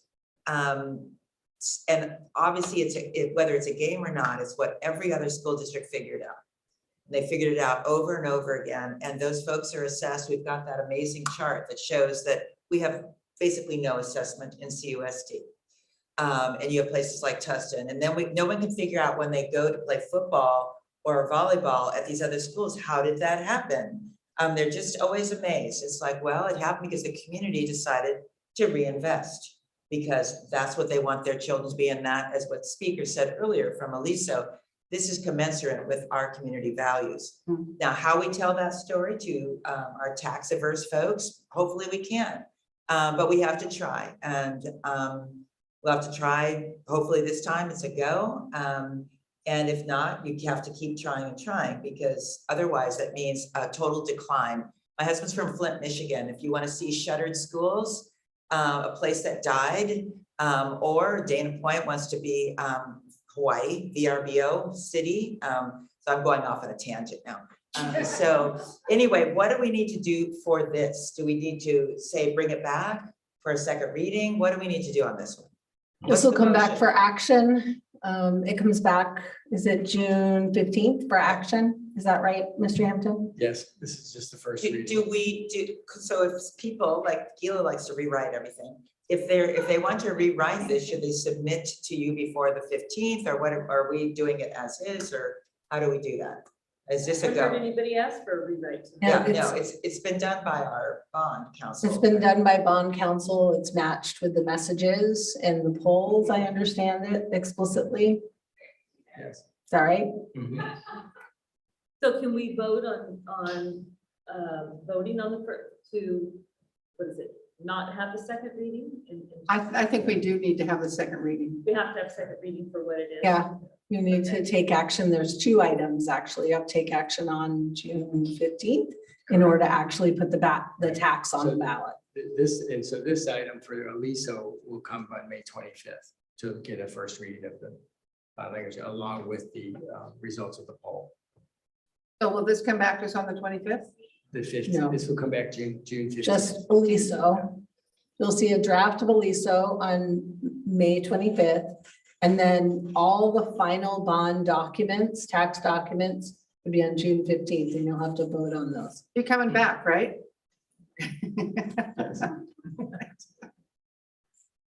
Okay, thank you. Then we will go on to LCAP, item 15. A8, because we skipped 7. Sorry, we already did 7, we didn't skip it. 2022, 2023 Local Control Accountability Plan update. This is Dr. Merwin. Thank you very much, President Nicholas, trustees, superintendent Patel, Royalty, staff presents item 8, local control accountability plan and update. I'm joined by Executive Director Stacy Yogi and Assistant Superintendent Carrie Johnson to help answer questions. This is an information item only. No board action is necessary. Staff will present the finalized LCAP plan for approval June 15th, 2022 board meeting. We are available for any questions. Thank you. Do we have any speakers on this? Oh, Michelle, where's Michelle? Sorry. Trustees, any comments or questions? Okay, thank you. We're on to item 15A9. Proposed budget adoption 2022 to 2023. Thank you, President Nicholas, trustees. So I'd like to ask Philippa Townsend, Assistant Superintendent for Fiscal Services, to present this item. Thank you.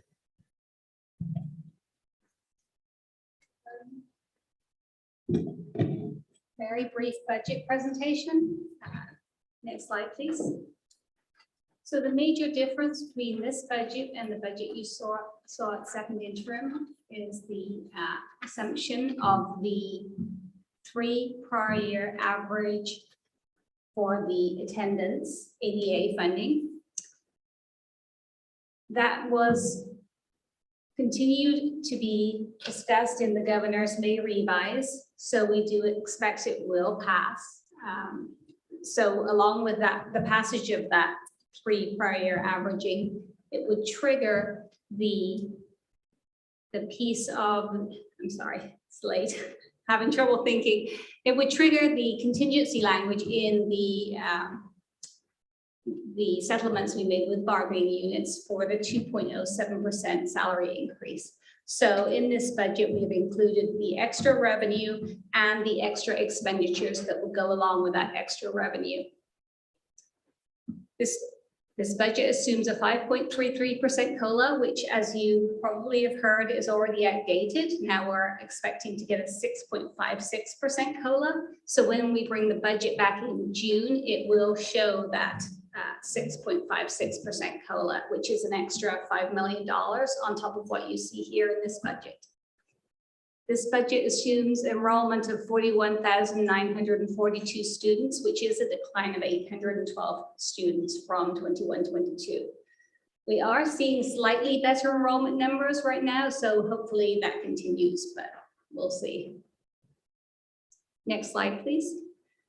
This chart compares what you saw at second interim with this proposed budget. As you can see, it is an improvement in the fund balance from second interim, even with the triggering of the contingency language. Next slide, please.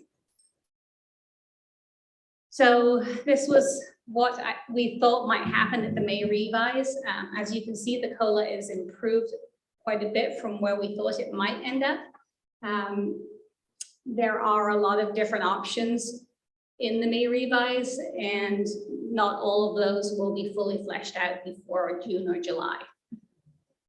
The final budget will be known by the end of June, and you will see then all the implications from that final signed budget in the unaudited actuals budget in August.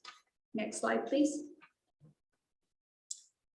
So the adopted budget will be adopted by June 30th. It will be brought forward on June 15th.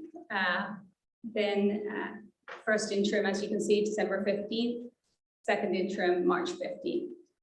The next budget after the adopted budget will be the unaudited actuals budget, and that will incorporate things such as the one-time funding that is proposed, along with the potential for the 10% increase to the LCFF base funds. And with that, I'll be happy to answer any questions. Mrs. Hayes, do we have any speakers? Oh, okay. I do have a note from Michelle Fossil Campbell saying, I'm still here, LCAP is solid. Just for the record. Question, Ms. Townsend. So the state doesn't finalize its budget until June 30th, but we have to have ours finalized by June 15th. Yes, so we're always right behind the 8 ball. Yeah, okay. So we'll do our best prediction that we can conservatively, and rely on Kevin Gordon and his friends to give us some insight maybe. Trustees, any comments or questions? I had one going back to STRS and PERS. The numbers, this is in the narrative, not on your PowerPoint. The PERS rates that are talking about in your chart, this is on page 3 of 5, 25%, 24%, 23%, 23%. That is percent of what? That's percent of our budget that's spent on PERS? That's the percentage of the person's salary. Okay. But this is the part we pay. Yes. Okay. And the state pays a piece as well, and the employee pays a piece. Okay. Okay. So this would, if I had to lump all of the employees' salaries together, we pay 22% of that, or excuse me, 25% of that back to the state in retirement funds. Yes, we do. Okay. Yikes. Okay. Here's your money. Any other comments or questions? We don't need to approve this now. We just No, this is just the initial proposal. Okay. Thank you. Then we'll go on to 15A10. This is the establishment of government financial services joint powers authority. I think this is Mr. Hampton. Thank you, President McNicholas, trustees. So in December of 2018, staff brought forward to the board a proposal to be a founding member of the Education Technology JPA. The board approved the JPA, and since its formation, the JPA has grown significantly. From the 7 founding members that included Capistrano Unified, the JPA has now 110 members, including school districts, county offices of education, and college districts. And there's actually a county office in Tennessee that's joined the JPA because it was anticipated to be a nationwide effort to reduce prices for technology software. The EdTech JPA, following best practices, provides pre-bid software for school districts to select from. The power of the JPA is the savings by purchasing on behalf of a large group of school districts. This item is to be the founding member of a financial services JPA in much the same way the EdTech JPA is operated by school districts for the benefit of school districts. The financial services JPA will be operated by school districts following best practices as outlined in the Government Finance Officers Association guidelines. And other founding members are expected to include Kern County Superintendent of Schools, that's the home of FCMAT. They approved them being part of the JPA on May 11th. Sacramento County Office of Education approved being part of the JPA on May 17th. Santa Clara Unified School District, their board has indicated following an information presentation that they intend to approve. Elk Grove Unified School District, their board has indicated following an information presentation that they intend to approve. Davis Joint Unified School District has it agendized to be considered by their board, and the Schools Insurance Authority also intends to have it considered by their board. So those would be the founding members along with the Capistrano Unified School District if the board approves joining the JPA. And I believe in much the same way the EdTech JPA has grown and resulted in savings to school districts, the Financial Services JPA will also grow and provide a significant benefit to school districts. Staff will bring this item back at a future meeting prior to June 30, 2022 for board consideration. And Mark Williams with Fagan Friedman and Phil Frost is legal counsel who assisted with establishing the EdTech JPA and is helping to form the Financial Services JPA. And he is here to answer any questions trustees may have. This is an information item. Thank you. I'm sorry you had to sit through all this, but this is interesting stuff, huh? Very enjoyable. Okay, very enjoyable. Trustees, any questions or comments? It sounds like at least one of my concerns was what is this going to cost us? But it sounds like it's $5,000 a year, but it applies to services. Right. So really no change in our cost for financial services as being part of JPA.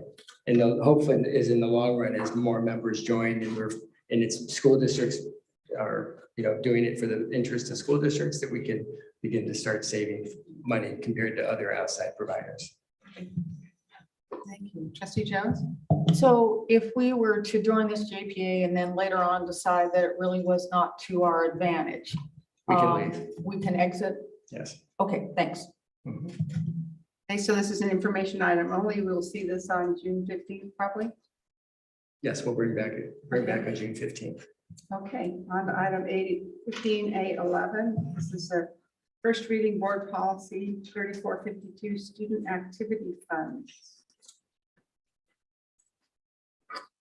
This is Clark Hampton and Ms. Townsend. It sounds. So this is as a result of the ASB audit. So it's providing some of those additional policies within that FCMAT recommended after their audit of Lisa Figueroa High School ASB. Trustees, any questions or comments? Trustee Jones? I would move to waive the second reading and approve this on a first reading. Question. Oh, well, if I can get a second on that and then we can talk about it. Second. Okay, moved by Trustee Jones, second by Trustee Castellanos. Trustee Davis, do you have a question or comment? Yes, I have a lot of questions. Okay. All right, so first of all, on let's see, page 900, under control and expenditure of student funds. Let me kind of start at the beginning. I personally think that we need to be moving more towards a cashless approach to anything with ASB. I know for CIF, they do only GoFan. As far as that goes, I know that there's somewhere around 8% from a couple of ASB advisors that we do about 8% cash. And that maybe somebody can answer that for me, but I think that would alleviate a lot of problems. And I don't know, but I'm obviously for sure, I know we can use GoFan, and I know our schools are moving towards that for sure for sporting events. But as far as, I think that there's something about not being able to use Venmo, or if it's set up for ASB specifically, but maybe we could use Zelle payments. And I'm sure there's other ways that we can look, and I'd love for staff to look at some of those. And okay, I'll go back to on page 900 under the control and expenditures. I definitely don't think we should be buying gift cards or gift certificates with ASB funds. I think that student funds should not be used to purchase really kind of, under here, it talks about the participation of boards of trophies to individual students, teachers, staff members, or community members. I don't know that ASB funds should be used for those. And as far as we've made changes on principal or designee, I mean, there's only so much that we can put on a principal to oversee this, and I feel like it should be principal or ASB advisor or keep designee, because I think there's different ways that it should fit, and I feel like that should be throughout.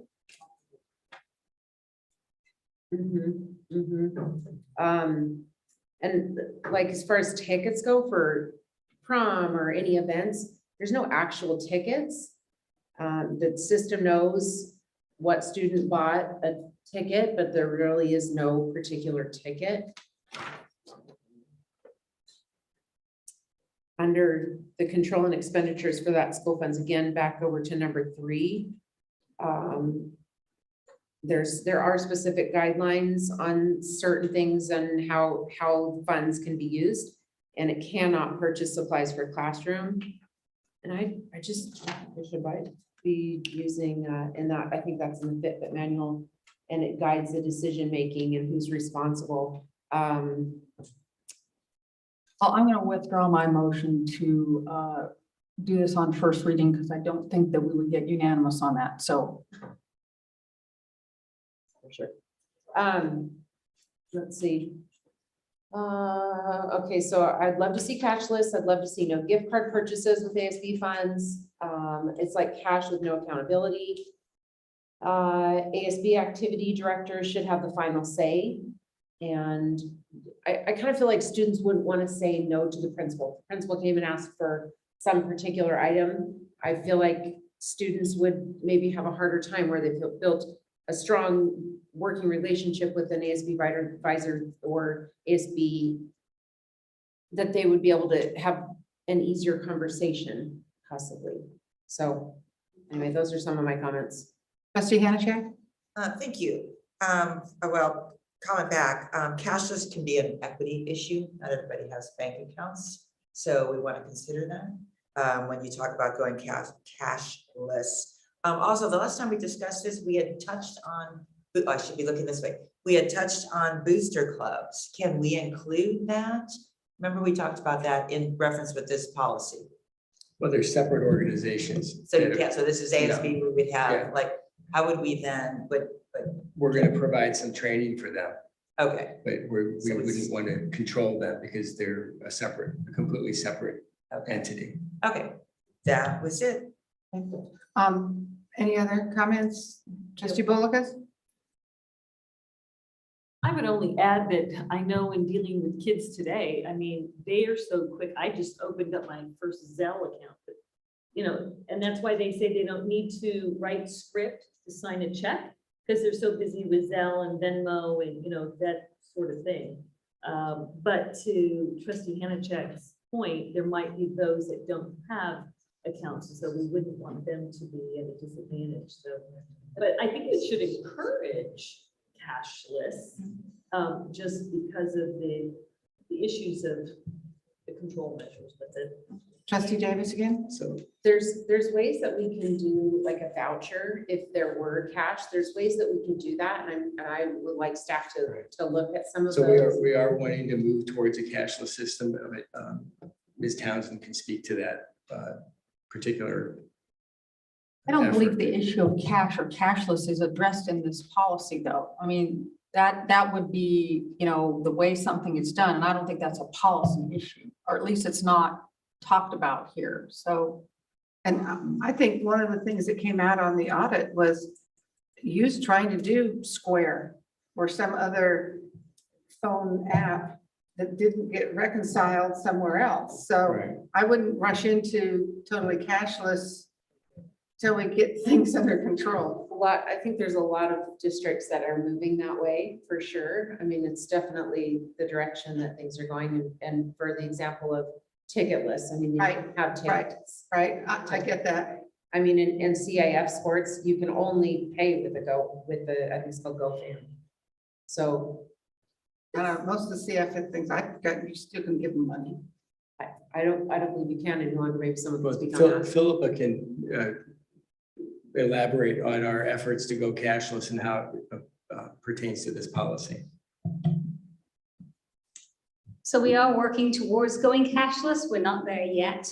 We did have a meeting with the ASB clerks and the ASB works to talk about some of the issues. So there was some progress made there towards using a company that would integrate with ASB works, which would be really helpful for the clerks. So we're definitely going that direction. We're also working towards something with Titan software. We had a delay in that.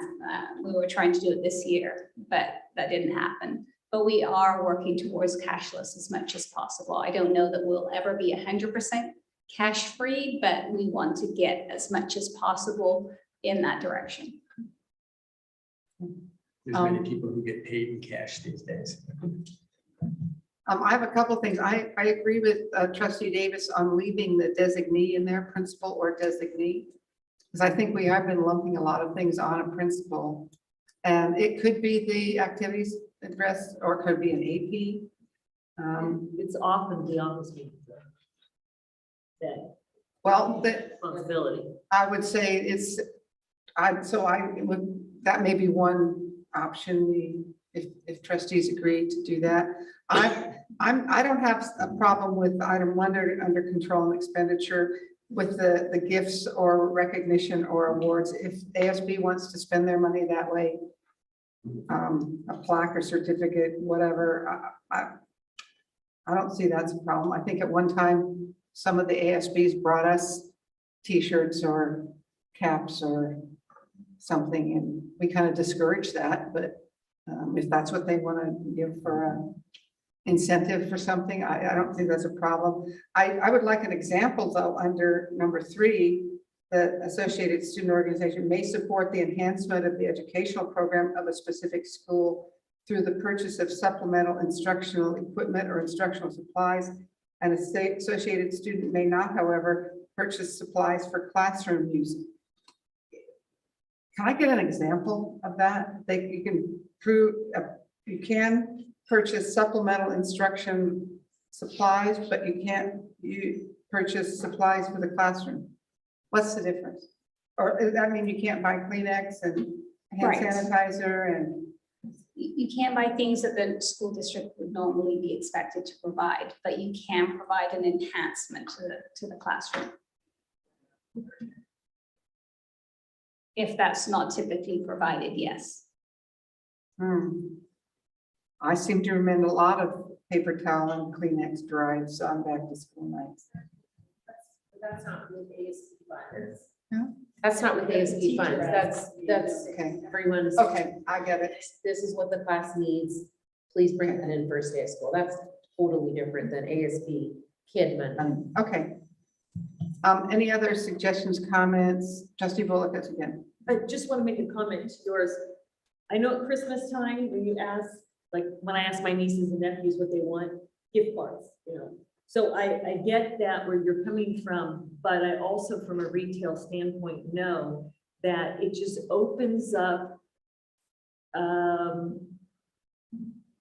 It can be a problem in terms of misuse. And basically, once you buy those gift cards and someone bought them, you don't know where they went and how they were utilized and all. And you just don't want to put an honest person in a position where they could decide to, oh, I could use one of those. I'm just trying to say, that's what kind of happens with the gift cards. And if you talk to the ASB people, I think that is one of the things versus them going and purchasing something. Is the control measures then when you buy gift cards, who controls that they're sitting in a safe, they've been handed out, and how they get used?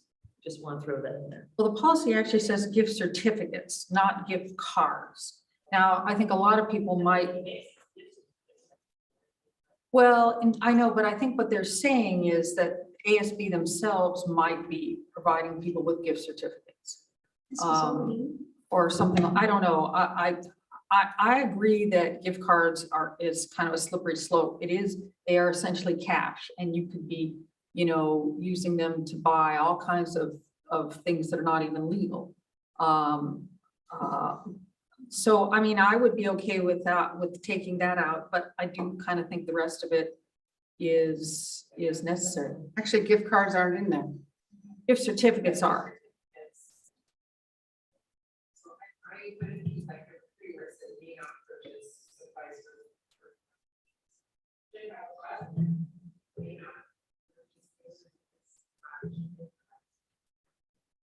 And these are items that were in the existing policy.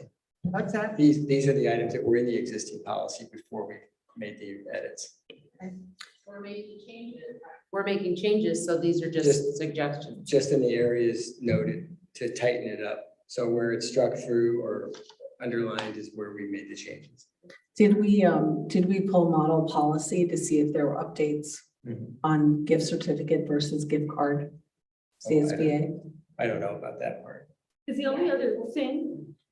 Yes, I did pull the policy. I don't remember if that was still in there or if I just saw it was originally in the document and left it there. I could double check.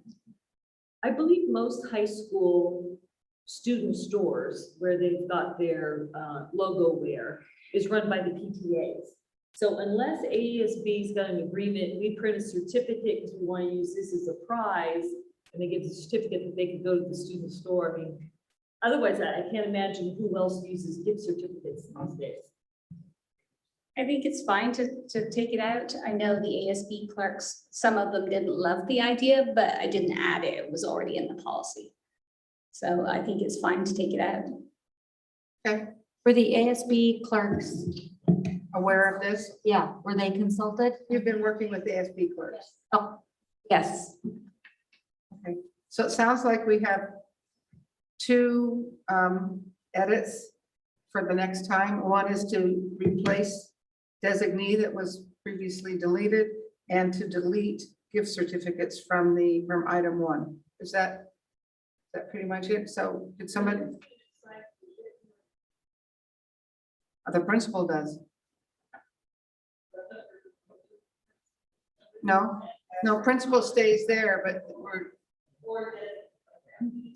okay, so I'll entertain a motion for those I move amendments. I move with those 2 amendments. I'll second that. Okay, moved by. What? Yes. Well, I think we want to bring it back. Okay, so the motion by trustee Davis, second by trustee Bolkus. Okay, and so this is an all in favor, say aye. All opposed, say no. Passes 6-0. So this will come back to us. Item 15A12, resolution 2122-64, authorization of temporary interfund transfers. Mr. Hampton. This is the yearly item to allow the school district, it's for cash flow purposes, to be able to borrow from other funds to meet short-term cash flow needs. I remember this. Any comments or questions from the trustees? I'll entertain a motion. It is a resolution, so. I'll move the item. Moved by trustee Castellanos, second by trustee Hanachak. This is a roll call vote. Student advisor Padia? Aye. Trustee Willikis? Aye. Trustee Castellanos? Aye. Trustee Davis? Aye. Trustee Hanachek? Aye. Trustee Jones? Aye. Trustee McNicholas? Aye. Motion passes 6-0 with a preferential vote of aye from student advisor Padia. Item 15A13, resolution 2122-65, resolution and order of the biennial trustee elections, specifications of the election order. Do we do this every time we put an election every 2 years? The same resolution? So I recommend approval. I move approval. Second. Moved by trustee Hanachek, second by trustee Willikis. This is a resolution, so we need another roll call vote. Student advisor Padia? Aye. Trustee Willikis? Aye. Trustee Castellanos? Aye. Trustee Davis? Trustee Hanachek? Trustee Jones? Aye. Trustee McNicholas? Aye. Motion passes 6-0 with a preferential vote of aye. Student advisor Padia. Trustee Jones, would you like to make the motion to adjourn? Yes, I move that we adjourn in memory of Dr. John Chang. Thank you. Moved by trustee Jones, second by trustee Davis. All in favor, say aye. Aye. Motion passes 6-0 with a preferential vote of aye from student advisor Padia, and thank you for your student advisement.